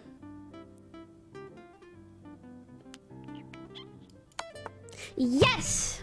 You know, sometimes I get to this point with puzzles where I'm like, I don't know exactly how it works out this way, but I think it works out this way. But like, I didn't work it out completely, you know, like I'm still looking at the horizon. And sometimes I just hit a breaking point of like, I don't want to wait for it anymore. I don't want to like try to figure it out anymore. I think this is it. I think my only move here is to do this. And then he moves there. And then things get a little tricky. But I guess I just move here. Right? Or maybe I just take the piece, you big head. No, I can't take the piece. I don't have anything covering me. But if I do this, do this, do this, he just takes the piece. So that's not good either. Whatever.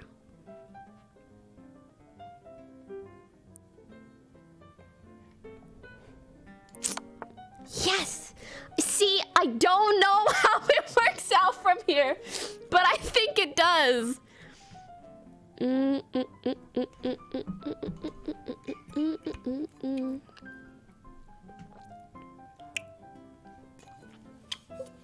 Is it because if I go here and he eats...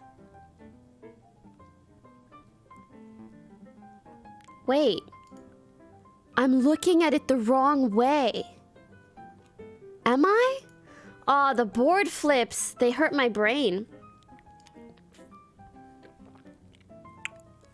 You know how painful, like...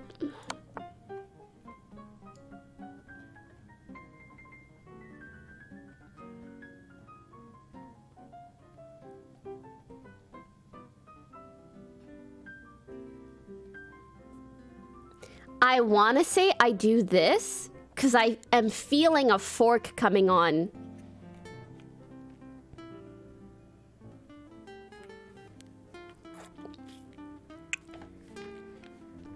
Can I just please stop flipping the board? I wish there was an option where I could only play one side. Only play one side. I take queen, but then he takes queen. But if I do this, it's check. He has to move. Move, bitch. Get out the way. Sorry.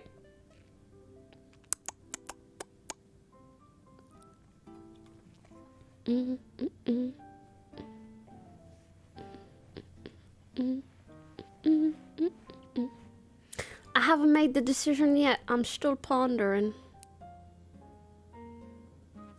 I'm also thinking about how close he is to becoming a queen.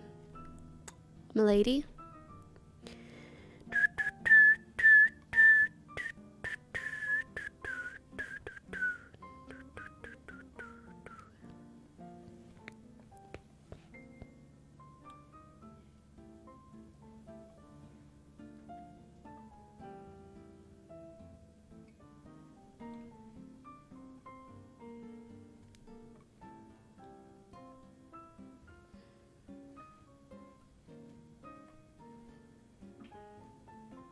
I'm just getting lost in the music at this point.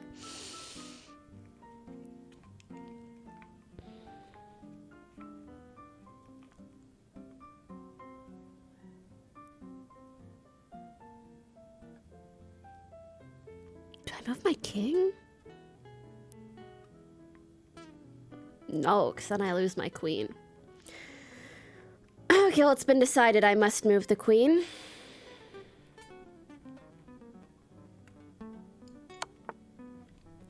God, why do I think for 20 minutes? Like, I really want to do this. Let me think about 20 other options.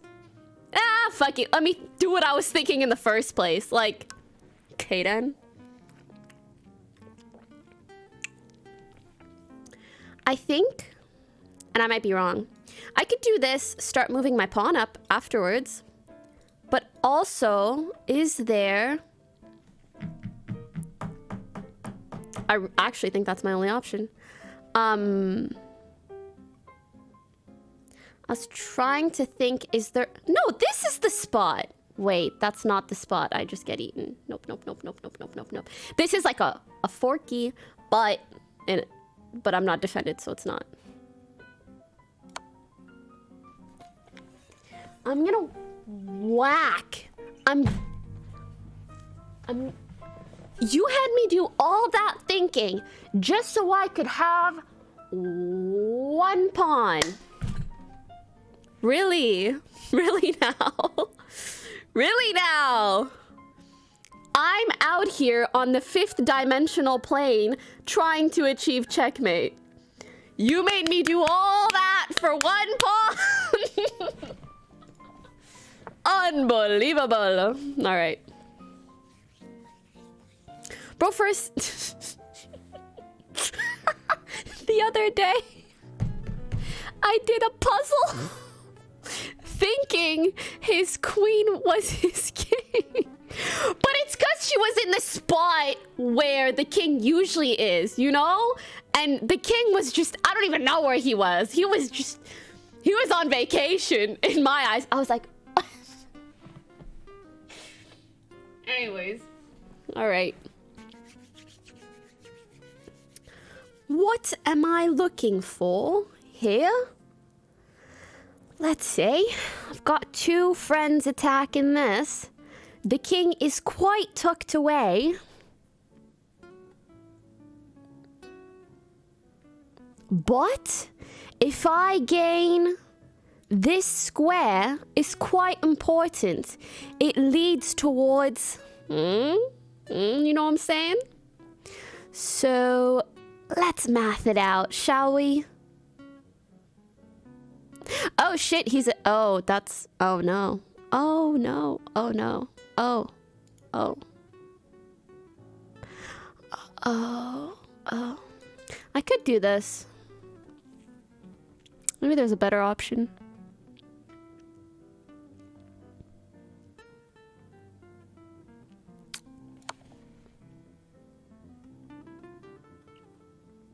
It just looked so awkward. I've never seen a knight tucked back here. Never.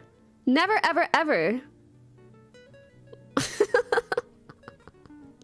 Yo, y'all ever fail a puzzle and it's like pass rate 80% and you're like, fuck. Okay, but when you get a puzzle and it's like pass rate 30%, you're like 5.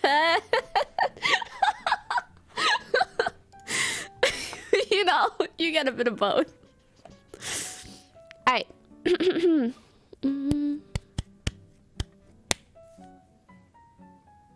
Black to move. And I'm just like, holy shit, where am I? Well, this looks a bit free.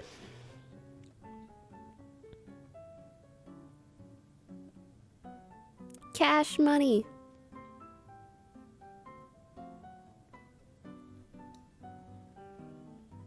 Aw, I thought it was on this diagonal. That would have been so nice.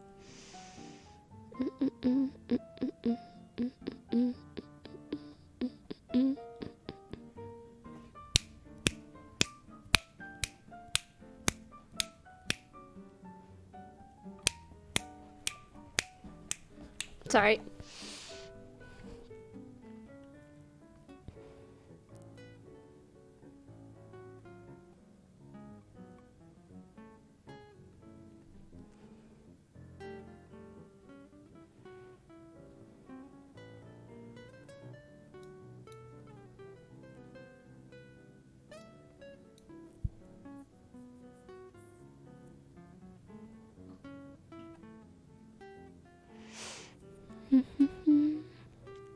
I see a potential pin here.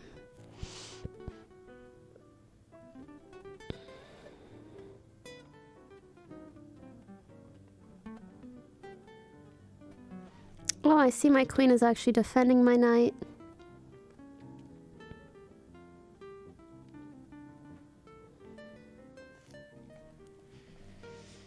What other pieces do I have to work with?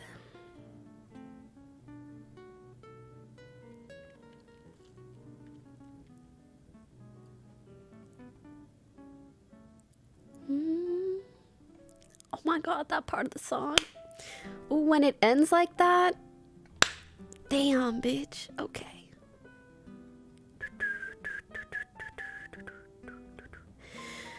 Is there a fork?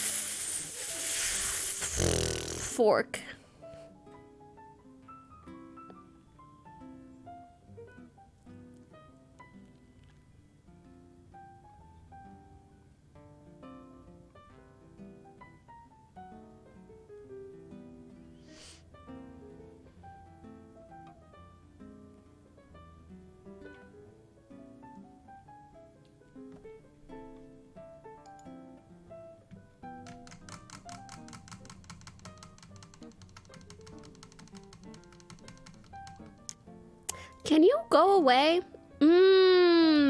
Other important thing to note is this pawn. Blocking off quite a lot. Good job, Mr. Pawn. You're at the tip of the hat and you're doing a great job. Ooh, that means this is uneatable. But what am I getting here? This? Ah, yes, it's elementary. It's a bit of a fork. Oh, that sounds rude. I don't mean like, you know.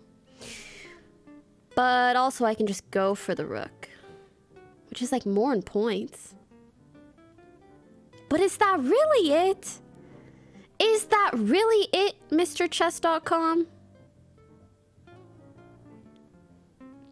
I think that's only really it if this is... Wait, no, not that.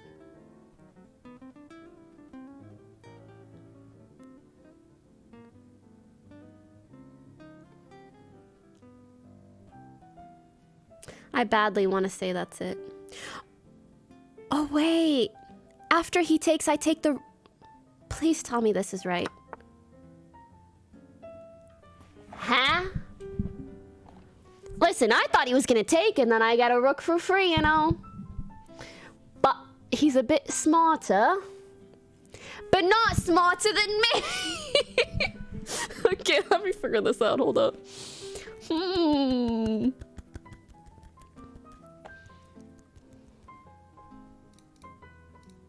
No, no, no. This.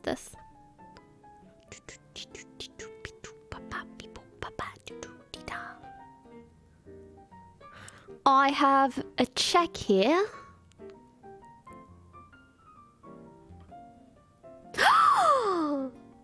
It's a fork.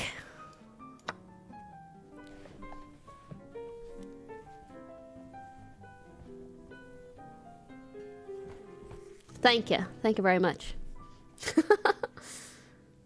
Fuck! Still above 50 pass rate. Bam, bam. These are always like, like make a queen. You know. Okay, whatever, if you insist.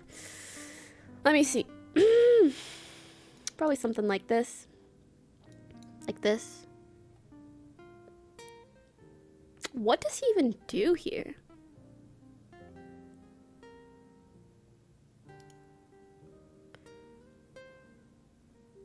I'm trying to figure out ways I can eat his pawn before he can eat my pawn. But maybe really the way to protect is then to actually slide in those DMs. Just kidding. Like this. Like this. That way I remain protecting my pawn. And I can take his. I don't know. Yes! Yes! I got a 94% speed bonus! That's poggers. That's it. That's poggers. I'll be right back. I'm gonna go to the bathroom. Quick tip from a chess professional Pokimane. If you're doing puzzles, make sure not to start the puzzle before you go to the bathroom, because then you're losing out on your speed bonus. And no one wants to lose out on their speed bonus, you know what I'm saying?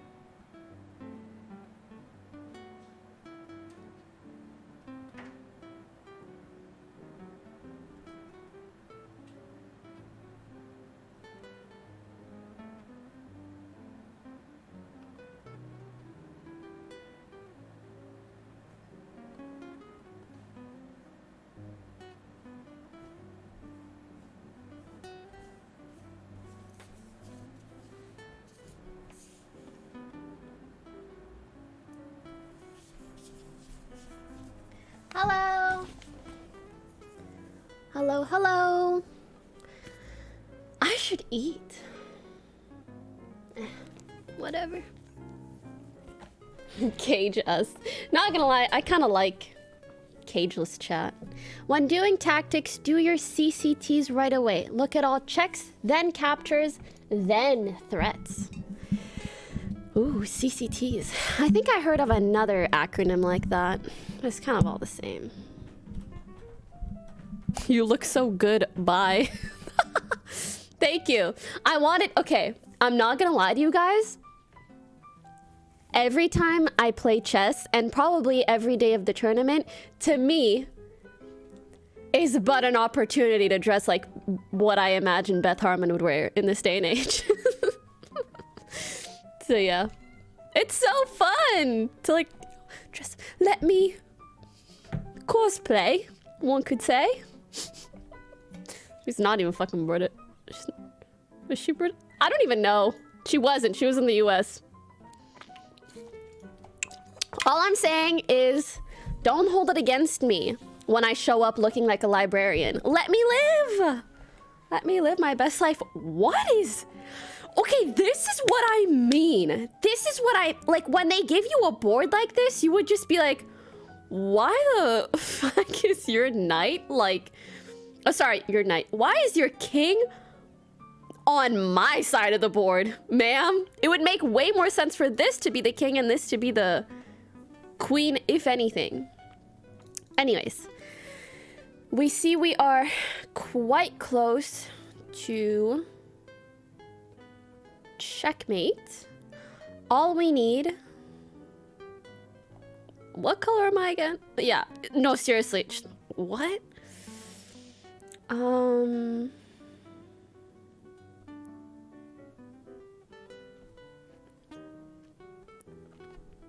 If I go here, I am covered.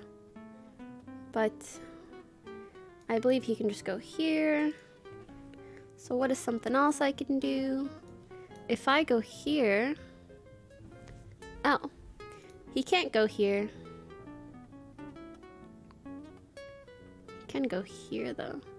Ooh, I have another broski right here! Oh my god, I didn't see him! My broski! Okay, so if I do this, these are still covered. I'm covered. This is covered. I'm covering this. I'm covering this. I think...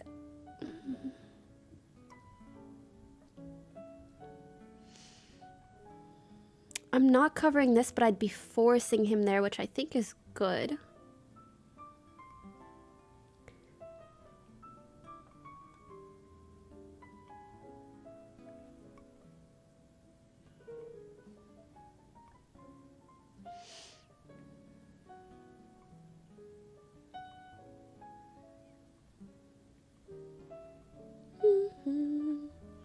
Ah, the music is quite nice.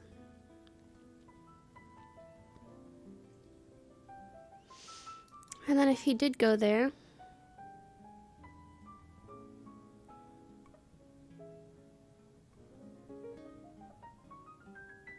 Maybe I just flip my knight upside down and check him again.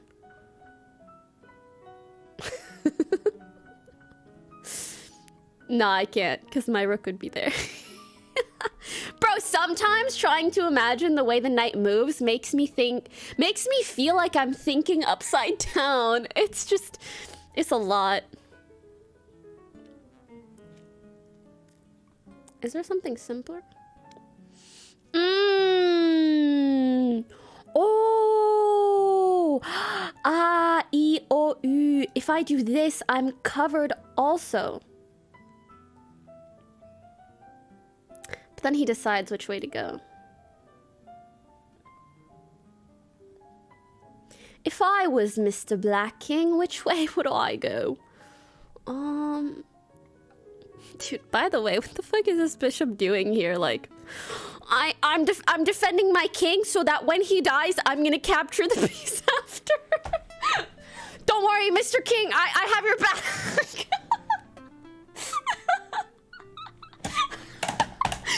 Sorry, I'm going wacky, bro. Okay.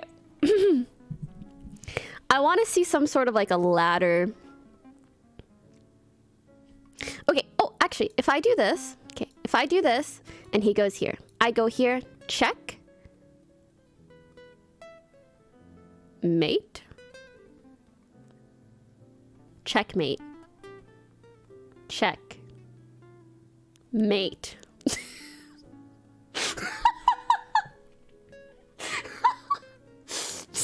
My brain's working through the options. Otherwise, I do this. He goes here. And then...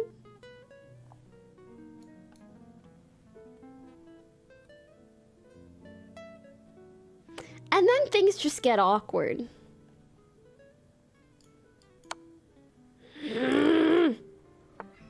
You know, I was tired of trying to figure it out. Okay.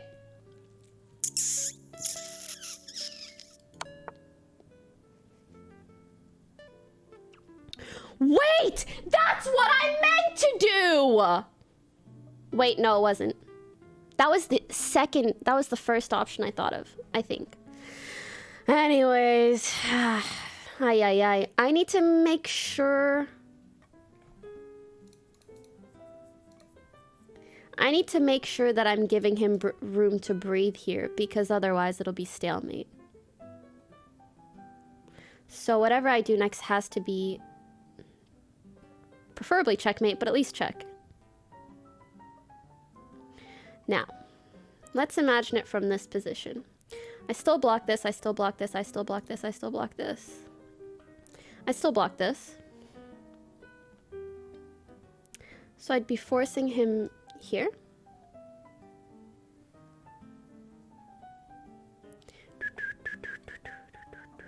I guess the better question is, do I even have an alternate way of creating check? Damn it! I'm getting tired of this puzzle.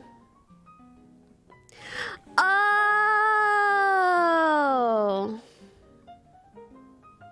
Dang.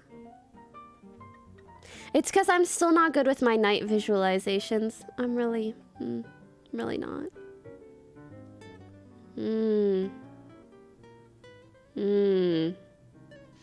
Oh my god. This is puzzle number 1,012,148. It's almost beautiful that chess is essentially like a solved game. Because then you really can have millions of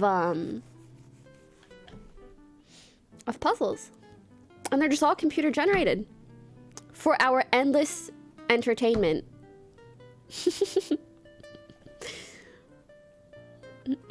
Okay.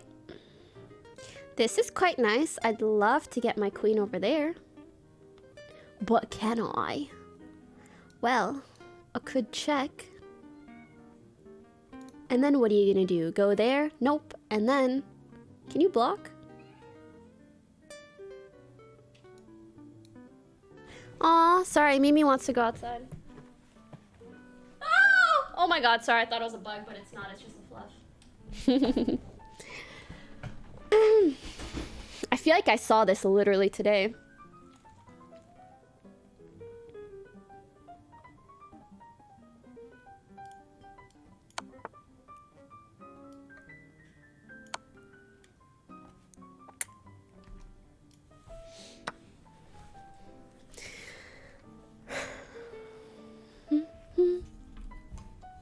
Easy. Except it's really not. It's actually quite difficult, but you know. So what I'm seeing here is these guys are eyeing each other up and down like, you want to fight? Swing first. Swing first.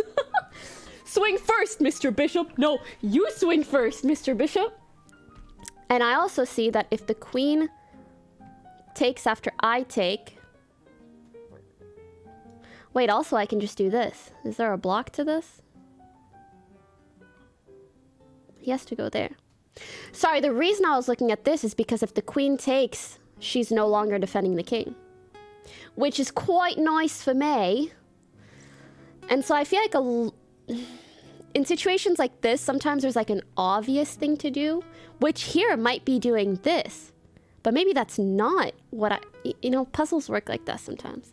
There's like, you really want to take this piece, huh? But really, the answer is these 5 moves, because then you have checkmate. Okay, chess.com. On some Pogo shit. Anyways, let's think about it. If I do this... honestly, life's looking quite good. He moves there.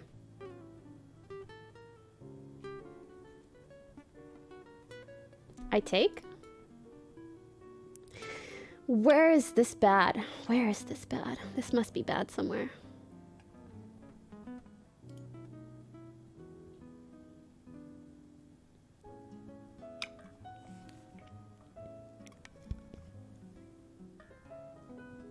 I don't think that's bad. Yes! I just need to trust myself sometimes.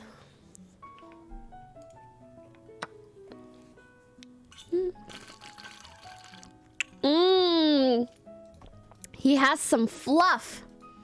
Huh? You thought fluff would save you? Not today. Except I don't know what to do, but I'll figure it out. I see this nice open file for someone. I don't know who. Could be my queen. Could be my rook.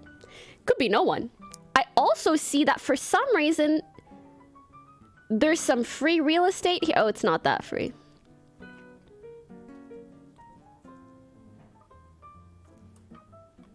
She's looking at me. I'm looking at her. She's like, your dress is ugly. I'm like, your shoes don't match your outfit. Sometimes I like to visualize the boards that way. Like they're queens mad at each other.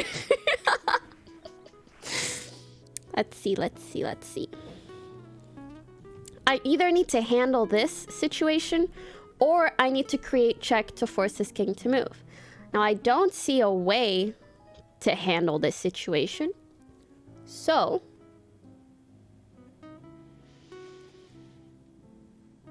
what do I do instead?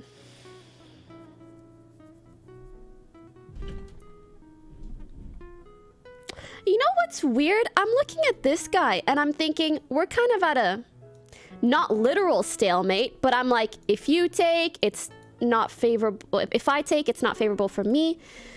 If you take, it's not favorable for you. Or like we're kind of just trading. Like the board looks very neutral. But if I move this guy... oh...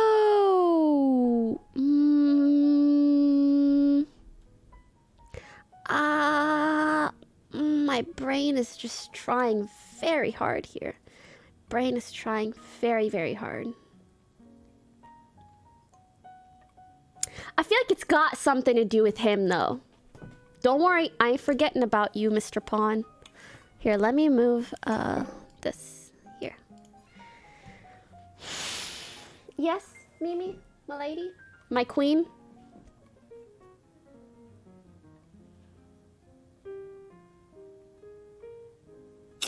Ah, maybe the answer is to trade.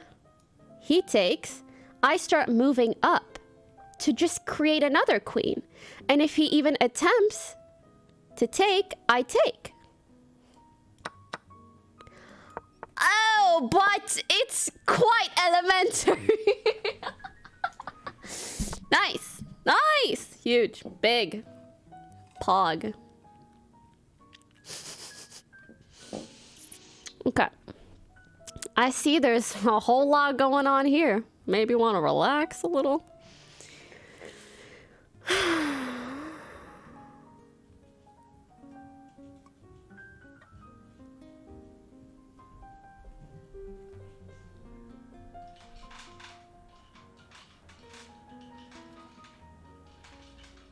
I'm looking at all the ways he could move. But I also have to keep in mind that whatever I do with him, it has to be a good enough move for him not to just take for free. if it were anything. Otherwise, I can leave this setup pin. I don't know. And look to do something like here. I don't really think that does much for me though. How about here? Then I can do this, but there's not really anything else I'm doing. It's not very progressive.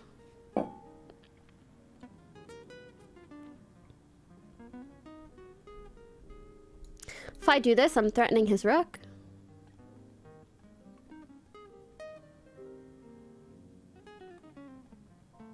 If he takes, I take. That's a pretty nice trade for me. But then he could also take. But then I also take. I've started saying take instead of eat, which I think is improvement in and of itself. All right, guys?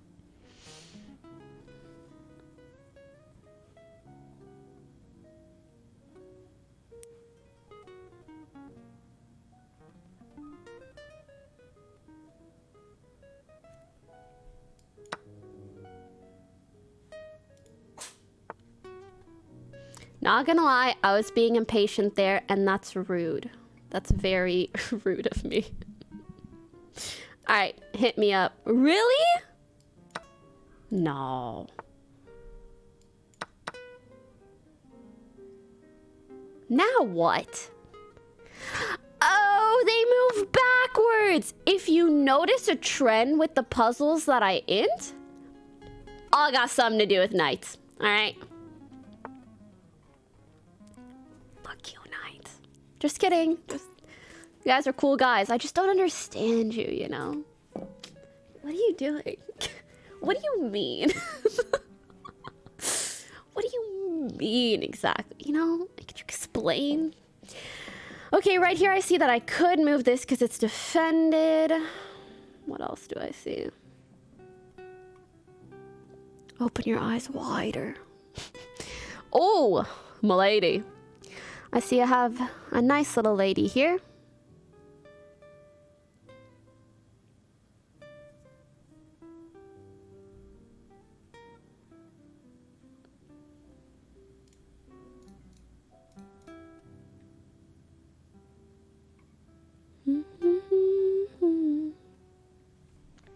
It's cold. But maybe the queen comes in later.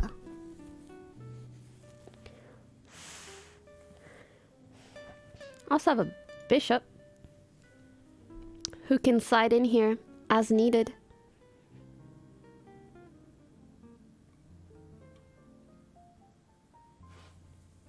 So maybe it's like a step, and then the bishop.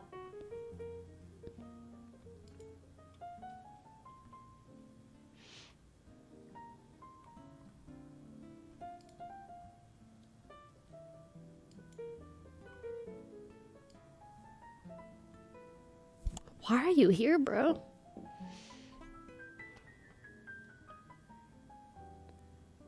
Oh, 'cause you're here. Of course.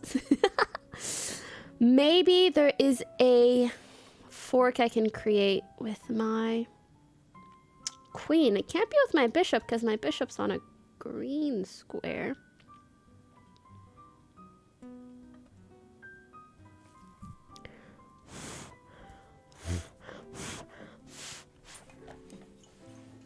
Do, do, do.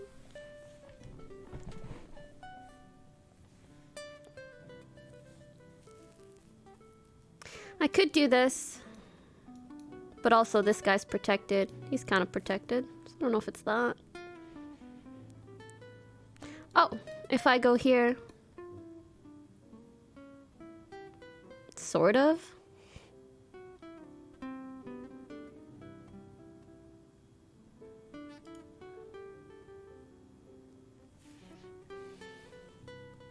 Okay. I think someone said CCT. Checks, something else with a C, and then threats. I don't remember the second two, whatever. The only check I see is this. If he takes, I can check again. And then he'd have to go back to his original position.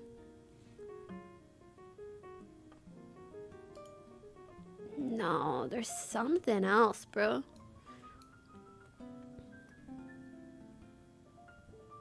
He can just take my queen. That's not cute. That's not cute. That's not cute.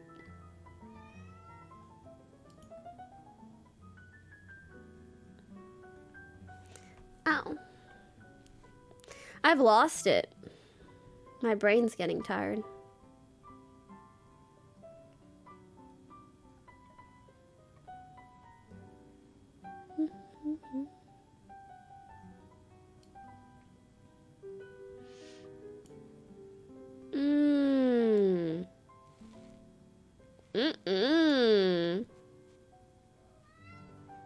Yes, Momo?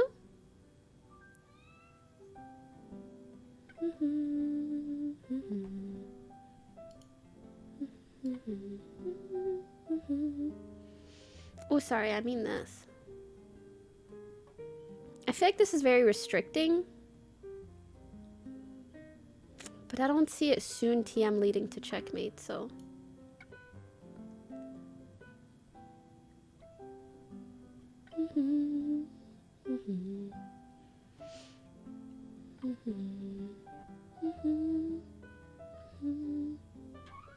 I feel like I saw something else earlier. But I can't remember it. I can't do this either because his knight's defending. I can do this though.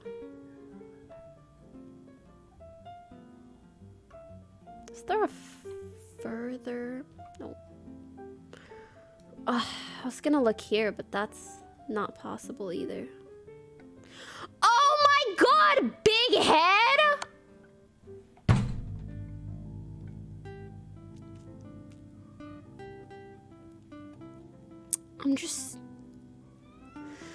I'm not mad, I'm just disappointed.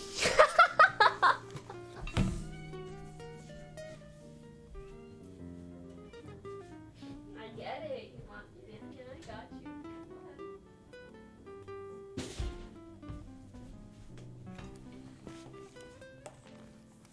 Bro, I don't know why. This queen was like really mentally effing me up, for real. But it's okay, we got it. It's better to do the right move late than to do the wrong move early. Don't know where I was going with that one. You get what I mean. I like to move. I see check.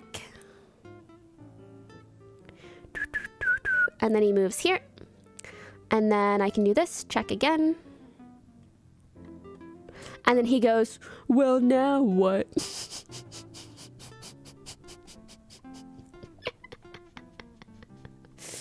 And then I take the rook. Or I could just take the rook right after. No, I take it after. I'm a fucking genius. Wait, is that what I do? Sorry. Again, I don't know my rook. Sorry, I don't know my knight mates, especially my knight and rook mates. But I don't think this is it because I just don't have enough other pieces, and he's not stuck in a corner enough. And the only protected spot my rook can get to is this, and that's definitely okay. I'm gonna just shut up and do the right thing. Yeah. I just wanted to double check. Right? Okay.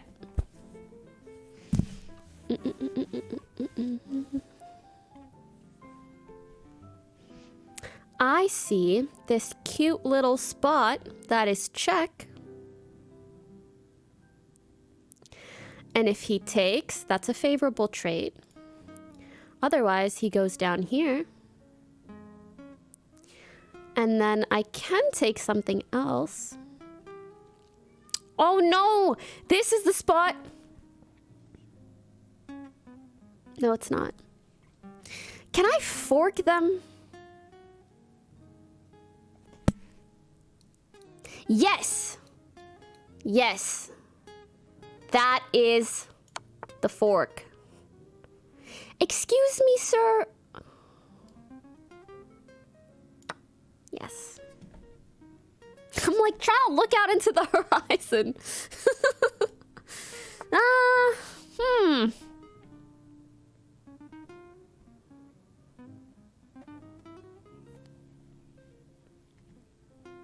I know this puzzle wants me to find a check because he's just saying, I'm wide open. Come and get me. And I'm like, brother, I'm on my way. Let's see. Mimi?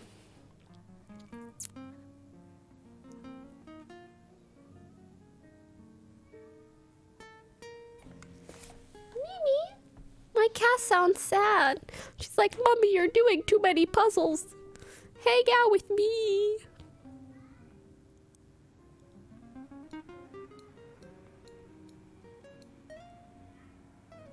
It's not check, but it's an annoying spot, you know?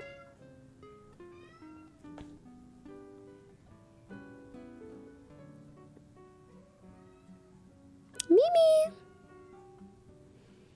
Oh. Oh.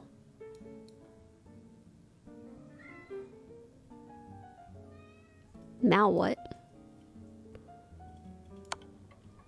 Yay. Oh my god. You guys should see my rating.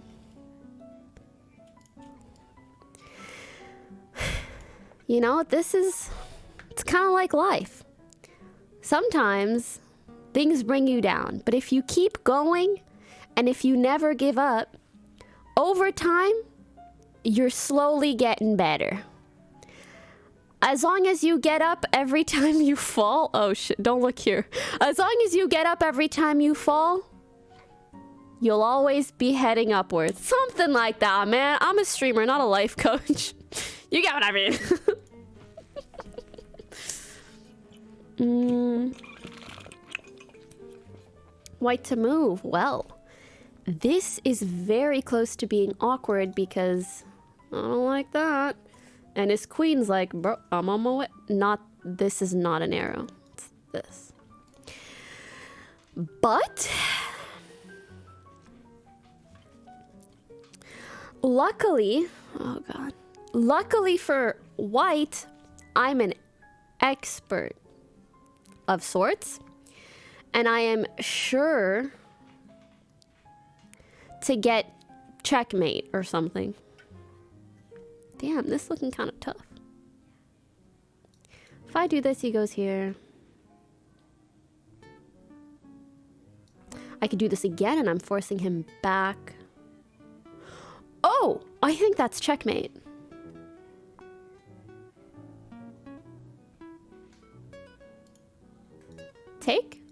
Take, move.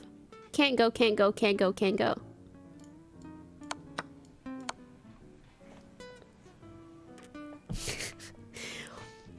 What did we learn here? Don't give pokey puzzles that have anything to do with the night. No.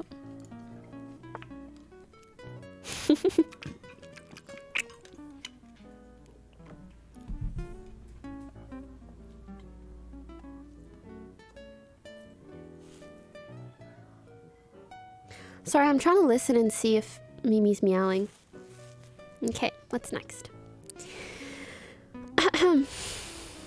You know, although I've found quite a lot of forks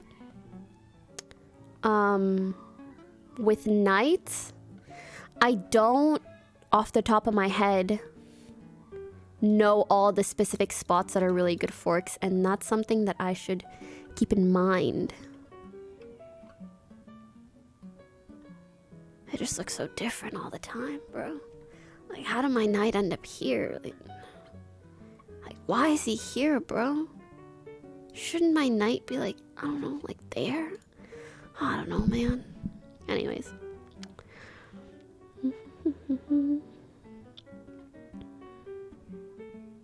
I have this diagonal.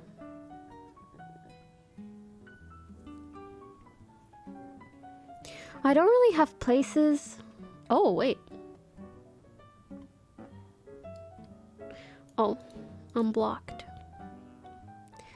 That is not cute. Oh! Then what? Oh, it's checkmate. Oh shit. Well, you know, I did not anticipate that, if I'm being honest here. Oh, well, you see,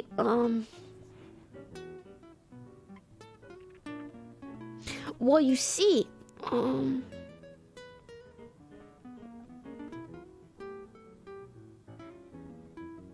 you see what this means? Do I get his rook?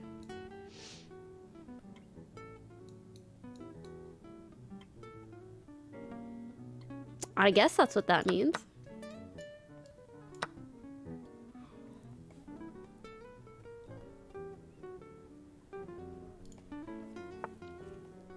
Nice. One motherfucker in chat spamming a 1 IQ emote. This looks so funny. Just one. Just one, but that one is there, you know? That one is there. It's 6. You know what I'm quite in the mood for tonight?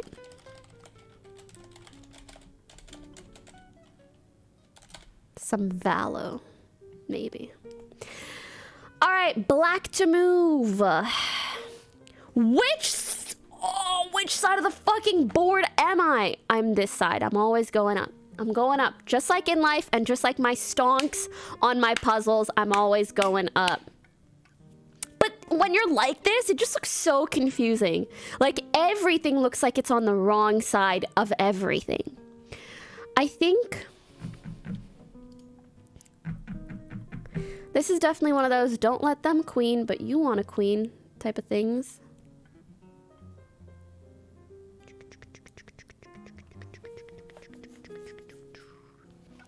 So if I did this, he did this, I did this, that's not what you do. So perhaps instead, I do this. He does this. Oh, yikes, that's not too pretty either.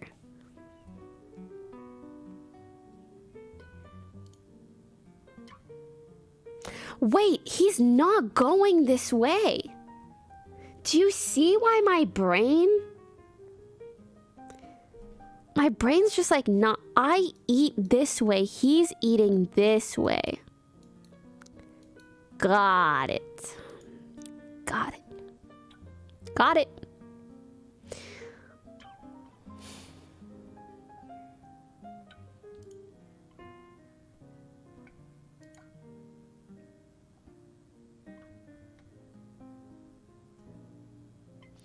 What happens when I do this?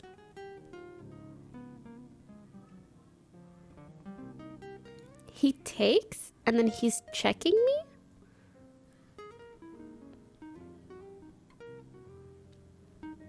Interesting.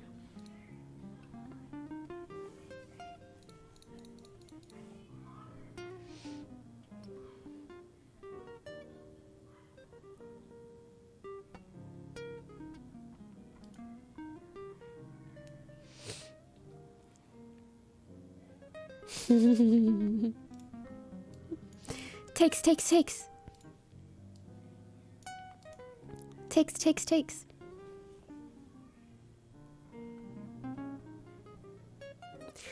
Am I doing like a back attack? Where I'm moving my king around like to here so I can take and then I can continue this movement? If I do this, his king can't come up. Oh, but his king can't take it yet. It's only once I do this that I take and he takes. Is that worth it for me? Because my pawn is closer to the end of the board than his. Oh, perhaps the key is to do this. No, not that yet. Is it to move my pawn at some point? this.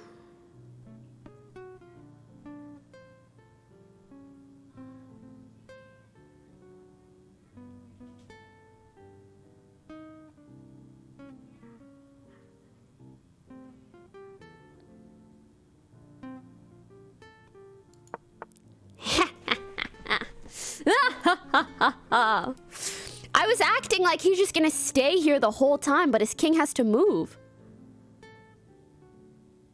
And that's the only way he can go. So it's elementary, to be honest.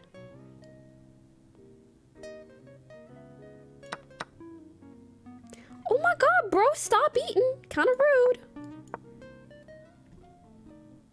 You think you could just nom nom nom whatever you want? Okay, maybe once I hit 900, I'll be done for the night. I've doubled my puzzle rating in a week. Don't mention that I started at 400, but...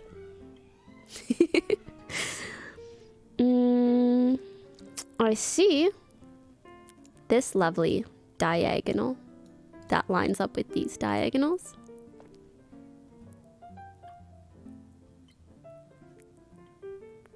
If I do this,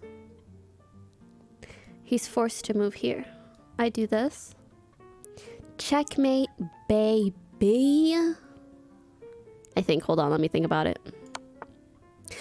I keep forgetting he can do that. Don't worry. I did this on purpose. I have a plan. What's my plan?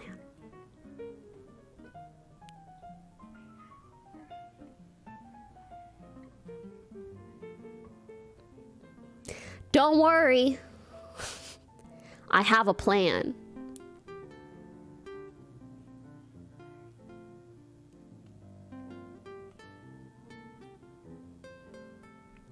If I did this, he's forced to move or take. If he takes, I can't take. Nope, that doesn't work out. Oh, quite, yes. And then what? I do this. He has to move here. My brain's pause champ. He can't! He can't do that! Ah, yes.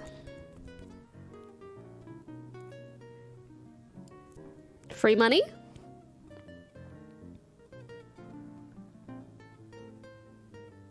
It's like taking candy from a baby. Unless I have another check, but I don't think I do. Yeah, I need a broski. Yay! 900! Whoop whoop. Whoop whoop. Whoop whoop. Whoop whoop.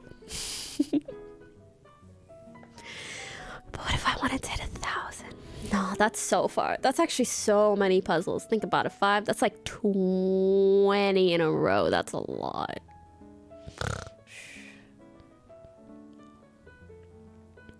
Unless. Ow. Ow.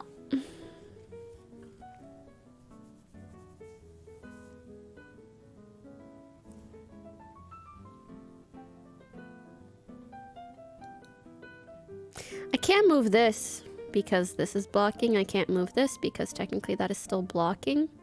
Unless I move them up together. If I do this, I'm like baiting. Like, take it, pussy. Sorry. You know?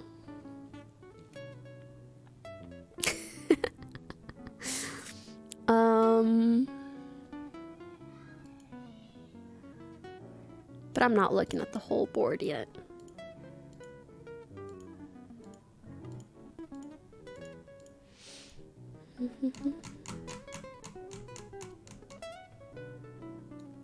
If I do this, he probably does this. I eat. Not a bad lunch. Not a bad lunch. But I'm also not developing anything. I'm just running away. And I don't like to run away from anything in life. If I do this, he takes, and this part of the board becomes kind of stagnant, I win out here. Because at some point he takes, and I can keep going. Even though his king could move to my side. Wait, I can just eat him. I keep forgetting pawns can do anything, if I'm being honest. I'm just so used to turning them into a queen, and then you're relevant. But is that bad in any way? Kind of weird champ, Mr. Puzzle. Kind of weird champ for you to even... For you to not make that a bait, you know? Let's see. He is headed to try to eat some of my pieces. So I have to either eat his or defend mine.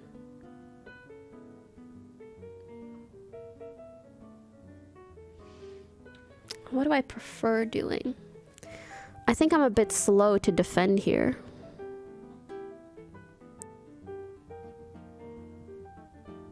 And maybe if we, you know, like if he started eating all the way down here, then I could definitely loop and like guide this one up.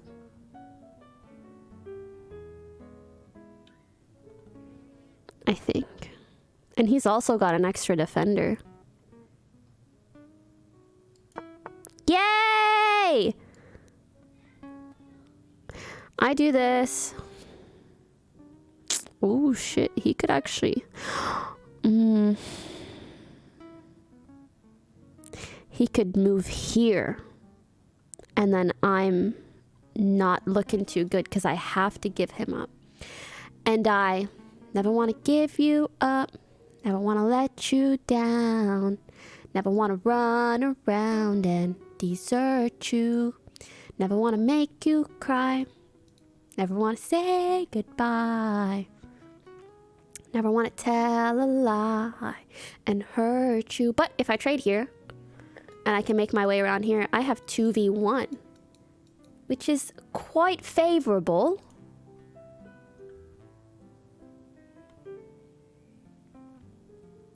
That means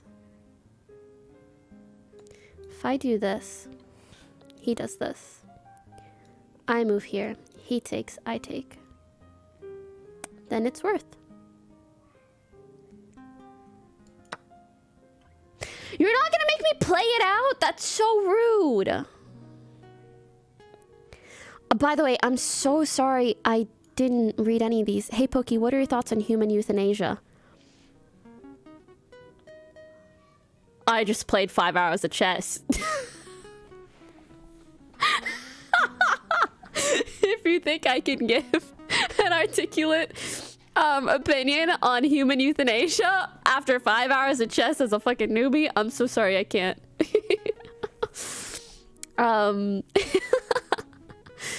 Thank you for the $2. Greetings from Poland. How long you playing chess? 5 hours apparently. Can you give a shout out to my friend Ian? Hi Ian. Thank you guys for the subs so much. Welcome back. It looks like someone watched the Queen's Gambit. Absolutely. That's why I'm wearing a turtleneck. Even, yeah. Please say this phrase. Ooh, I'm so sorry. I don't say things that I don't know for sure what they mean. Hi, Pokey. I'm going to move Canada soon. I've never moved to a different country and I'm nervous. So what's Canada like? Bro, Canada's great. Everybody's friendly. There's just maple syrup dripping off of the trees and random bacon generators at every other corner. It's great. It's great. Take Rook. When? New viewer, the Danish Gambit is an opening you perhaps should look into. It starts out like the Smith-Moore Gambit. The opening Hikaru showed you. Did I say it right? But instead of your opponent playing pawn c5, they play pawn e5, which is more likely in low elo. I feel like I watched a video about it, but I've watched a video... Oh my god, did I say it right? I've already forgotten how to say it. I was like, how did I just say it? I've watched so many openings, it's really hard for me to remember which is which. Sadly. Thank you guys again for the subs and resubs all through here. Don't know what that means. I know this is much, and yeah, don't pronounce my name.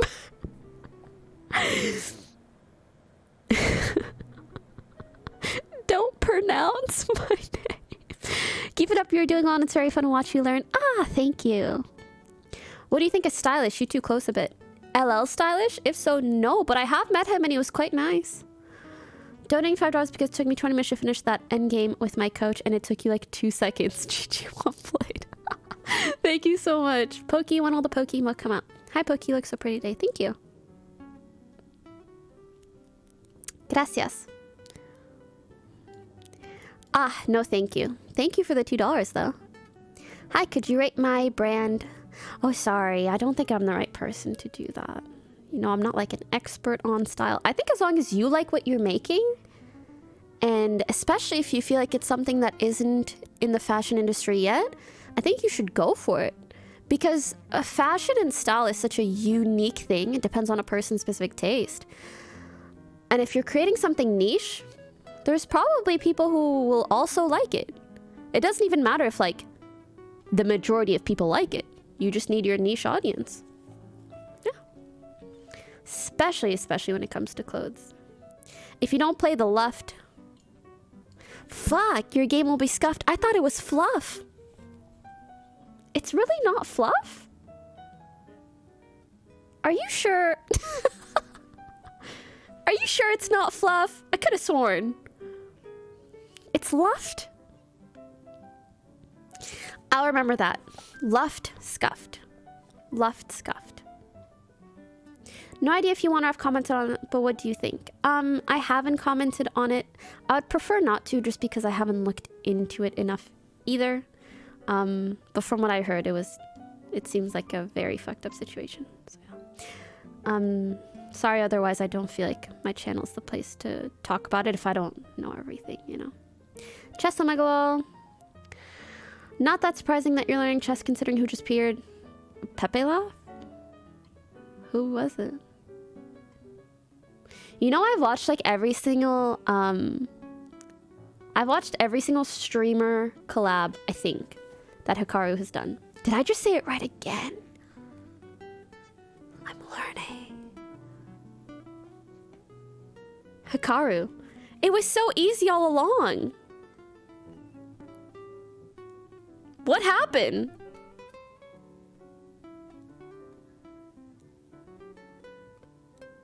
Hikaru. Like, duh, just read the word.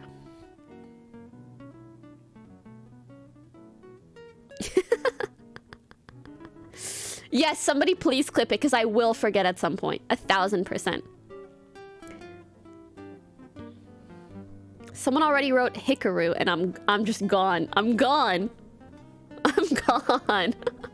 I think I was genuinely just so stressed about saying it. And now that I don't have a lesson with him anymore, I'm like, yeah, of course. Hikaru. Did I say it right? Oh, it's whatever.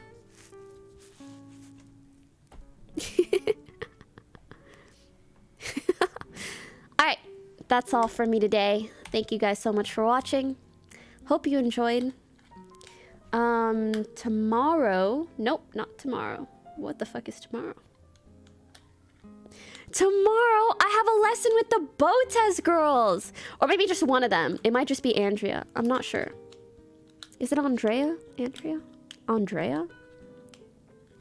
Anyways, Botez lesson tomorrow at 3 p.m. Whoop, whoop, whoop, whoop. And then on the 7th is Rust, where I think I've decided to roleplay as Celine Dion. Not Celine Dion, but a French girl. So excited to be not in the land of America, but in the land of OTV Rust server. Oui, oui. Just because I feel like Celine has lore in my stream, you know? You guys have seen her. GTA roleplay. You've seen her in Among Us. And most importantly, I can't do any other accents. So it's very hard for me to roleplay. Anyways, I'll be seeing you guys tomorrow, 3 p.m. Have a good day. Much love. Thank you for watching. Especially chess. You know? Like the fact that I'm not playing Among Us or Rust and you guys are still down to watch me, I can't tell you how much that means. Thank you so much. Thank you. But also, I hope you enjoy. So if you hate the content, just say, fuck you, Pokimane. And I'll say, okay. I think Orange is imposter.